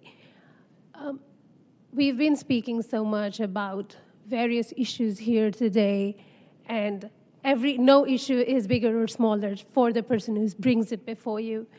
Having seen that, it's just a minuscule representation of the amount of stress that's building up in communities and small parts and nuclear homes without creating a base to release it. And this is where I would like to request a consideration for the Yoga Day, a festival, because while we all work together for foundational solutions, this comes in base as a temporary way to allow our community to know that we stand together, that we respect each other, and as a city, as council members, we're listening to them, and while the solutions may take longer, we're also working towards supporting them for their mental, physical, emotional well-being as a whole. And as a yoga practitioner since a child, teaching yoga for almost half a decade, I've taught to preschoolers. I have a 9-year-old who's been sitting here all this while, who was my inspiration to bring it to preschoolers, teaching schools, teachers, parents. And I have seen the immense impact from kids who were so angry starting to be okay and talk. Because when parents are busy and frustrated, psychology says it, that as a kid, a child will feel guilty to be happy if their parents are not happy. They genuinely feel sad. So at every age, we need to bring a system which can support our community while we provide for larger systematic support in the system. This brings me to request you to consider that yoga festival to and we are all here, like my friends have spoken before, we are lucky to have a very strong yoga community here over the past 40 years serving in small pockets. But this is our opportunity, and I think this is a time we can bring everyone together and support our community and live stronger as a community and happier. Thank you, and have a wonderful evening. Well, thank you for your uplifting comments. Thank you. Our next speaker is Don Geller. Mr. Geller, you may unmute your mic. Hi, good evening, Mayor Agrin, Vice Mayor Mai, and council members. As Chair of the Finance Commission, I'll be speaking on item 3.4 tonight. The Finance Commission had an excellent presentation from our City Treasurer, Don Collins, at our meeting last week.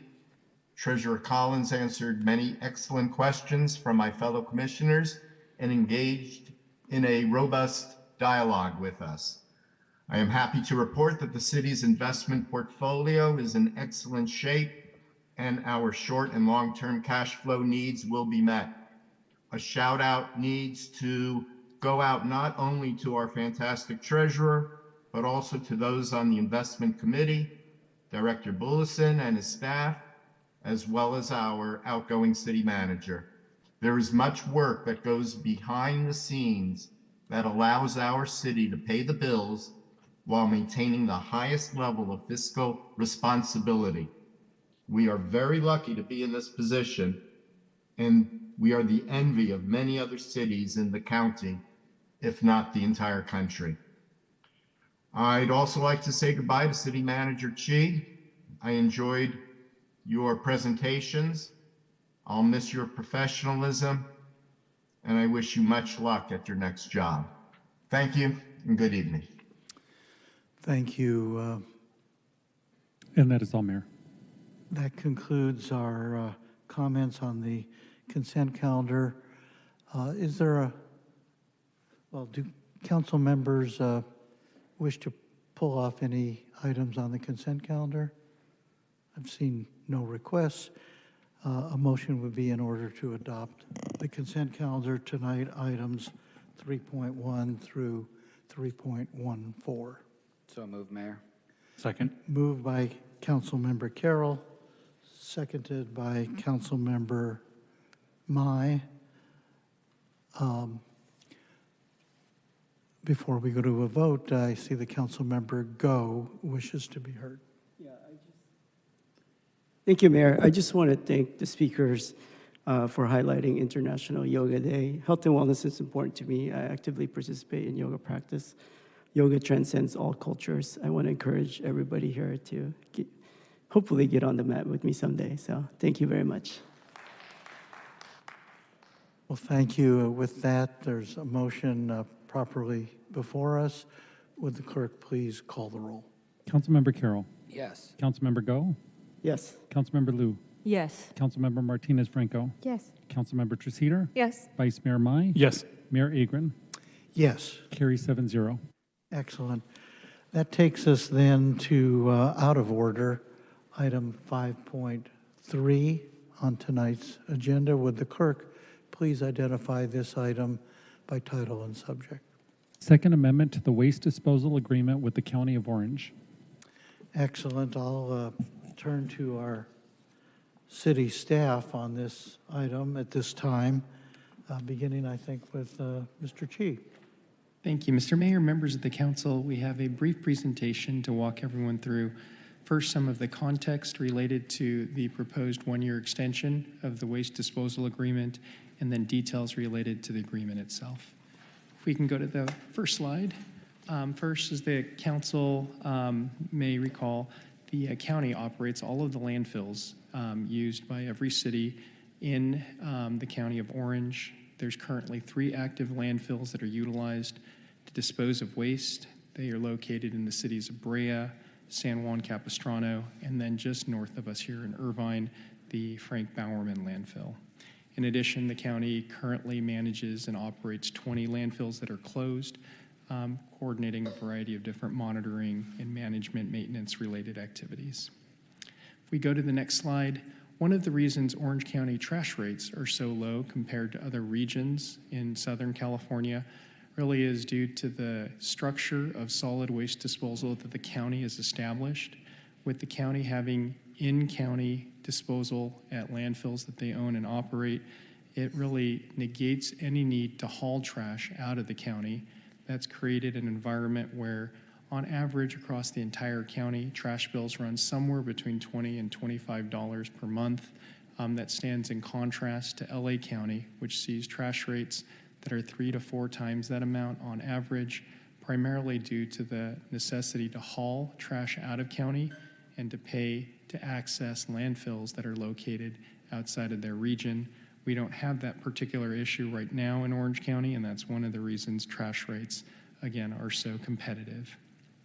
If we go to the next slide, one of the backbone features of the solid waste system in Orange County is Bowerman Landfill. It's the largest of the landfills in Orange County. It was first opened in 1990. It's technically not located in the city limits, located outside the city limits, but it sits on 725 acres with over 500 acres that are permitted for the disposal of waste. One of the interesting features of this landfill, it's the first lined landfill in California to have been established. And currently, the particular facility is permitted by the state to receive up to 11,500 tons of trash per day. Only municipal waste is accepted. The public cannot drive up to dispose at the landfill, and currently the facility is tentatively scheduled to close in 2053. So if we go to the next slide, one of the issues that we have heard from residents living near the landfill has been related to impacts from a change that's about to happen in the countywide landfill system.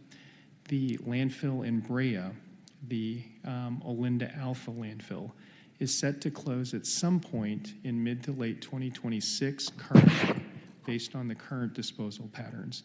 That's because the landfill is soon to reach its regulatory height limit of 1,415 feet. It's not allowed to breach that height limit, and based on, again, current disposal patterns, if nothing changes, Brea is slated to close at some point again in 26. What we've heard from the county about a year and a half ago was that when Brea shuts down, they plan to utilize all 11,500 tons of disposal capacity at Bowerman. Now recall, currently at Bowerman, they're only using about 8,000 tons of that capacity on average on a daily basis. And so an increase of 3,500 tons a day would necessitate an increase in the amount of truck traffic that we see here in Irvine. The other thing that the county has been planning to do is up the daily limit of how much trash they can dispose of in San Juan Capistrano. And San Juan Capistrano, at the Prima Dircha landfill, there's currently a daily regulatory capacity of 4,000 tons a day. The county is in the process of securing the necessary permits to double that daily capacity up to 8,000 tons a day. So when Brea closes, the plan had been to divert all of that additional truck traffic and daily disposal limits that was going to Brea, to divert all of that to Irvine and to San Juan Capistrano. If we go to the next slide, the issue and the reason some of this background is important, one of the things that the city identified with this potential plan that would negatively impact Irvine was the fact that this transition would see an increase in truck traffic, trash truck traffic. The estimate was that we'd see up to 40% more trash truck traffic, up to 40% more trash truck traffic per day. That increase our current daily traffic from roughly 500 trash trucks to 700 trash trucks going to Bowerman. As we thought about this issue, the staff has been thinking through both how do we mitigate issues on a short-term basis, but also a long-term basis. The short-term discussions we've had involved negotiations with the county to try to mitigate impacts so that we can put in place a longer-term solution that involves the development of a direct on and off ramp off the 133 toll road to get all of that excess truck traffic, all the trash truck traffic off of our streets. The current haul route is the 5 freeway to Sand Canyon, north on Sand Canyon to Portola Parkway, left on Portola Parkway into the Bowerman landfill. Getting all of that trash truck traffic off our streets could be facilitated by building a new on and off ramp where all of the traffic would, again, not impact us here locally. If we go to the next slide, happy to be able to share some terrific work being engaged by our team at the Public Works and Sustainability Department, our solid waste team, the city staff, Sean, myself, we've all been in discussions with our counterparts at the county for the last several months. There's a new development that we were recently able to confirm based on those discussions. What the county is planning to do now is really reduce their out of county imported trash that's collected locally. They're looking to rebalance where the trash in county would go. What all of that means at the end of the day is for the next roughly 5-year period, there's no anticipated increase in trash truck traffic here in Irvine, which is really a big win. The way that the county is looking to get there is to reduce the amount of imported trash that Bowerman accepts on a daily basis by a significant amount. Currently, there's about 2,150 tons a day of imported trash from out of the county that goes to Bowerman. That's going to drop down to 800 tons per day here in just a couple of days once we hit July 1. In addition, the county is going to rebalance where they send trash so that there'll be still some trash from North County that'll utilize Brea. The remainder of that trash will go down to San Juan Capistrano with the same amount of trash on a daily basis coming to Bowerman. What that does for us, if we go to the next slide, really is it buys us some additional time to put in place our long-term solution. When we first heard about this transition that was happening, the team started immediately working on developing a longer-term solution. The city is currently the lead agency in designing and developing that on and off ramp off the 133 with direct access to the Bowerman landfill. We do think that that new on and off ramp can get through the Caltrans review process and through the TCA discussions at the toll roads within the next 4 to 6 years. What that means is in 4 to 6 years, we do think that that new on and off ramp can be installed and functionally working. And so with this plan at the county to delay the increase in the amount of trash truck traffic that would be coming into Bowerman, it provides us time to maintain the status quo while we really put in place this longer term solution. It's important to note, and this is where we start to transition a little bit into the specific agreement before the council tonight. The funding for the new on and off ramp, along with the rules governing how access into the landfills will work, really is coordinated through 2 agreements. That's the waste disposal agreement and also a second agreement, the cooperative agreement. We'll talk a little bit more about those here in just a minute. If we go to the next slide, we just wanted to really show the council this is the latest design iteration of the on and off ramp off the 133 coming into Bee Canyon. There's a ton of work being done behind the scenes as we work with Caltrans to get this plan hopefully approved here in short order, and then work with TCA on implementing the new protocols once this new on and off ramp is approved. Go to the next slide. We mentioned there are 2 key agreements that the city has with the county. One is the waste disposal agreement. The WDA is the agreement we're looking for city council consideration of a 1-year extension. The WDA is an agreement that's only offered to the cities located in Orange County. What it allows is a couple of things. One is any city that's part of the WDA is guaranteed access into the county landfill system, so you know where you can actually dispose of your trash. In addition, the county agreement that through the WDA provides all participating cities a lower cost to utilize the landfill. Finally, there's an imported trash fee. Trash from outside the county pays a higher rate. There's a revenue share with all cities that are part of the WDA. That is the agreement that's set to expire here in a couple of days on June 30th. Every other city in Orange County to this point has approved the WDA, so they will have continued access into the county landfill system. Irvine's the one city that still is contemplating and considering the matter. The second agreement that's important to Irvine isn't the discussion point tonight, but it is going to be subject to a future discussion with the council as we work through details. That would be the cooperative agreement. Only 3 cities have a cooperative agreement with the county as it relates to solid waste. That would be the cities that are considered host cities with a landfill adjacent to or in their city limits. That would be Brea, San Juan Capistrano, and Irvine. Through the co-op, that's the agreement that provides additional benefits to offset and mitigate impacts local jurisdictions do see from having a landfill located either in or adjacent to their community. We go to the next slide. I promise this is the last slide before we get to the staff recommendation. The item before the council tonight is a recommended 1-year extension of the existing waste disposal agreement. By implementing the WDA for 1 year, it allows the city to maintain the status quo. It implements the program that we've discussed with the county to not increase trash truck traffic into Irvine for the next roughly 5-year period. In addition, there are benefits that the city would accrue in terms of access and also in terms of cost sharing if we do enter the WDA for a year.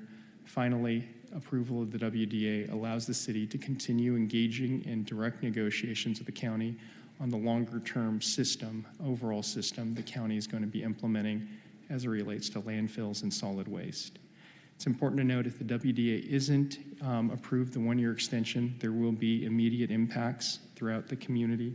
The first impact is going to be a citywide rate increase that all residents will see to their trash bills effective July 1. If we do not have the WDA extension approved, there will be a minimum trash rate increase of 22.7%. That equates to about $5.10 per month for every trash customer in Irvine. The reason for that is because the lower rate that's guaranteed to Orange County cities that have an approved WDA, that would no longer be the rate that would be offered to the city. We would have to pay the normal out-of-county rate. That difference is fairly significant. The reduced rate is $43.76 per ton. The non-WDA rate is $68.25 per ton. An additional impact is if the county's landfills are at capacity any day, recall they're permitted right now for only 4,000 tons a day in San Juan, looking to increase that to 8,000 tons a day. There's 11,500 tons of capacity in Irvine at Bowerman. If the county landfills are capacity, we would not be guaranteed access into the landfills. So the county would have to allow us access as they're balancing out where trash goes countywide. What that could mean, and we've had discussions with our waste hauler, is that waste management would have to locate and source access to landfills outside the county. We anticipate that would result in a rate increase of about 30.5% per month. If we had to engage that process, that'd be $6.85 more per month than residents are currently paying. The last two impacts, without a WDA, we would not be able to access revenue share for imported waste. That would be a hit to the city of roughly $800,000 a year. And the last piece is we really would lose direct ability to negotiate ongoing changes and improvements with the county moving ahead. It would subject us really to a totally different situation as it relates to how we handle our solid waste moving forward. Given all of that as background, there's a slight change if we go to the final slide to the staff recommendations, a little bit different from what's in the staff report. We've had a lot of discussions recently with residents. They felt a little bit more comfortable if we would make a modification that none of us at the staff level had any concern with. The recommendation we do have right now is to approve and authorize the one-year WDA extension that's included as an attachment to your staff report. In addition, if there are any subsequent agreements that are necessary to implement the one-year extension to the WDA, that agreement or any of those agreements be reviewed by the city attorney and then ratified by the full city council. With that, that's a quick overview of the situation at hand. If the council has any questions, Sean and I and the other team members from the public works staff that are here tonight be happy to address those. Well, thank you for that report. Do we have anybody who wishes to be heard on this item? We do, Mayor. We have 4 requests via Zoom. All right, first let me turn to my colleagues and ask if they have any questions or comments to direct to staff at this time. There being none, why don't we turn to the public then to make comments. Thank you, Mayor. Our first speaker is Eric Nishanian. Mr. Nishanian, you may unmute your mic.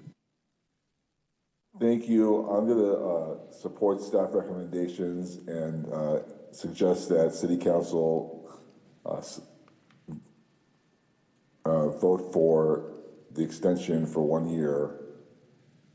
And I also defer to Michelle Johnson with regard to her comments. But I think that the city needs to defer to extend for 1 year and resolve this. Thank you. Thank you. That takes us to our next speaker. Our next speaker is Dennis Lowe. Dennis, you may unmute your mic.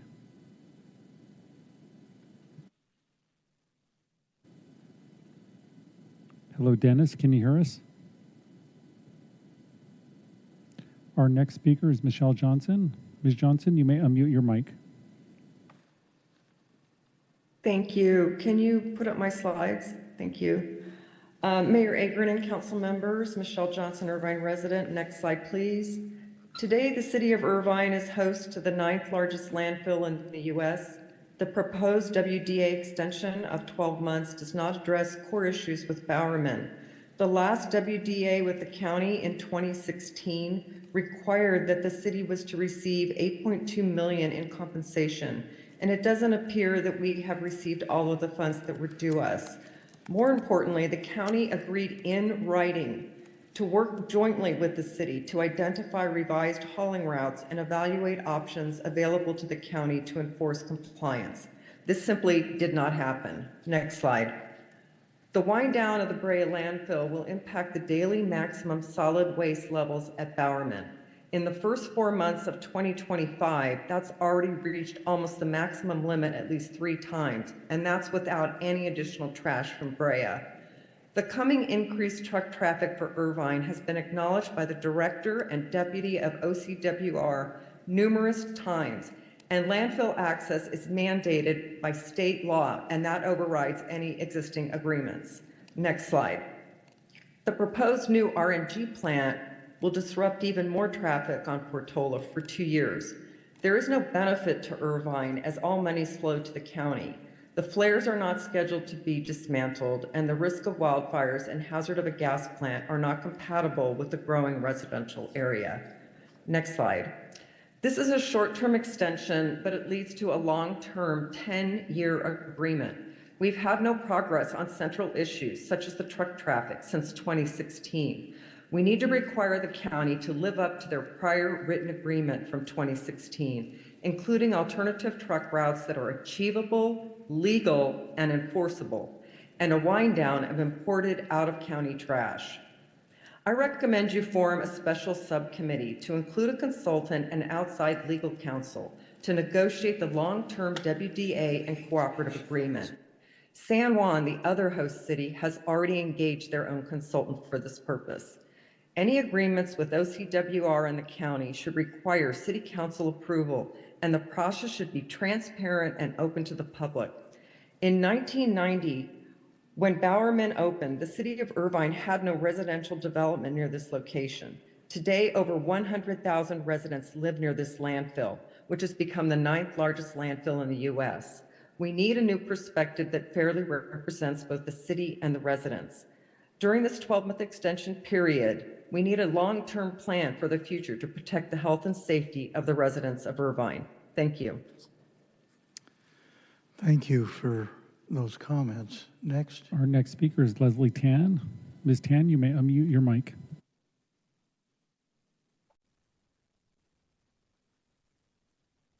Hello. Yes, we can hear you.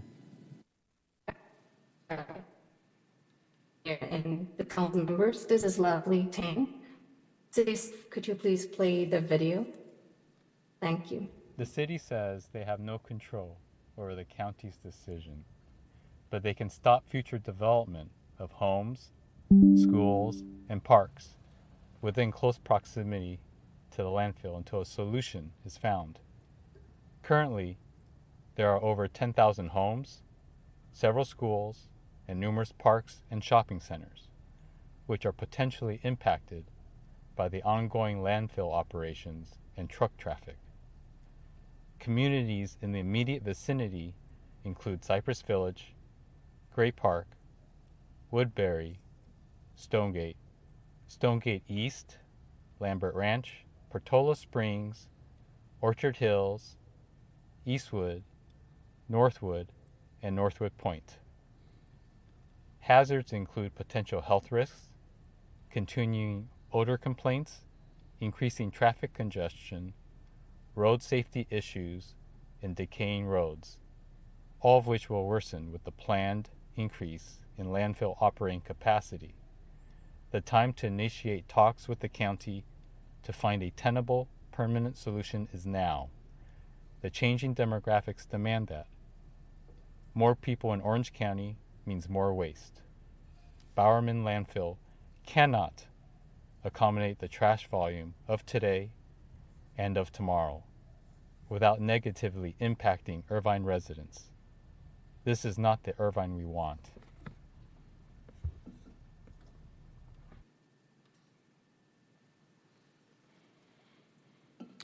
And that is all, Mayor. Thank you. Having concluded the public testimony, why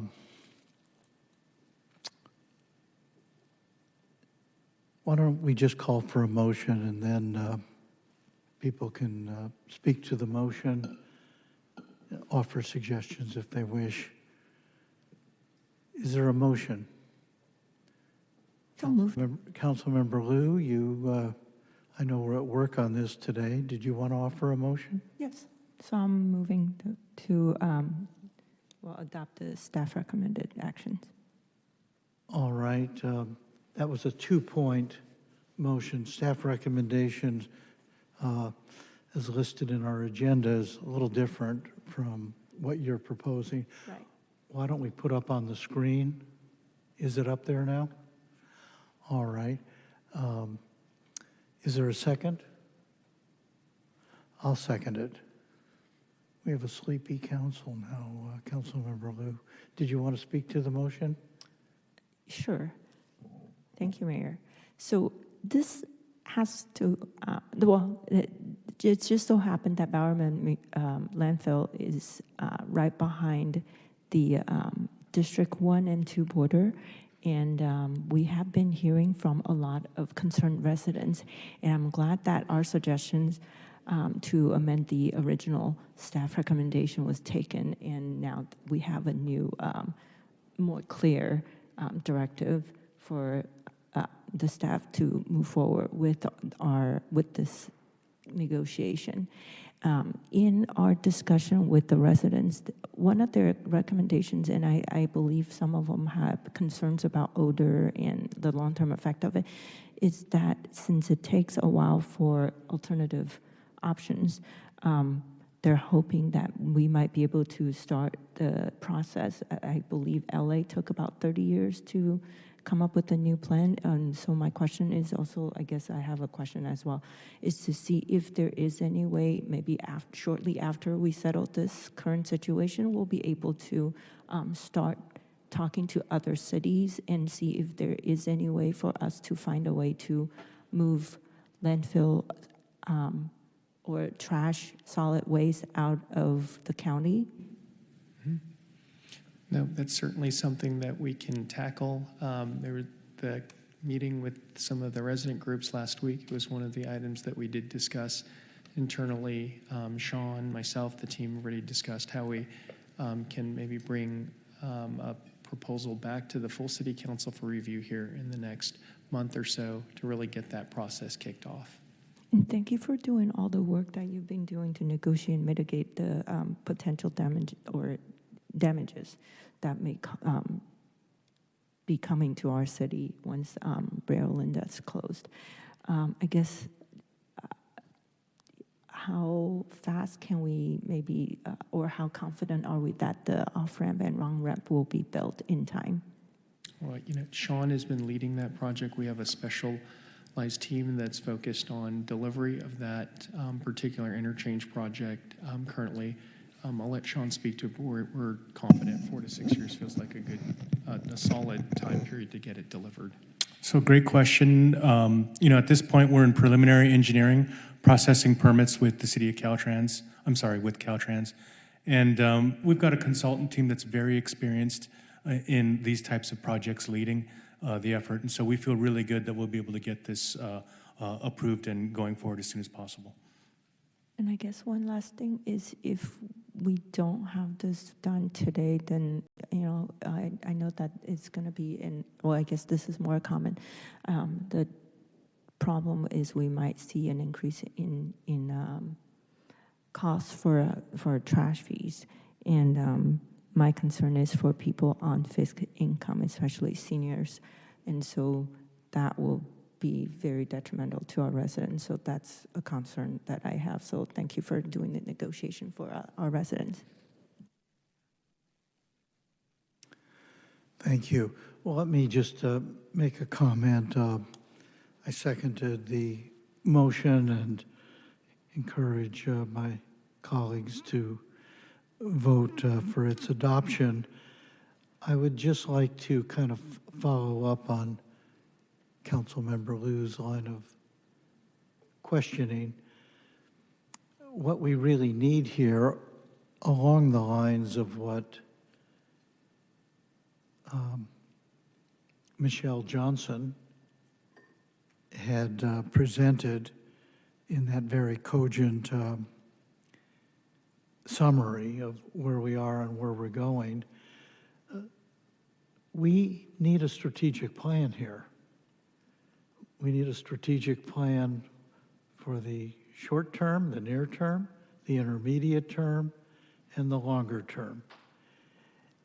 And the sooner we can begin to assemble that plan, relying on special legal counsel, relying on special consultants along the lines suggested by Ms. Johnson, the better.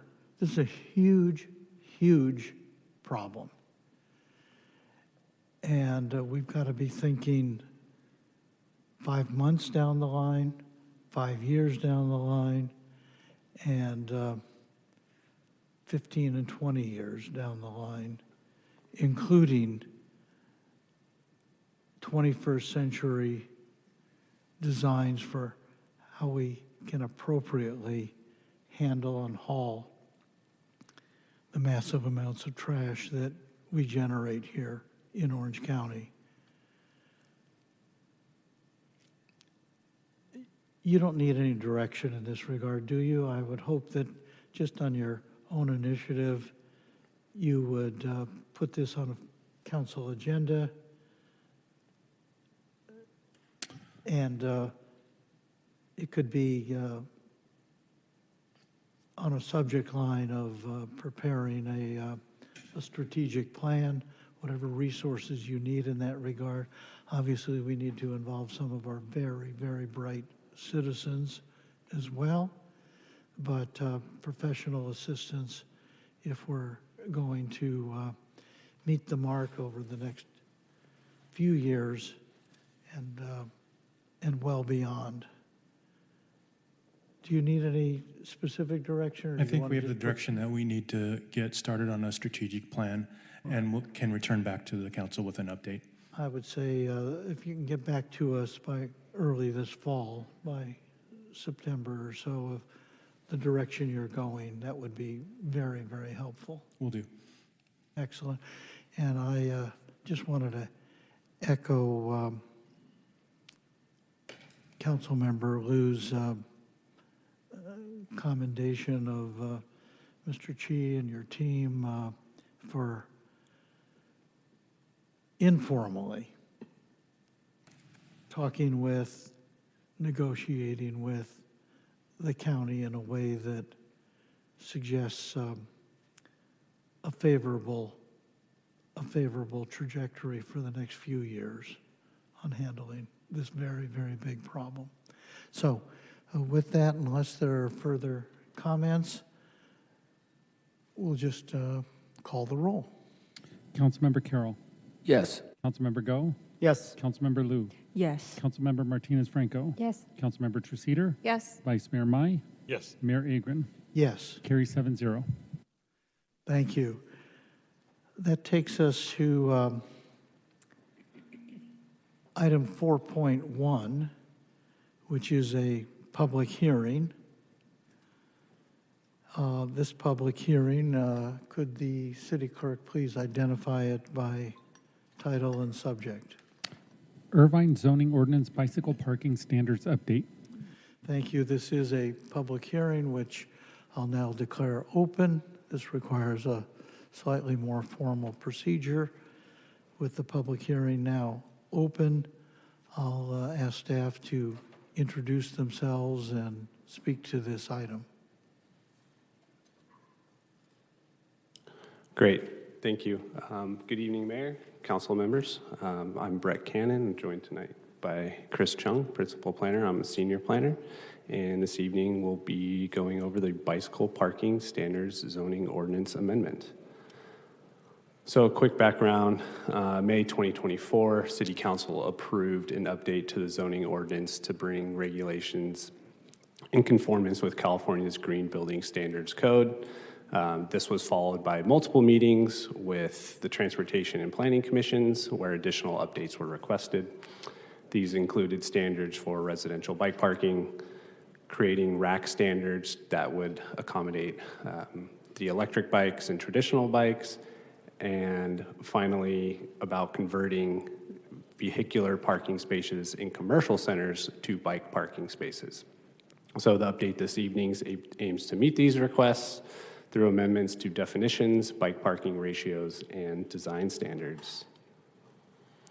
So staff, we really took a multi-pronged approach to address the commission's requests. So I'll begin with some research and outreach activities. We looked at neighboring jurisdictions, Los Angeles, Long Beach, others in Orange County, and identified best practices that would align with Irvine's. needs. We also hosted a outreach activity at Cyclo Irvine. This was May of 2024. And as you can see on the picture, it really was an opportunity for participants to really place, where they think they would see bike parking being great for themselves. And then finally, we had an online outreach, had over 160 participants. They provided valuable insights as well, key takeaways being additional bike parking across the city in residential neighborhoods and commercial centers. So next few slides will just be some highlights, beginning with multifamily residential developments, 2 ways, short-term bike parking. So we're looking at requiring 5% of required automobile parking spaces will be for bike parking spaces, and those will be in the two pictures you can see on this slide there, a ring and post or inverted U, all within 100 feet. And then second is long-term bike parking, and we're proposing 1 bike parking space for every 6 dwelling units, and these would be in secure covered lockers. Moving on to the second part is commercial centers. So staff is proposing the conversion of 1 vehicular parking space for 8 bicycle parking spaces. And you can see on the slide here, with the inverted U, it really should be quite a accommodating change, wouldn't really impact circulation to other vehicles, and this is all at the behest of the operators. It's all. And then finally, we have bicycle amenities that are proposed. So you can see here on the slide, repair stands, pumps. The picture on the right would be something you might see in a new multifamily residential development, really just providing the amenities so people can keep up and assist with their cycling needs. So in summary, the proposed update really aims to evolve Irvine with ongoing trends in transportation and urban mobility, and with community input and research into best practices, this really should enhance Irvine's infrastructure and promote sustainability and reduce traffic congestion, and really just become a more bike-friendly city. With that, staff recommends council approval of the zoning ordinance in front of you this evening, and staff is available for any questions. Thank you. Thank you. Do council members have any questions of staff at this time? There being none, if you would just stay where you are, and we will inquire as to whether there are any public requests from citizens to be heard. Thank you, Mayor. We have 2 requests in person. Excellent. Why don't you call upon those individuals? Thank you. If I could call forward Tim Wong and Yusuf Kadesh. And we'll start with Tim.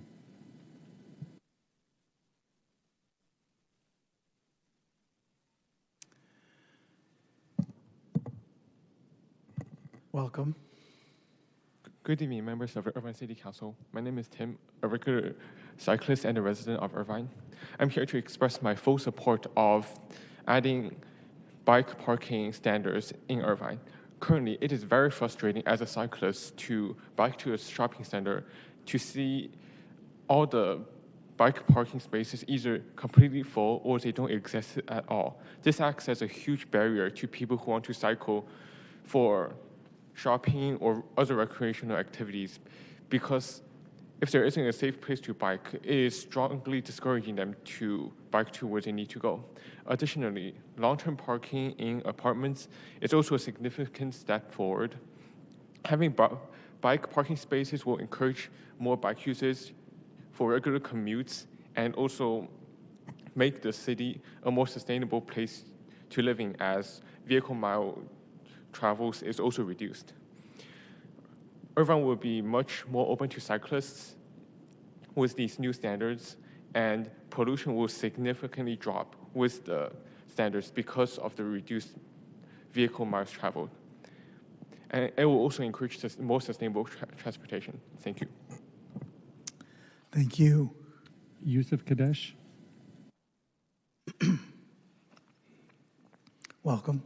Well, good evening, City Council, City staff. My name is Yusuf, a longtime resident of Irvine, also a member of the Transportation Commission. I'll keep it brief. I want to thank City Community Development staff for all their work on this, all their engagement with the public, all their engagement with the developer community, and I think they've been really great throughout this whole process. And, there's a direction of housing that we're going to see in this city, and we're going to see a lot more higher density development. So the question is, how do we kind of transition away from how can we get people out of cars into these other modes of transportation? Cycling is one of them, and this is just a necessity to get to that point. I can speak about personal experience. I've lived at the Village Apartments and at the Spectrum, and I've had my bike stolen twice there. I put it in the designated spaces. It's just the amenities there are currently subpar. The code has no standards or guidance on how for bicycle parking in residential communities, so that would fill this gap, and it's consistent with the vision of the general plan. So, and that said, I also just want to mention that there's some work also to do in how do we convince existing developers in existing commercial developments to install bike parking. The city has no leverage on that front, so I think it's a matter of can we get talking with the developers and see what's possible there, and yeah, that's all I have to say. Thank you. Thank you for your comments. And that is all, Mayor. That concludes the public testimony. At this time, is there a motion to close the public hearing? So moved. Second. Moved by Councilmember Treceder, seconded by Councilmember Liu. Would the clerk please call the roll? Councilmember Go. Yes. Councilmember Liu. Yes. Councilmember Martinez Franco. Yes. Councilmember Treceder. Yes. Vice Mayor Mai. Yes. Mayor Agron. Yes. Carry 6-0 of the members present. I'll move introduction of, on first reading, of the ordinance of the Council of the City of Irvine, California, approving zone change 009512338-PZC to amend the Irvine zoning ordinance specific to bicycle parking standards by revising Chapter 1-2, definitions, Chapter 2-2, administrative relief procedure, Chapter 4-3, automobile, motorcycle, handicap, and bicycle off-street parking requirements, and Chapter 4-6, deviations from requirements. Is there a second? Second. My motion, having been seconded, is now properly before us. Let me just offer one question, having heard from Yusuf on this. Is this a really strong ordinance, or does it leave something to be desired in your judgment? Does it put us in the lead? It puts us in the lead, yeah. I mean, and it's on par with our, jurisdictional partners that we see around us. Definitely puts us in the lead for multifamily 1-6, and commercial centers really trying to incentivize and have the operators take control of their own. And if they see that there's excess parking for vehicular, then they can convert that pretty easily coming through the city at the director's discretion. But I would say it puts us in the lead and on par with the California's goals for sustainability, and like the speaker spoke to, like reducing VMT and all of that and emissions in the city of Irvine. I would say, yes, go ahead. If I may just add, sorry, a little close there. Yeah, the Calgary updates that may, currently are in place, I think they tend to have a focus on non-residential bike parking, but our ordinance would fill that gap for residential, for multifamily especially.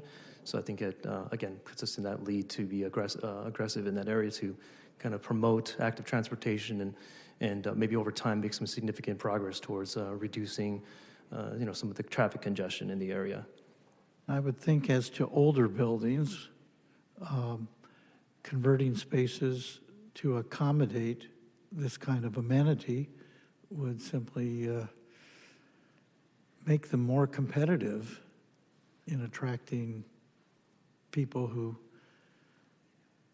prefer to transport themselves by bicycle rather than a private automobile, which costs so much more to accommodate by way of parking and all the rest. So I think this is very good, and I want to thank you, as one of my colleagues suggested, for all your hard work on this. Sometimes when good things happen in the city, nobody quite knows how it happened. And one way it happened here is good staff work, putting in place best practices that makes a difference in our quality of life here in Irvine. So thank you. Anything further? Oh, Councilmember Go. Oh. I'm sorry. Councilmember Treceder, I missed you, sorry. Thank you. Thank you so much for putting this together. It looks great. It's long overdue. I do bike a lot, and I like to meet folks at coffee shops and the shopping centers here. It's very hard to find the bike racks, and a lot of time they might be overgrown with shrubbery and stuff like that. So we really do need this. Like, I'll go out with my husband for dinner. We'll want to bike there. We have to find a restaurant with a window that we can park the bikes next to watch so they don't get stolen.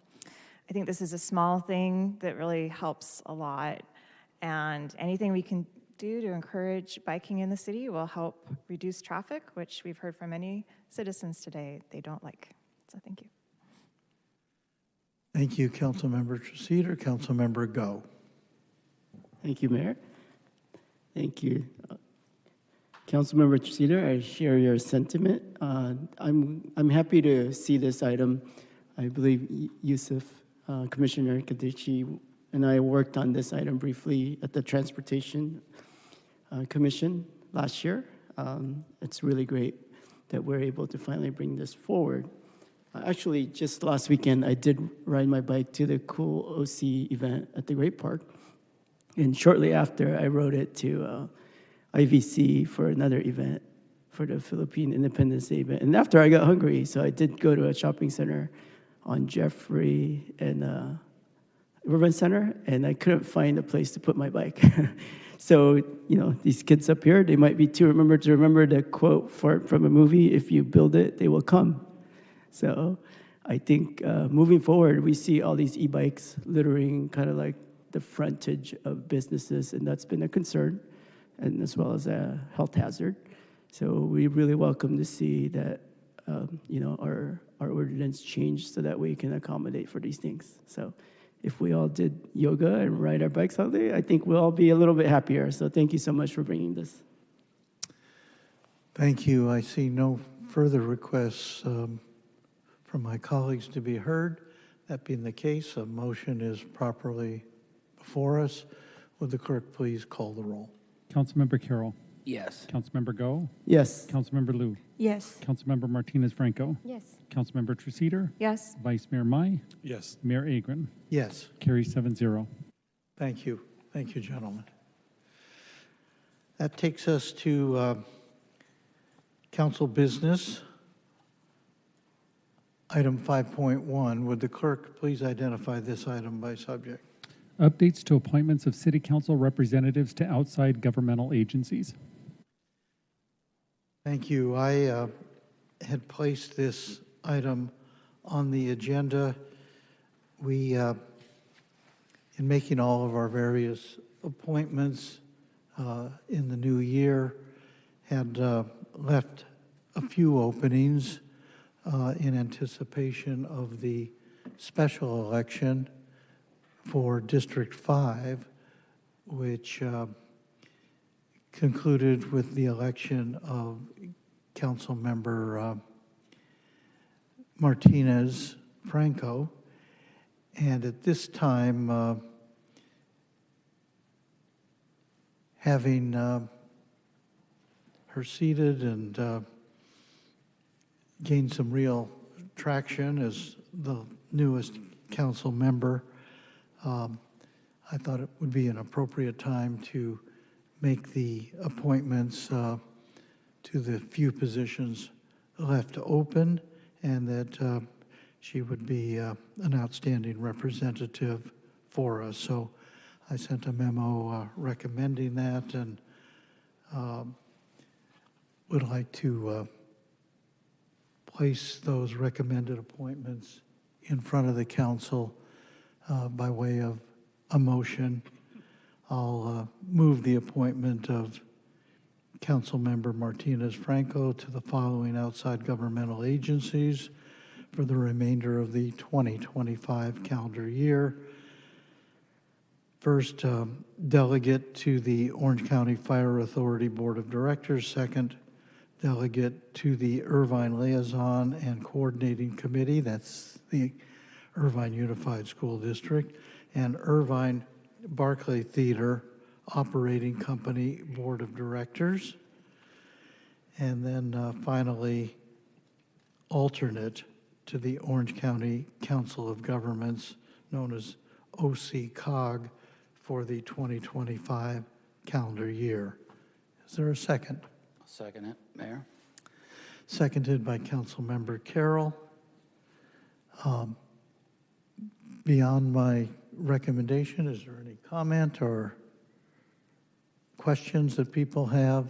If not, we'll move to a vote. Oh, Councilmember Liu. Yes, I do have my hand up. Thank you, Mayor. Yeah, so I have been advocating for myself, I believe, and also some of my council colleagues have been advocating for me to be appointed to the Orange County Fire Authority Board position. I believe it is appropriate for me to maybe bring this up again and reiterate the reasons why I would like to be appointed to the Orange County Fire Authority Board. So I will start with the fact that my district had experienced 2 wildfire threats, one in 2018 and one in 2020, where we had to be evacuated.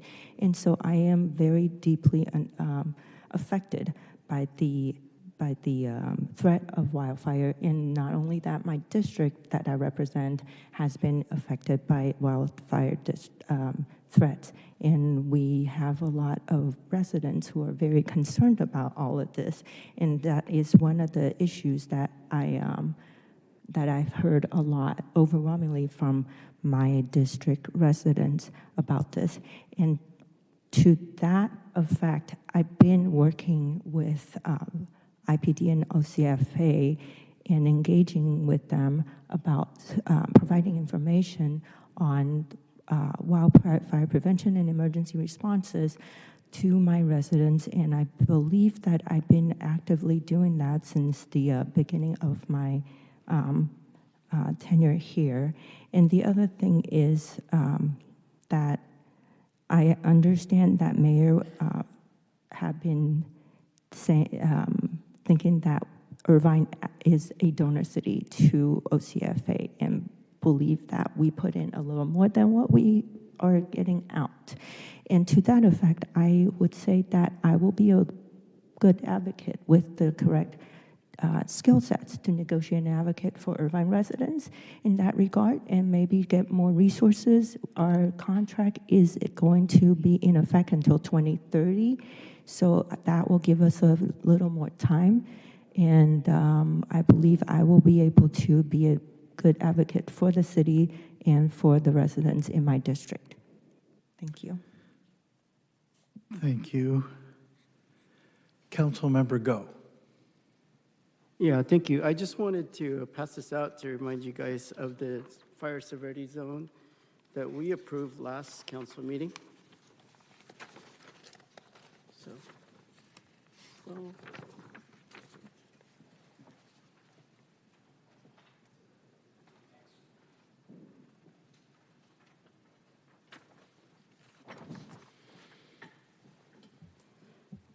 With that said, I do agree with Councilmember Liu. Just coming from our fire preparedness event that just passed, I've been working with many CERT representatives from Portola Springs HOA. They really want to call upon more resources to be able to fight wildfires and be ready for any kind of catastrophe event or whatnot. It's really important that we do have, as you see in the red, a representative from that district to fight for the resources that they need to protect our city. With that said, I'm hoping that we put attention on this and discuss this further to make sure we are sending the proper representative to get us the resources as a city that we pay for. Thank you. Councilmember Martinez Franco. Yeah, thank you. I want to thank the mayor for nominating me for this. Yeah, the newest council member that doesn't have any board and wish to have more experience, and they're fighting her for this board. I find that kind of incredible, but let me tell you one thing. I was in Woodbury when the bonfire started. We had to evacuate with my daughter and my granddaughter, and everybody evacuated. So I understand the needs of that area. My daughter still lives there with my grandson and my son. You think I'm not gonna fight for resources for that area? I am well aware that the fire zone need to be, we need to pay more attention to those areas as fire zone goes. But hear me out. We live in the most densest districts with the older population that has the most calls. And if you really are very involved with the OC Fire Department, you should know that these districts have the most calls for older people falling. In what I'm not going to fight for this district as well. I am going to fight for the entire city. So I know that we have paid all these taxes that the homeowners pay their taxes to the OC Fire, and I want to work with them. And not just working with them to bring all the services that we deserve, but also I need to make sure diversity is very important for me. And I need to make sure that fire department is doing their job in hiring the proper all the proper personnel, and it's diversified. And I know they have done good strides on hiring women, but we need to do more. And as a board member, I'm gonna be doing more, and I wanna work with them to make sure that everything works well for our city and for them. Thank you. Thank you. I'm going to move to Councilmember Mai. He hasn't had a chance to speak yet. Councilmember Mai. Thank you, Mayor. I just wanted to state, it's pretty interesting that the criteria of getting selected to represent the city at a Orange County Fire Authority, the whole entire city, I'm hearing people talk about being based in geographical locations. This isn't to represent your district. This is to represent the entire city. So whoever is going to Orange County Fire Authority, I would hope that they would take in consideration all districts equally, and the individual will fight for us to get the best value of services, regardless of where they live. If that's criteria, I should live near something that qualifies me that because there's more trees at one place, or there's more concrete, or there are more parks at another place. It just makes no sense. It doesn't matter where you live. You're representing the entire city here on the fire authority. So it shouldn't be a criteria of why you should be there for anyone. The criteria is you have the desire to get the best value for the city and best representation to the city, period. So, I hope that people, if you want to serve with the intent that you're going to represent all the residents and you're going to represent the best for the city and our best of our interests as well. I just want to remind people that this shouldn't be a battle over who lives closer to a burn zone versus somebody who doesn't live closer to a burn zone. Thank you. Thank you. Let me say something, and then I'll turn to you, Councilmember Liu. In recommending this appointment, first of all, it is a 6-month, effectively, it's a 6-month appointment. And it is one that we tried to fill ourselves. We kind of stalemated it 3 and 3 on just about anybody when we were a 6-member council, but now with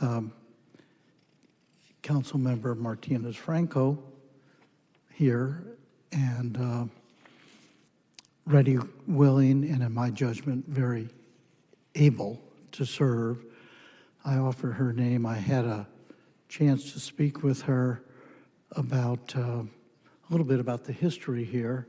I turned to our staff. Didn't we have don't we have an outstanding report that is due back to us documenting just the ridiculous donor city status that we have, putting in, as I recall, about $150 million a year in property taxes from businesses and homeowners, and getting back about half that, about 70 to 75 million in services. We are in the midst of, excuse me, we are in the midst of completing that fire services study. It includes in review of revenues in service delivery levels that we're currently seeing, options for the city council. As all of that was done pursuant to prior council direction in late 2024. We expect that the overall analysis will be ready for city council review and consideration Q3 of this year. Excellent. Mayor Khan had been pressing for that. I think it was one of her last acts to request that study, that it come back. I think ultimately it will lead to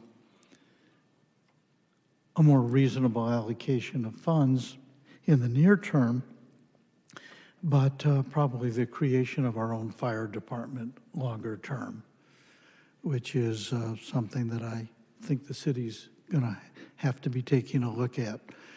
And I was of the view that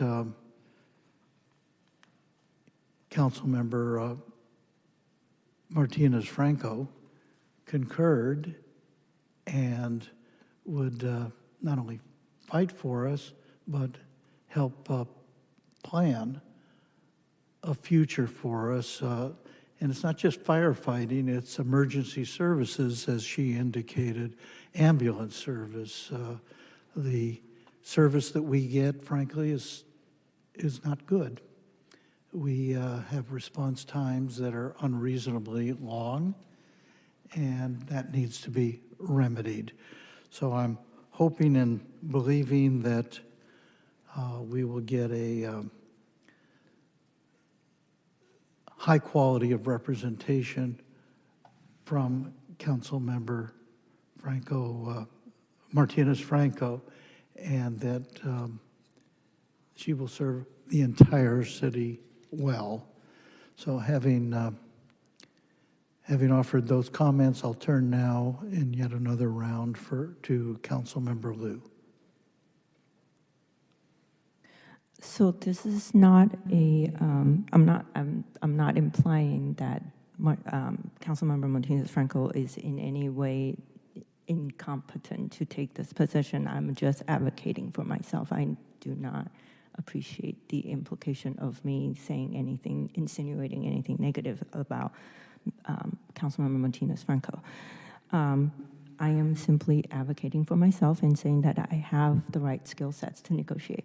And I agree that if that is the case, that we are the donor city, which I think we are in many cases, because we're kind of, a victim of our own success by having high value real estate, then I will be out there advocating for the entire city, obviously, because, that is what a board member should be doing, which is what I've been doing where at any of the appointments that I've been appointed to. And having said that, the reason why I mentioned the fact that I live in a high-fired zone is because I understand it from personal issues, and also I get it from my neighbors and friends who have experienced or share similar experiences. My neighborhood happens to be one of the oldest in Irvine. So this is not a matter of new housing versus old housing, because I am in one of the oldest neighborhoods in Irvine. And so in this case, I would actually at this point offer another motion. I don't know if there'll be an alternative motion. Mr. Melching, would you please?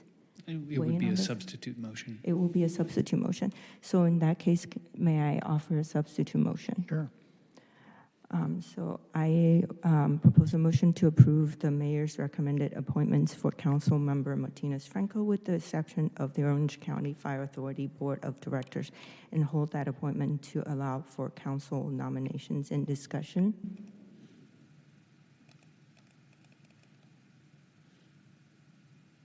In other words, you're bifurcating this. Yeah, that's what it sounds like to me. I don't know whether it's hold for another motion or it's hold for another day. So, For another motion. okay. Well, why don't we do it this way?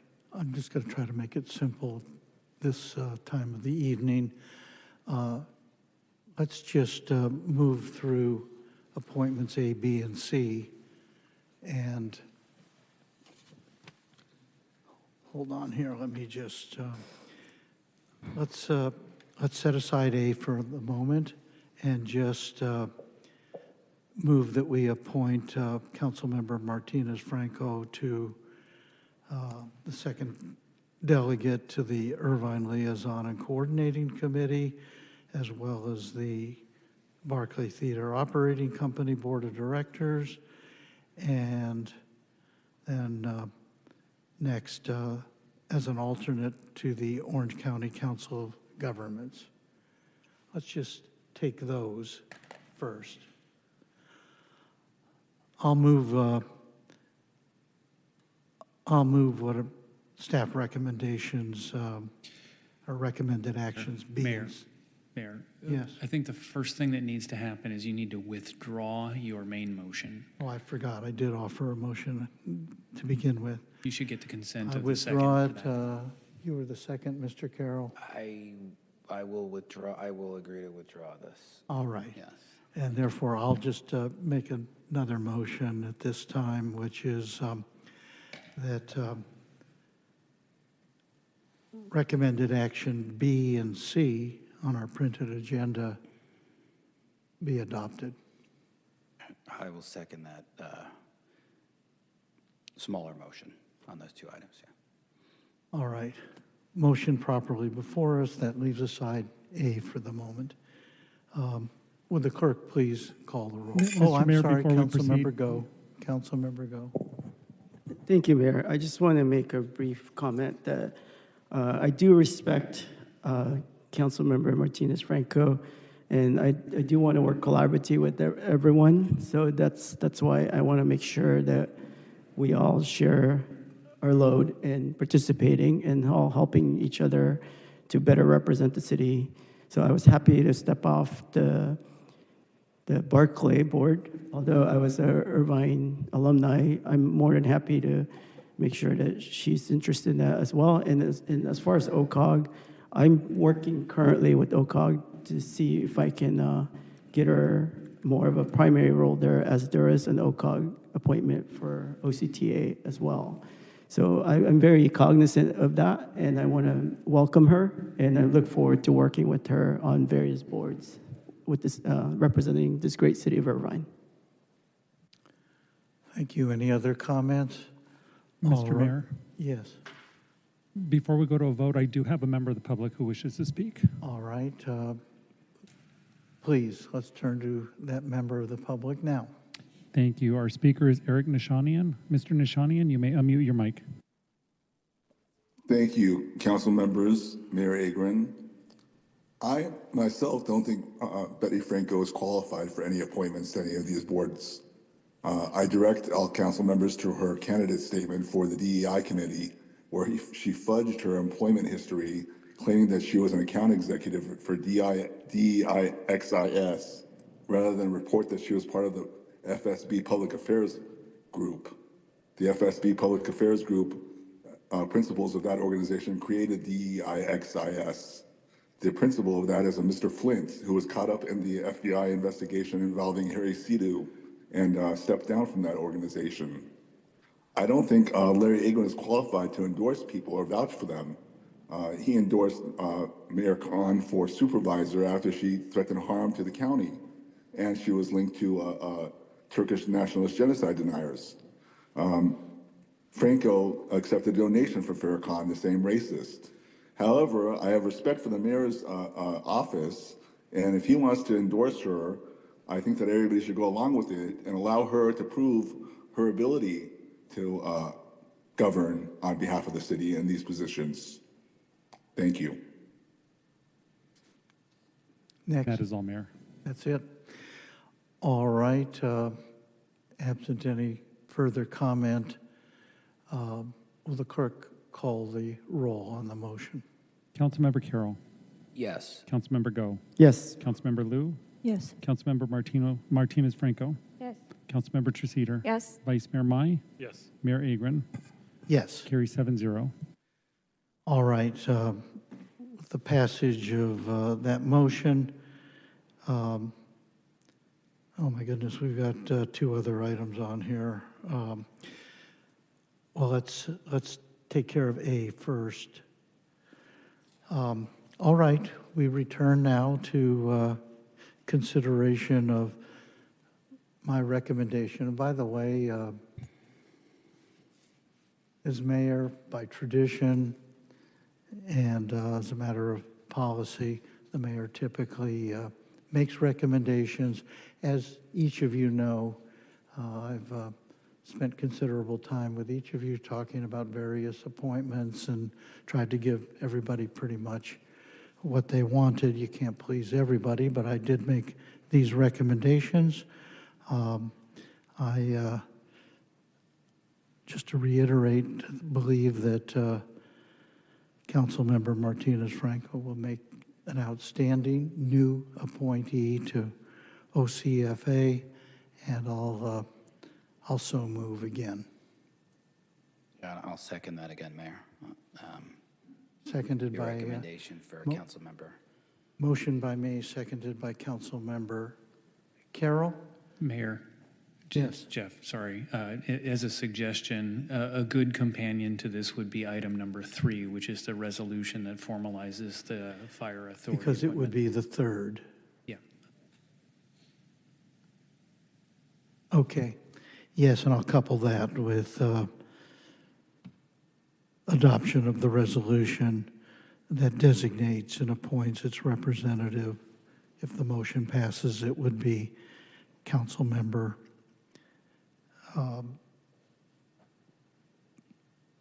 Martinez Franco to the Orange County Fire Authority Board of Directors. I'll turn now to Councilmember Liu, followed by Councilmember Go. So can I also offer a substitute motion at this moment to nominate myself as the representative for Orange County Fire Authority for Irvine? You can, and if you do, I would recommend that you also include action item number 3 and specify that that would also designate you as the representative to the fire authority. Yes, so I'll also motion to have the council adopt a resolution of the city of Irvine to designate and appoint its representative, which is me, to the Orange County Fire Authority Board of Directors. All right, that's a motion that's been offered by Councilmember Liu. Is there a second? I have a question prior to. Is there a second? You have a point of order of some kind? Yeah, I just want to clarify. I just want to understand the process. As you know, I'm not a stranger to this. I was thrown into this mix day one when I had to be in the spotlight of picking a vice mayor. I just want to understand, is this a vote once, yes or no? Are we nominating multiple people and we choose a name? I just want to make sure that I understand. The substitute motion is in fact a self-nomination. And if the substitute motion passes, then notwithstanding my recommendation, Councilmember Liu will be the appointee to the fire authority. Okay, so in that case, I'd like to make another substitute motion. Well, hold on a second. All right. The substitute motion as of yet has no second. Okay. So there'll either be a second or there won't be. If there isn't, then it would be in order to make another substitute motion. So if there's no second, can I follow that up with my You can. substitute Yes. motion? Okay. then- Yes. So again, I'll call for a second to Councilmember Liu's motion, her substitute motion. Is there a second? There being none, the substitute motion falls away. It fails. Yeah, okay. With that, if there's a substitute motion that you wish to offer, now would be an appropriate time to do so. So in the spirit of working together, I listened to your comments, Vice Mayor Mai, and I fully respect what you're saying, that we all need to represent the city to the best of our ability. And I believe that's all what we're doing. I don't think anyone has any malintentions of only representing their district. With that said, I do want to make a motion where I'd like to nominate you and myself, as well as Melinda, and make it a point where we're all qualified and we'd all like to be considered. Well, yeah, go ahead. Councilmember Go, we aren't in a nominating process. When it comes to board appointments, what happens is the mayor makes recommendations, and we vote on the recommendations up or down. And then if somebody wants to make a substitute motion to supersede that and make a direct recommendation for an individual candidate of their own for the appointment, they can do that. But we're not in a nominating process where we get all of the candidates together and then take a poll. Okay, so how do I accomplish so that we have 3 people or 4 people that we can vote for? At this point, that's not an option that's available in the process that we're in. I mean, we had the same process for vice mayor where we had to call out the specific person we wanted. We did, because that was an officer of the city. Okay. And we use a nominating process for officers of the city, but when it comes to board appointments, our convention is different. We take the recommendations from the mayor and we use that as a starting point. We vote up or down on those recommendations. Or if somebody wants to make an alternative recommendation and vote on that person, we do it that way. Got it. Yeah. So at this point, I'd like to nominate myself. I believe I will work hard. I've been working very hard for the city. I pretty much work 10, 12 hours a day, working with city staff, working with numerous agencies day and night. I just want to be able to get things done. And this is one of those things I'm truly passionate about and fighting. And my residents have been clamoring. I said, we need more resources. We need more resources as well. So if I could do that, that would be my motion. We'll deem that to be a substitute motion to have appointed yourself, and along with that would be adoption of the resolution listed as number 3 that would be designating and appointing you to the Orange County Fire Authority Board of Directors. Is there a second to that substitute motion? I'll second it. Seconded, I'm sorry, was that? By Councilmember Liu. All right. Let me speak to that.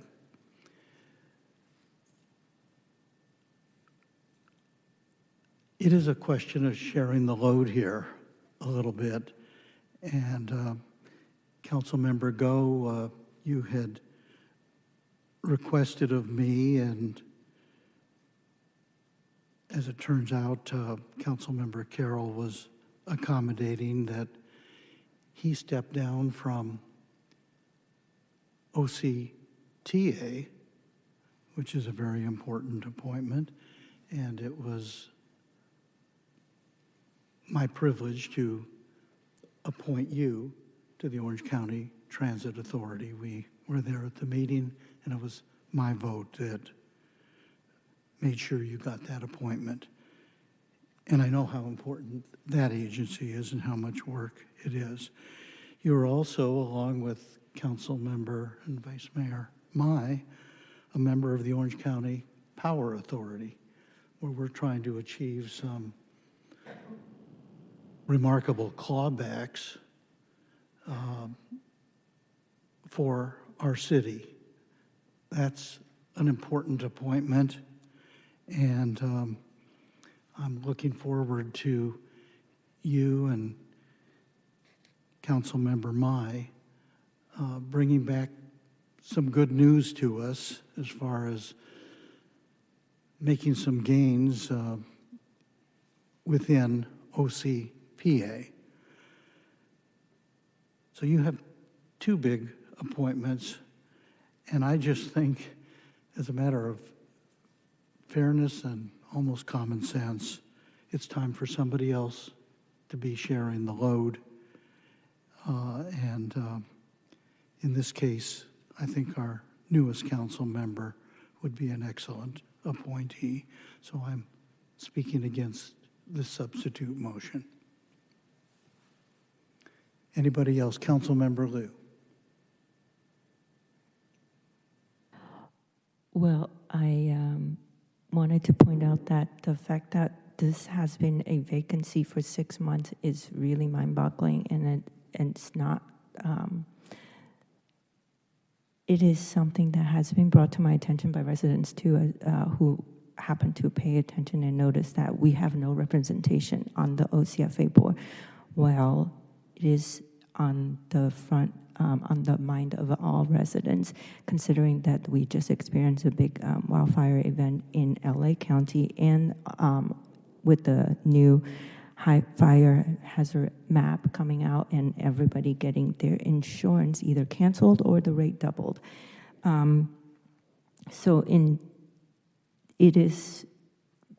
I understand the mayor's, I understand mayor's concern about sharing the workload and being fair, but really in appointments, I believe it is better to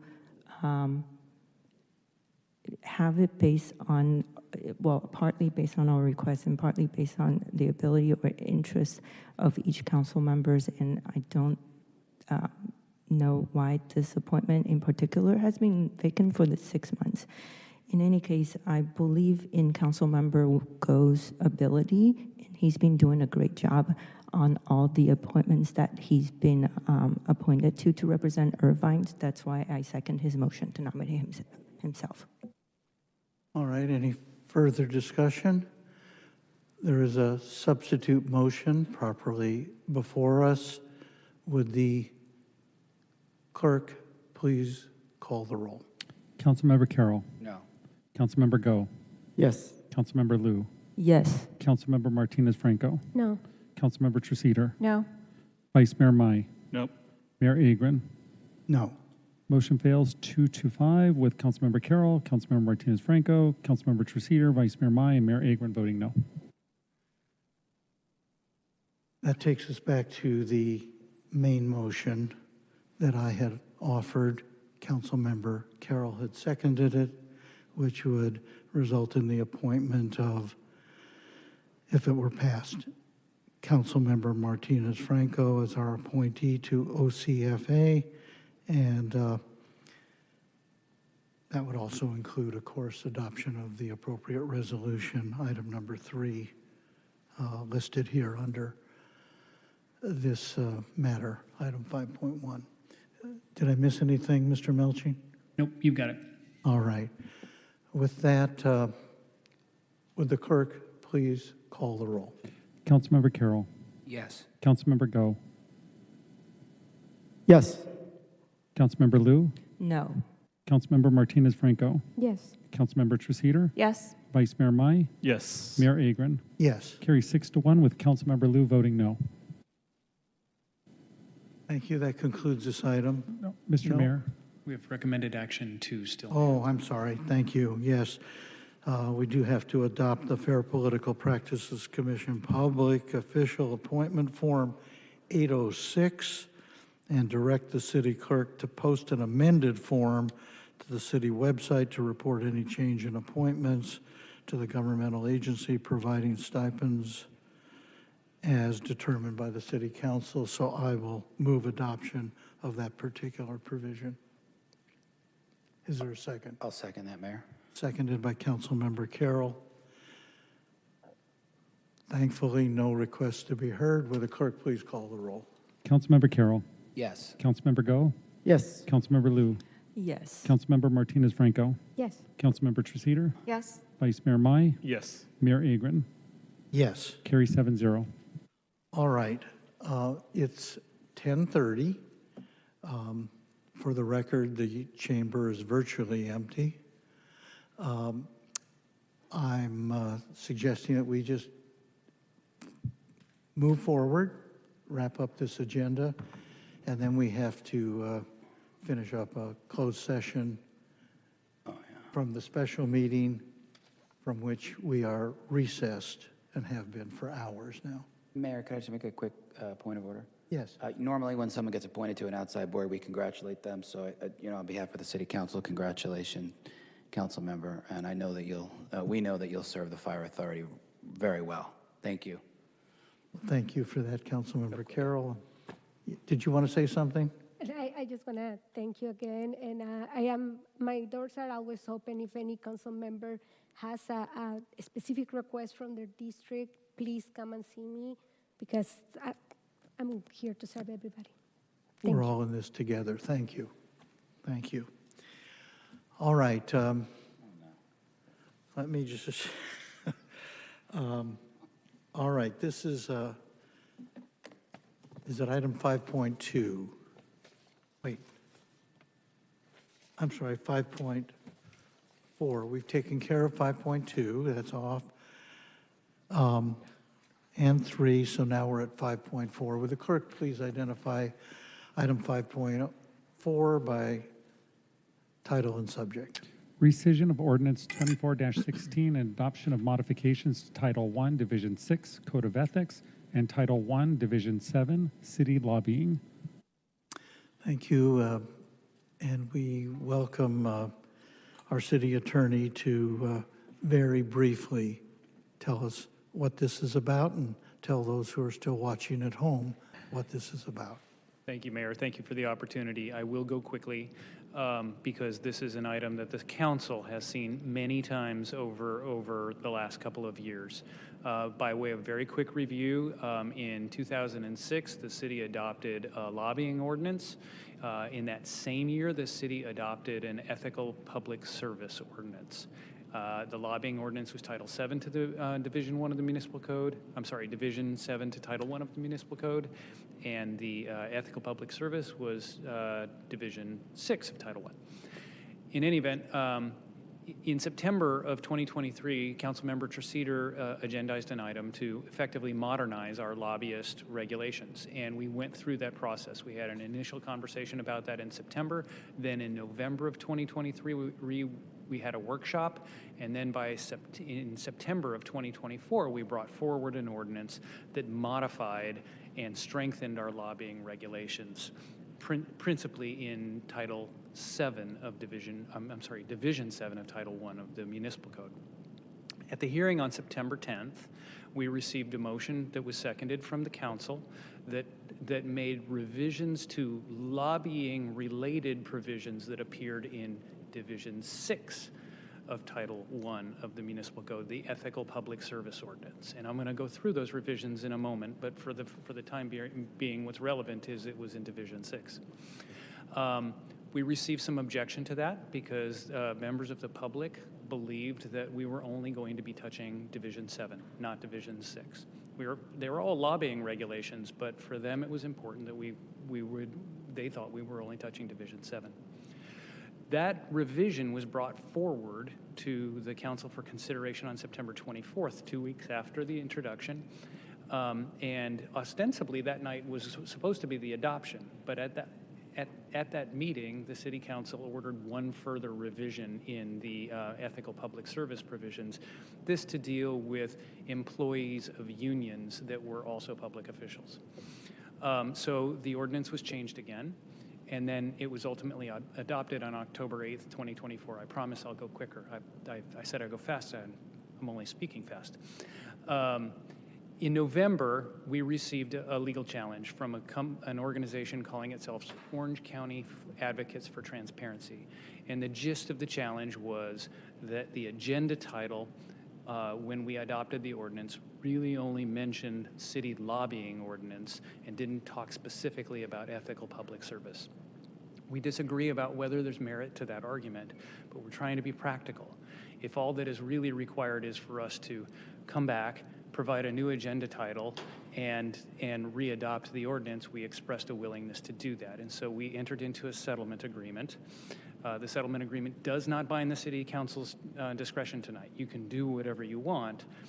If you rescind and re-adopt the ordinance tonight, then the lawsuit will be dismissed. And we did agree to pay $19,000 to cover a portion of the costs and fees that were associated with the lawsuit, if you rescind and re-adopt.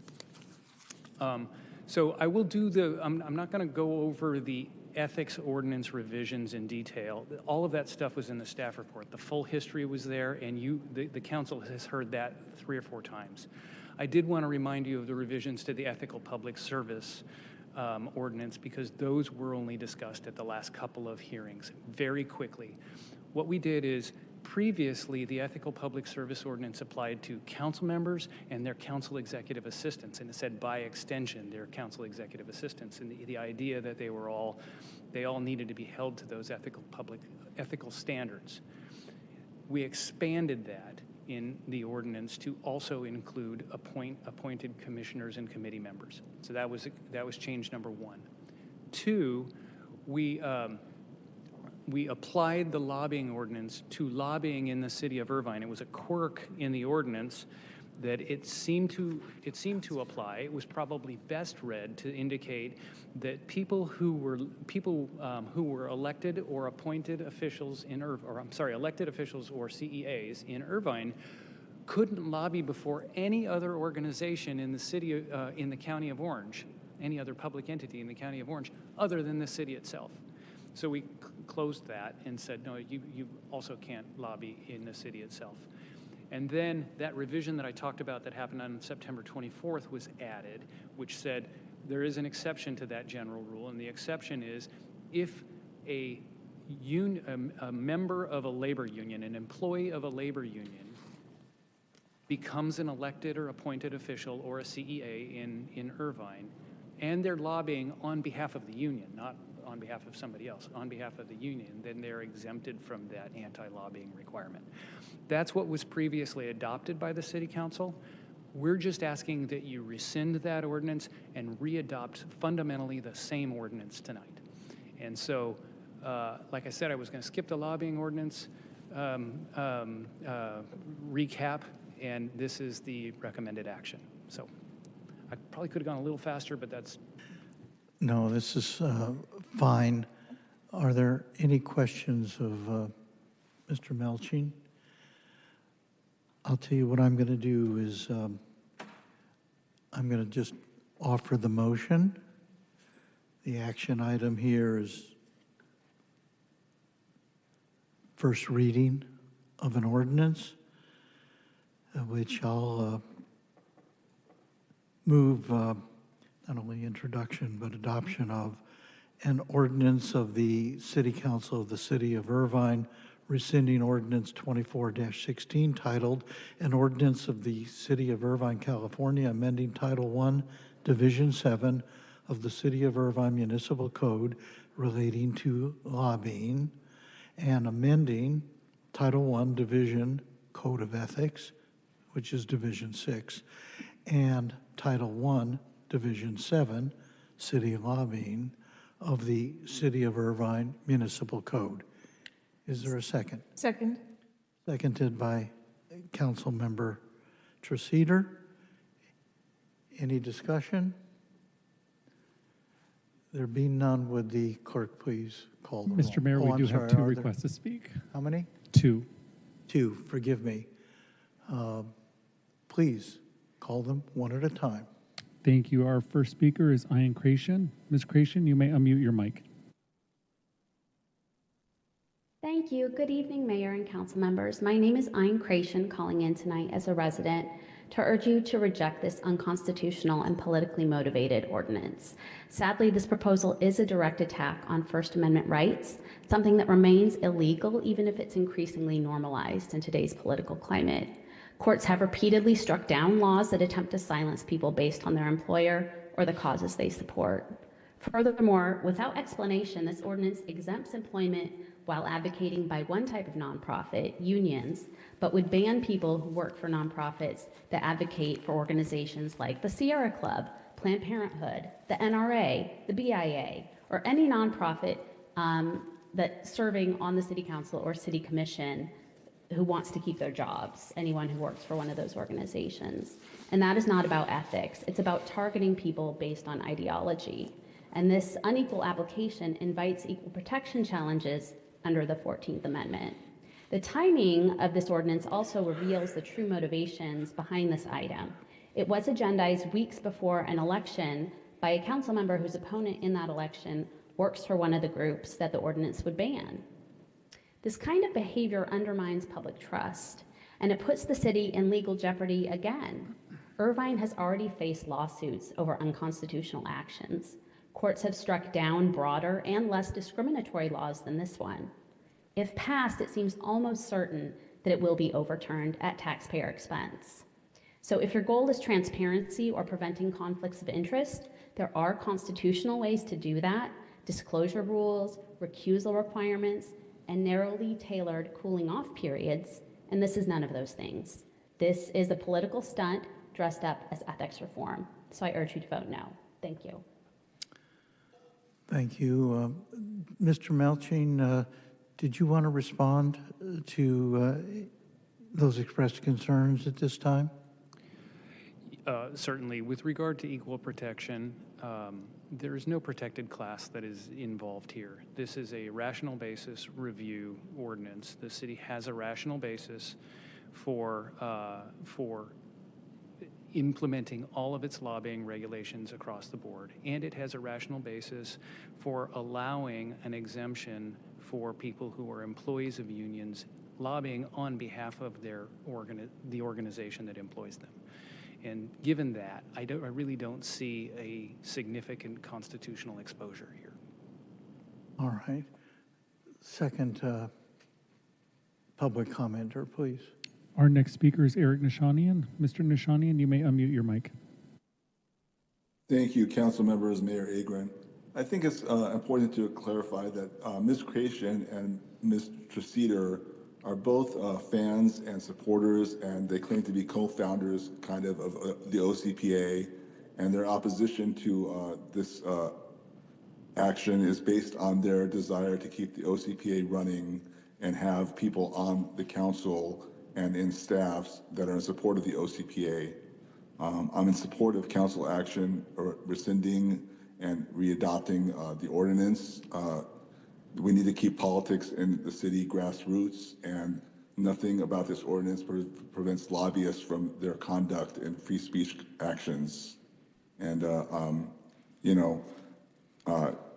Mr. Melching's conduct costed us $20,000, but I think it's inconsequential for the intent of the city to ensure that city staff and council are not motivated by outside interests. Thank you. Mr. Mayor, we do have one last request from Jeremy. With your indulgence, I'll allow them to speak. They'd get 90 seconds. All right. Mr. Jeremy Ficarola. I have just Jeremy. Welcome. Okay. Jeremy, you may unmute your mic. Yes, hi there. Jeremy Ficarola. I'm the lead plaintiff on this lawsuit, and I stand in support with Ian Creation on this. I do believe it goes beyond just Brown Act procedural violations. I just realized I have 90 seconds, so Okay, so even if, I still think there are constitutional concerns with overly broad restrictions on in-house employees seeking, political office in Irvine City Council.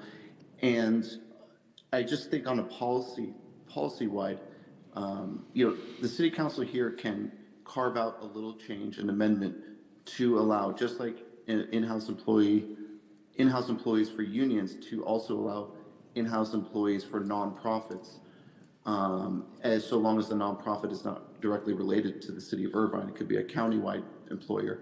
And that would allow somebody like a city council candidate, Ayn Krasian, to run for office without losing her career. This is what's at stake. And I think it'd be good policy to make that carve out. Thank you. And that is all, Mayor. All right, are there council comments at this point? There being none, Mr. Melching, nothing further to add? No, Mayor. Would the clerk please call the roll? Councilmember Carroll. Yes. Councilmember Go. Yes. Councilmember Liu. Yes. Councilmember Martinez Franco. Yes. Councilmember Treseder. Yes. Vice Mayor Mai. Yes. Mayor Agron. Yes. Carry 7-0. That concludes all but the last item on the agenda tonight, which is item 5.5. Would the clerk please identify this item by subject? Agreement for employment of Sean Crumby as interim city manager of the city of Irvine. All right, who's speaking to this from staff? All right, Mr. Melching, I turn to you at this time. Thank you, Mayor. As the council is well aware, at its last city council meeting, it indicated the appointment of Sean Crumby to be the city's interim city manager. That was a decision that was authorized in closed session with the direction that I prepare the agreement effectuating that, and the Brown Act requires that we have a open session presentation relating to that agreement and an open session action by the City Council to approve that agreement. So that's why I'm standing here right now. Very quickly, the Brown Act requires that I go through the core terms. These are the core terms. The interim agreement is set up for a duration of 2 years.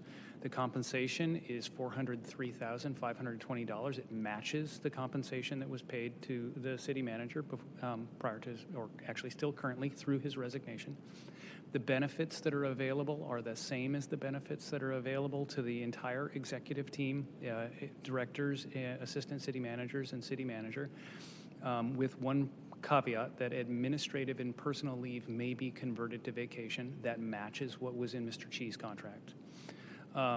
If it comes to pass that the City Council separates without cause from Mr. Crumby, he will be entitled to 6 months severance, which largely matches what was in Mr. Chi's contract. And finally, a nuance that happens when you have an interim city manager that is elevated from within the city family. There is a default rule that is set up in the agreement that allows Mr. Crumby to return to his prior position or equivalent if the City Council goes through a recruiting process and identifies a permanent city manager or another interim city manager other than Mr. Crumby. Ultimately, the decision to keep Mr. Crumby on would be the new city manager, because the new city manager is the person that is responsible for all of the subordinates beneath the new city manager. But the default rule is set up that the expectation is that Mr. Crumby would go back to that position if he doesn't become the permanent city manager. And with that, those are the key terms. The recommended action is to approve the agreement. And that's all I have. Thank you. Do we have any requests from citizens to be heard? We do, Mayor. We have one request via Zoom. One request? Why don't we take that comment at this time, and then I'll offer an appropriate motion. Thank you, Mayor. Our request comes from Sylvia Walker. Ms. Walker, you may unmute your mic. Hi, Sylvia Walker, Irvine resident. A 2-year contract for an interim position is not an interim appointment. It's actually giving the city manager position to, in this case, Mr. Crumby, I don't think this is appropriate. There should be a more open process with more candidates available. Thank you. Mr. Mayor, we have one last sign up. With your indulgence, I'll let them speak. They'd have 90 seconds. Go ahead. Our next request is from Eric Nishanian. Mr. Nishanian, you may unmute your mic. You have 90 seconds. Thank you, council members, Mayor Agrin. I concur and agree with Sylvia Walker that the period of time does not appear to be interim. It appears to be a city manager position. Thank you. And that is all, Mayor. Thank you. Mr. Melching, did you want to comment about the 2-year period? Yeah, Mayor, we selected the 2-year period because the city has had fairly extensive permanent recruitment processes in the past. And because the agreement is terminable at will by the city council at any time and provides severance, which is functionally equal, at least measured in months, to what you would have provided to a director or an assistant city manager anyway. The thought was, rather than have the city council run up against the need to renew an agreement, put a 2-year term in. But I want to reiterate that an agreement such as this is terminable by the city council at any time for any reason or for no reason. Right. Thank you. Council comments? Let me just put a motion out there. Did you intend to introduce a motion, Councilmember Liu? Let me just move adoption of the recommended action, which is to approve the agreement for employment of interim city manager between City of Irvine and Sean Crumby. Is there a second? I'll second it. I'm sorry, who was that? Councilmember Liu seconded the motion. I'll turn to Councilmember Liu at this point. I just wanted to ask City Attorney, how long was it last time, or the longest that we've taken to recruit a permanent city manager?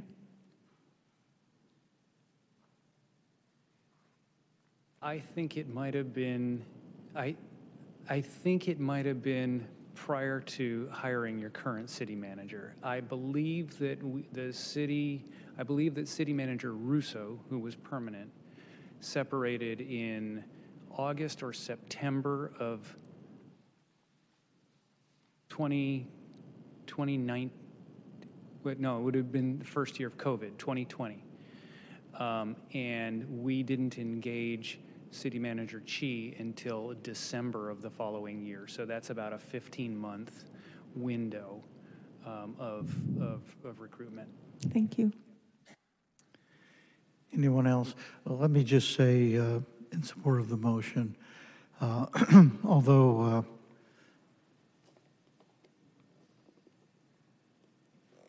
City Manager Chi is leaving us and he leaves big shoes to fill, I have great confidence, and I think it's shared by my colleagues here, great confidence in Sean Crumby.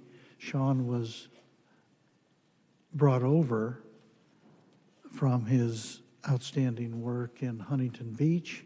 He was brought over by Oliver Chi, and with the idea that he was the project delivery guy. He was all about getting it done. And he has proved to be every bit deserving of that title. I've never seen anybody quite as hard driving in getting projects done on time, within budget, cutting through all kinds of difficulties, red tape and the like, and bringing that to the city manager's position, I think is going to give us a very good result. So I'm enthusiastic about making this motion and ask for its adoption unanimously. Anybody else? Councilmember and Vice Mayor Mai. Sure, thank you, Mayor. I just wanted to add on to the comments that the mayor made that Sean has shown a tremendous amount of professionalism, and also something that I noticed when meeting him initially during our tour of the Great Park, and then also just interacting with him over the time, is that his great appreciation for the city and what we have here, and he would be he's a tremendous asset to the city, and in this role, I'm going to wish you luck and be supportive of this as well. Thank you. With no further requests, would the clerk please call the roll? Councilmember Carroll. Yes. Councilmember Go. Yes. Councilmember Liu. Yes. Councilmember Martinez Franco. Yes. Councilmember Treceder. Yes. Vice Mayor Mai. Yes. Mayor Agron. Yes. Carry 7-0. Congratulations, Sean. There's a huge ovation out there. We just can't hear it here. Okay.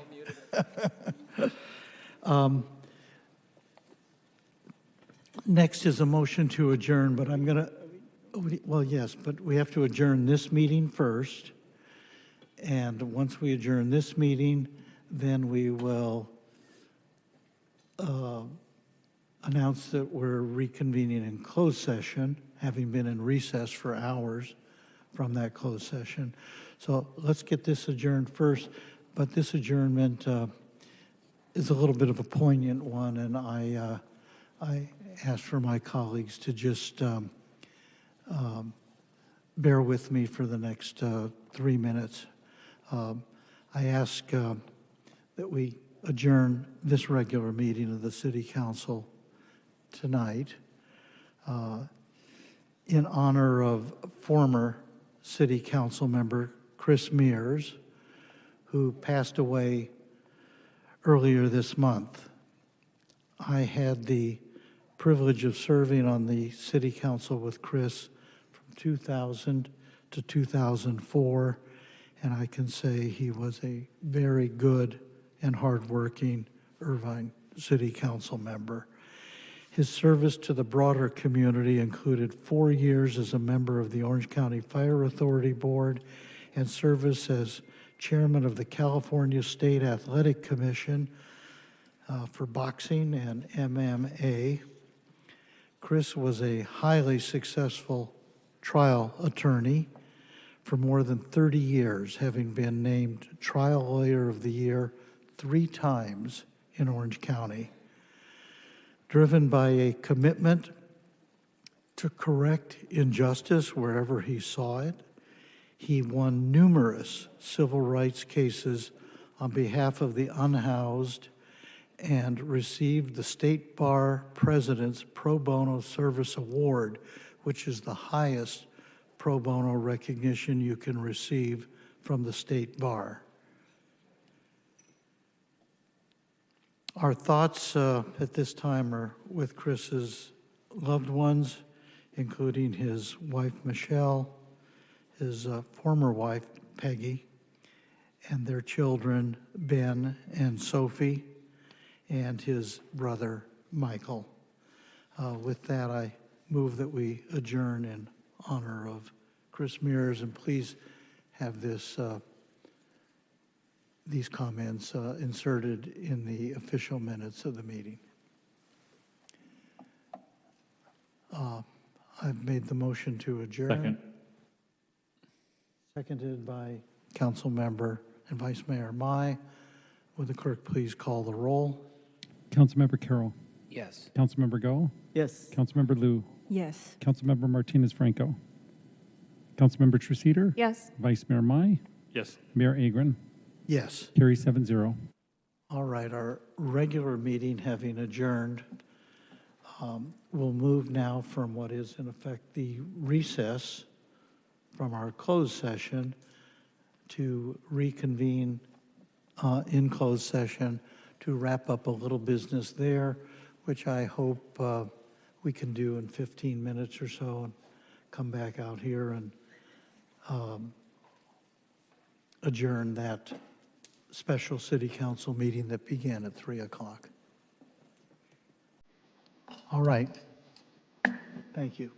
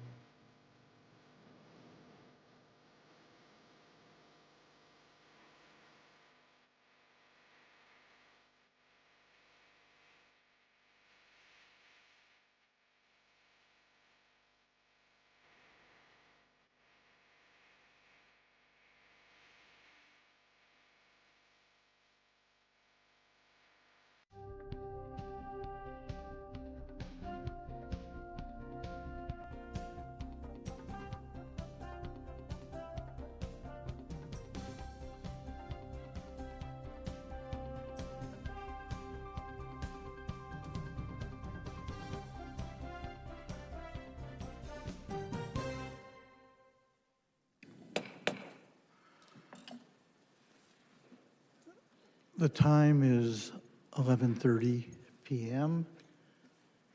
The council has returned to the dais from closed session in our special 3 o'clock meeting.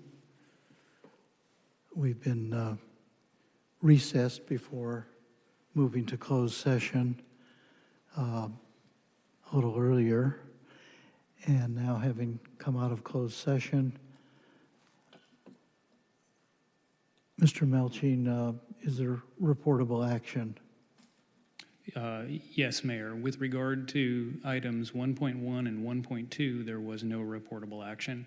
With regard to item 1.3, the City Council completed a performance evaluation of City Manager Chi and authorized the public disclosure of that evaluation by a vote of 6-1, with Councilmember Treseder voting no. The evaluation is as follows. Since his arrival in 2021, Oliver Chi has provided an outstanding level of service as Irvine's city manager. He exemplifies a set of core values that include humility, team before self, innovation, doing the common things uncommonly well and staying open to new ideas, empathy, saying and doing those things that bring people together, passion, have a can-do attitude and appreciate how lucky we are to serve Irvine, and integrity, doing our best to embrace our organizational values at work each day. Through that value system, Oliver has excelled in the execution of City Council policy, employee relations and organizational matters, community relations, intergovernmental relations, management of business and fiscal affairs, leadership, professional skills, and program management. He has, in the last 3.5 years, advanced more City Council policies, made more improvements to the city organization, and improved more relationships with stakeholders than occurred in the 10 years preceding his arrival.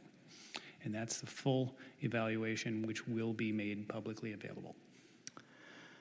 Thank you. With that, I think our business is concluded. Is there a motion to adjourn the special meeting? So moved. Second? Was that Councilmember Treseder? No? Councilmember Liu. Your voices are similar. Councilmember Liu moved that we adjourn, and the second was? Myself. Councilmember Carroll. Would the clerk please call the roll? Councilmember Carroll. Yes. Councilmember Go. Yes. Councilmember Liu. Yes. Councilmember Martinez Franco. Yes. Councilmember Treseder. Yes. Vice Mayor Mai. Yes. Mayor Agron. Yes. Carry 7-0. Thank you. Thank you all. We got a lot of work done and much appreciated.